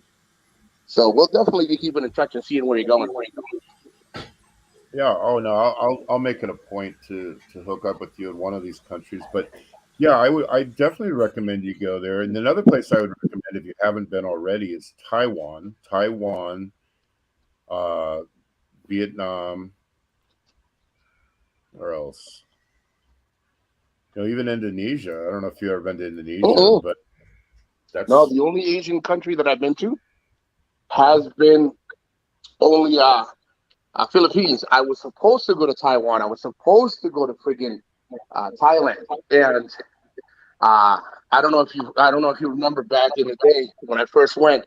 I was supposed to go, and I ended up having an issue with packages arriving at my house that supposedly arrived. So I ended up getting my SSDI hit, and they said, "Dude, we haven't received any paperwork from you from the VA." And it was such a big glitch that I couldn't fix it until I came home. So I had to cut my vacation short and go. But now everything's fixed. Again, there was a glitch in the VA. They had the wrong fax number. It's just a stupid thing that they didn't receive. The fact of the matter is they didn't receive it. So I had to cut it short. Had to cut it short and then head back. But my goal this time is to stay a pretty good distance. Well, I'd say about 6 months. I could stay as long as I want. My daughter's going to school now, Biggie. So she's taking care of the house, and she told me, she goes, "Dad, you can go now." So I'm just planning little things, organizing little things. Like one of my parents is thinking of coming down to Florida. I want to secure everything before I even think of leaving again. So yeah, but we will definitely, like I said, I'll be there for a while, so we'll definitely have plenty of time to hook up as many, whatever time you want to hook up. Well, those are the places that I like going. Like, if Philippines is your home base, the good thing about Hong Kong and Taiwan is they're very close, like an hour and a half. I like Taiwan, Hong Kong. Oh yeah, Hong Kong's awesome, and I love Taiwan. Taiwan's just Macau is pretty nice too. You just want to go meet Maria. That's why you like it. No. There's a lot of So, Japan, South Korea is really incredible. I've been there. I was there 6 times in 2019 alone. Malaysia, there's different, but they're more developed. Kuala Lumpur. Kuala Oh, Lumpur is nice. very I developed. have never been. My buddy has. He said it's really nice. So, because I'm working on something right now, Biggie. I'm working on remote working off the computer, and I've been offered a pretty good, decent. I was offered something. I'm trying to work on that and see if it works out. But we'll see how that works. Like I said, I can work from pretty much anywhere. But again, I may just not even take it and just go straight there and just enjoy and enjoy the retirement. Well, if you can do it, I would highly recommend you doing it, because retirement at your age is not good. I know everybody says that I had to do it young, and I couldn't. I can't. I mean, I got everything going well, and I got a lot of expenses when it comes to the house, my mother, the kids, and stuff. But someone says, "Dude, why don't you just get something remotely? Because you can't retire till you're 60 something, and you were able to retire early because of your injuries, but you should be able to get." I was like, let me think about it. So if you're saying the same thing and you've been out there, so I'm going to consider it even You're in more. your late 40s right now. I just turned 50. Yeah, late 40s, 50. Personally, for me, I want to be still working when I'm in my 70s. I mean, 75, 80 if I can. I love what I do. I don't want to leave it behind. I spent a whole lifetime building it up. I don't want to just say artificially, like, oh, I'm 62 now, I'm going to walk away from it. If you hate what you do, then maybe that's another matter. But if you like what you do, you stay with it sharp mentally and making money, of course. I think people are nuts to retire. They become alcoholics. Most of them, they find other avenues to take too, and they instead of just sticking to what they love to do until the very end. Yeah, you look at the clowns of YouTube. Imagine if they were all working at a 9-to-5 job, or any job, an online job. They wouldn't have had all the time to do nothing but attack people 24/7 on YouTube. Let's just consider the top 4 offenders that we always talk about. They do that because they have too much time on their hands. Yeah. And they're bored. In that I have to agree 100%. Because to me, that's not retirement. That's boredom as shit. You know what I mean? That's it makes me like, I have to laugh at it, but not at the expense of how bad it is. Because if that's retirement, bro, I'd rather be working a 9-to-5 job, because it sure and hell wouldn't be spending my time just blabbing away over nothing. Because it's exactly what it is. It's just, you take a noodle, you throw it up against the wall, and you see hopefully it sticks, and that's the life that you want to live as retired. Nah, I'm good. Well, I guess it depends on what type of job. I've had people come up to me. I've had this happen to me many times in my life, where someone came up to me, a friend of mine, and said, I hate my job. Every day of my life is like torture. Every day I walk into the office or whatever. And they would tell me that it would burden me for weeks. I would just be, it's so heavy. Like, oh my gosh, you've been there for 20 years and you hate every single day. I go, I love my job. Every day I have the job. I can't wait for the next day. So I can't relate to somebody that every minute of their life is filled with anxiety and hate and everything like that. So if that's how you feel, then maybe retirement is a good thing at a young age. True. If that's an avenue, that's true. Because I have friends right now that are retiring after 20 years, and they have hated their job. And you know what their justification is? Well, the only reason I stayed is because of the retirement plan, and that it pays really good. I'm like, dude, that still doesn't mean that you got to sacrifice your fucking soul, your well-being, your mental health for a fucking job that just pays the bills, dude. I said, now, if you told me that you're going to retire with like 20, but actually even then, honestly, I've never been a guy I'm not going to sit here and say that, it's fair to me to say that I've never been a guy of money. So someone says, well, if you retire in 20 years, is your mental health worth the 20 million? No, it's not. I'd rather just live off of what I can save and keep my mental health than it is to fucking come back and say, well, I gave away most of my mental health and my well-being for $20 million because it'll make me happier in the long run. To me, I don't think it's worth it in the weight track, like the comparison. Nah, but most of these guys think it is. Well, think about this, Nikko. If you did 20 years, in a year, we work 8-hour shift is 2,080 hours, right? Mm-hmm. If you divide that by 8, that's 260 days of work per year. And you do 20 years, that means 5,200 days of your 20 years is filled with hate and anxiety and depression. Just to get some pension. And then you think you're going to be able to turn the switch and become a happy guy in a third-world country. I've never seen it happen. No, and you know what? Most of these guys and most of these women they know how to manipulate it so well that they cover it behind the darkness, and they're like, "Oh, I'm fine. I'm totally fine." No, you guys don't know me, and that's where you get your freaking just a little bit tired. Yeah, they just know how to hide it better. That's all, Yeah. Well, some of it is self-evident. Like when you're, drunk every day of your life and you're tonguing lady boys and slapping. I'm trying not to get that. Or you have some dude blowing you. Slapping 86 charges on somebody, or constantly with lawyers. I mean, it's self-evident just by the actions that those people are not happy people, right? You don't need to be a genius to figure that one out. I would rather someone be poor and happy than to be wealthy and miserable. And I'm poor and happy. I say the same thing. Honestly, I say that. My daughter, actually, it's funny that I'm sharing this with you. The other day, she asked me, she said, "Dad, do you ever miss it?"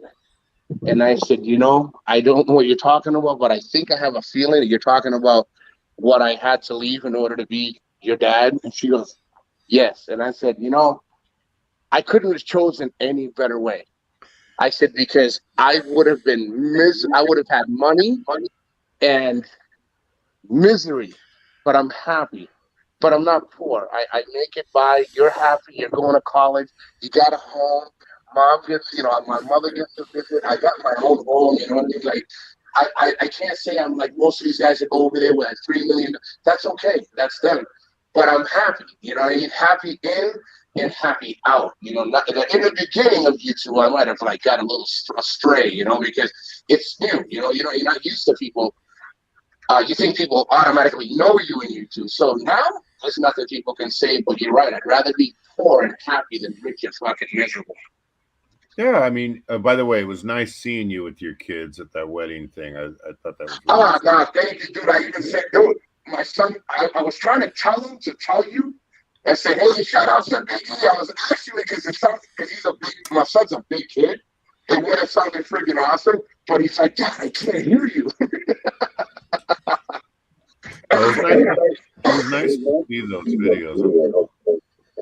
That's why I don't understand what you're saying. You didn't do any videos. I mean, I've seen quite a few, but yeah, I mean, you're better off being poor and happy than you are. I've been caught up in different rat races where I made enormous salaries, like massive amount that would probably shock anyone if they heard it. And I've had lean years where the economy took a dump and I was connected to what I was compensated. And I had to like radically cut back. Because it was like 2008 and 2009. I had essentially 70% pay cut to stay afloat those 2 years. And how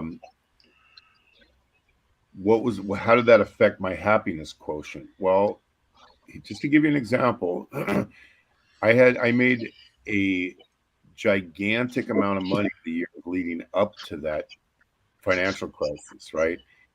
And I had to scale back everything, including I had to get rid of all my personal credit cards. Okay. I have business credit cards, but I had to get rid of all my credit cards.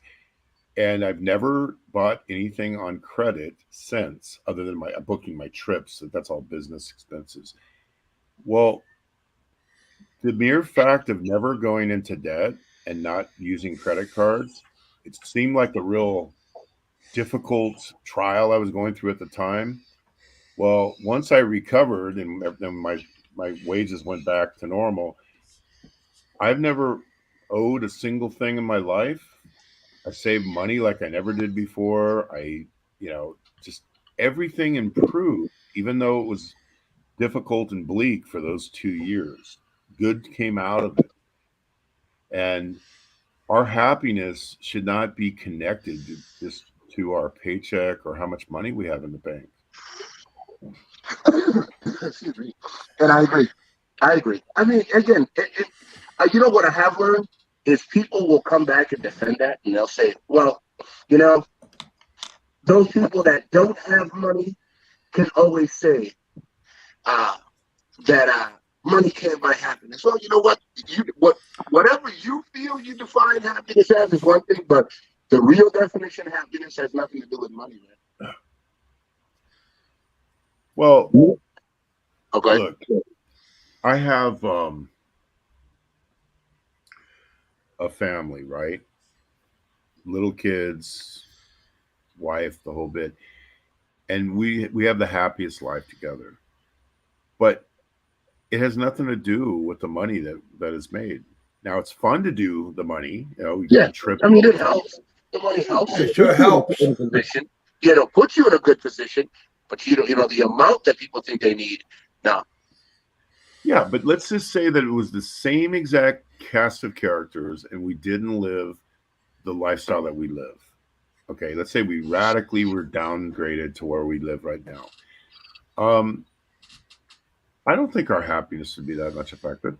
I don't think it'd be affected at all. Of course, it's fun to be able to take trips everywhere and do things, but if we didn't have that, as long as we had each other and we were still doing, the relationships that we have, I think we would still be just as happy. We wouldn't have as much fun. We wouldn't eat out as many restaurants, but I don't really think it's that. I think it's overrated. I think it's nice to have money because you can do a lot of things, but I know a lot of miserable rich people too, and I know a lot of miserable poor people. Hey, Biggie, I got to get off now. I've been called to go upstairs. You got to go, BigKevin? Yeah.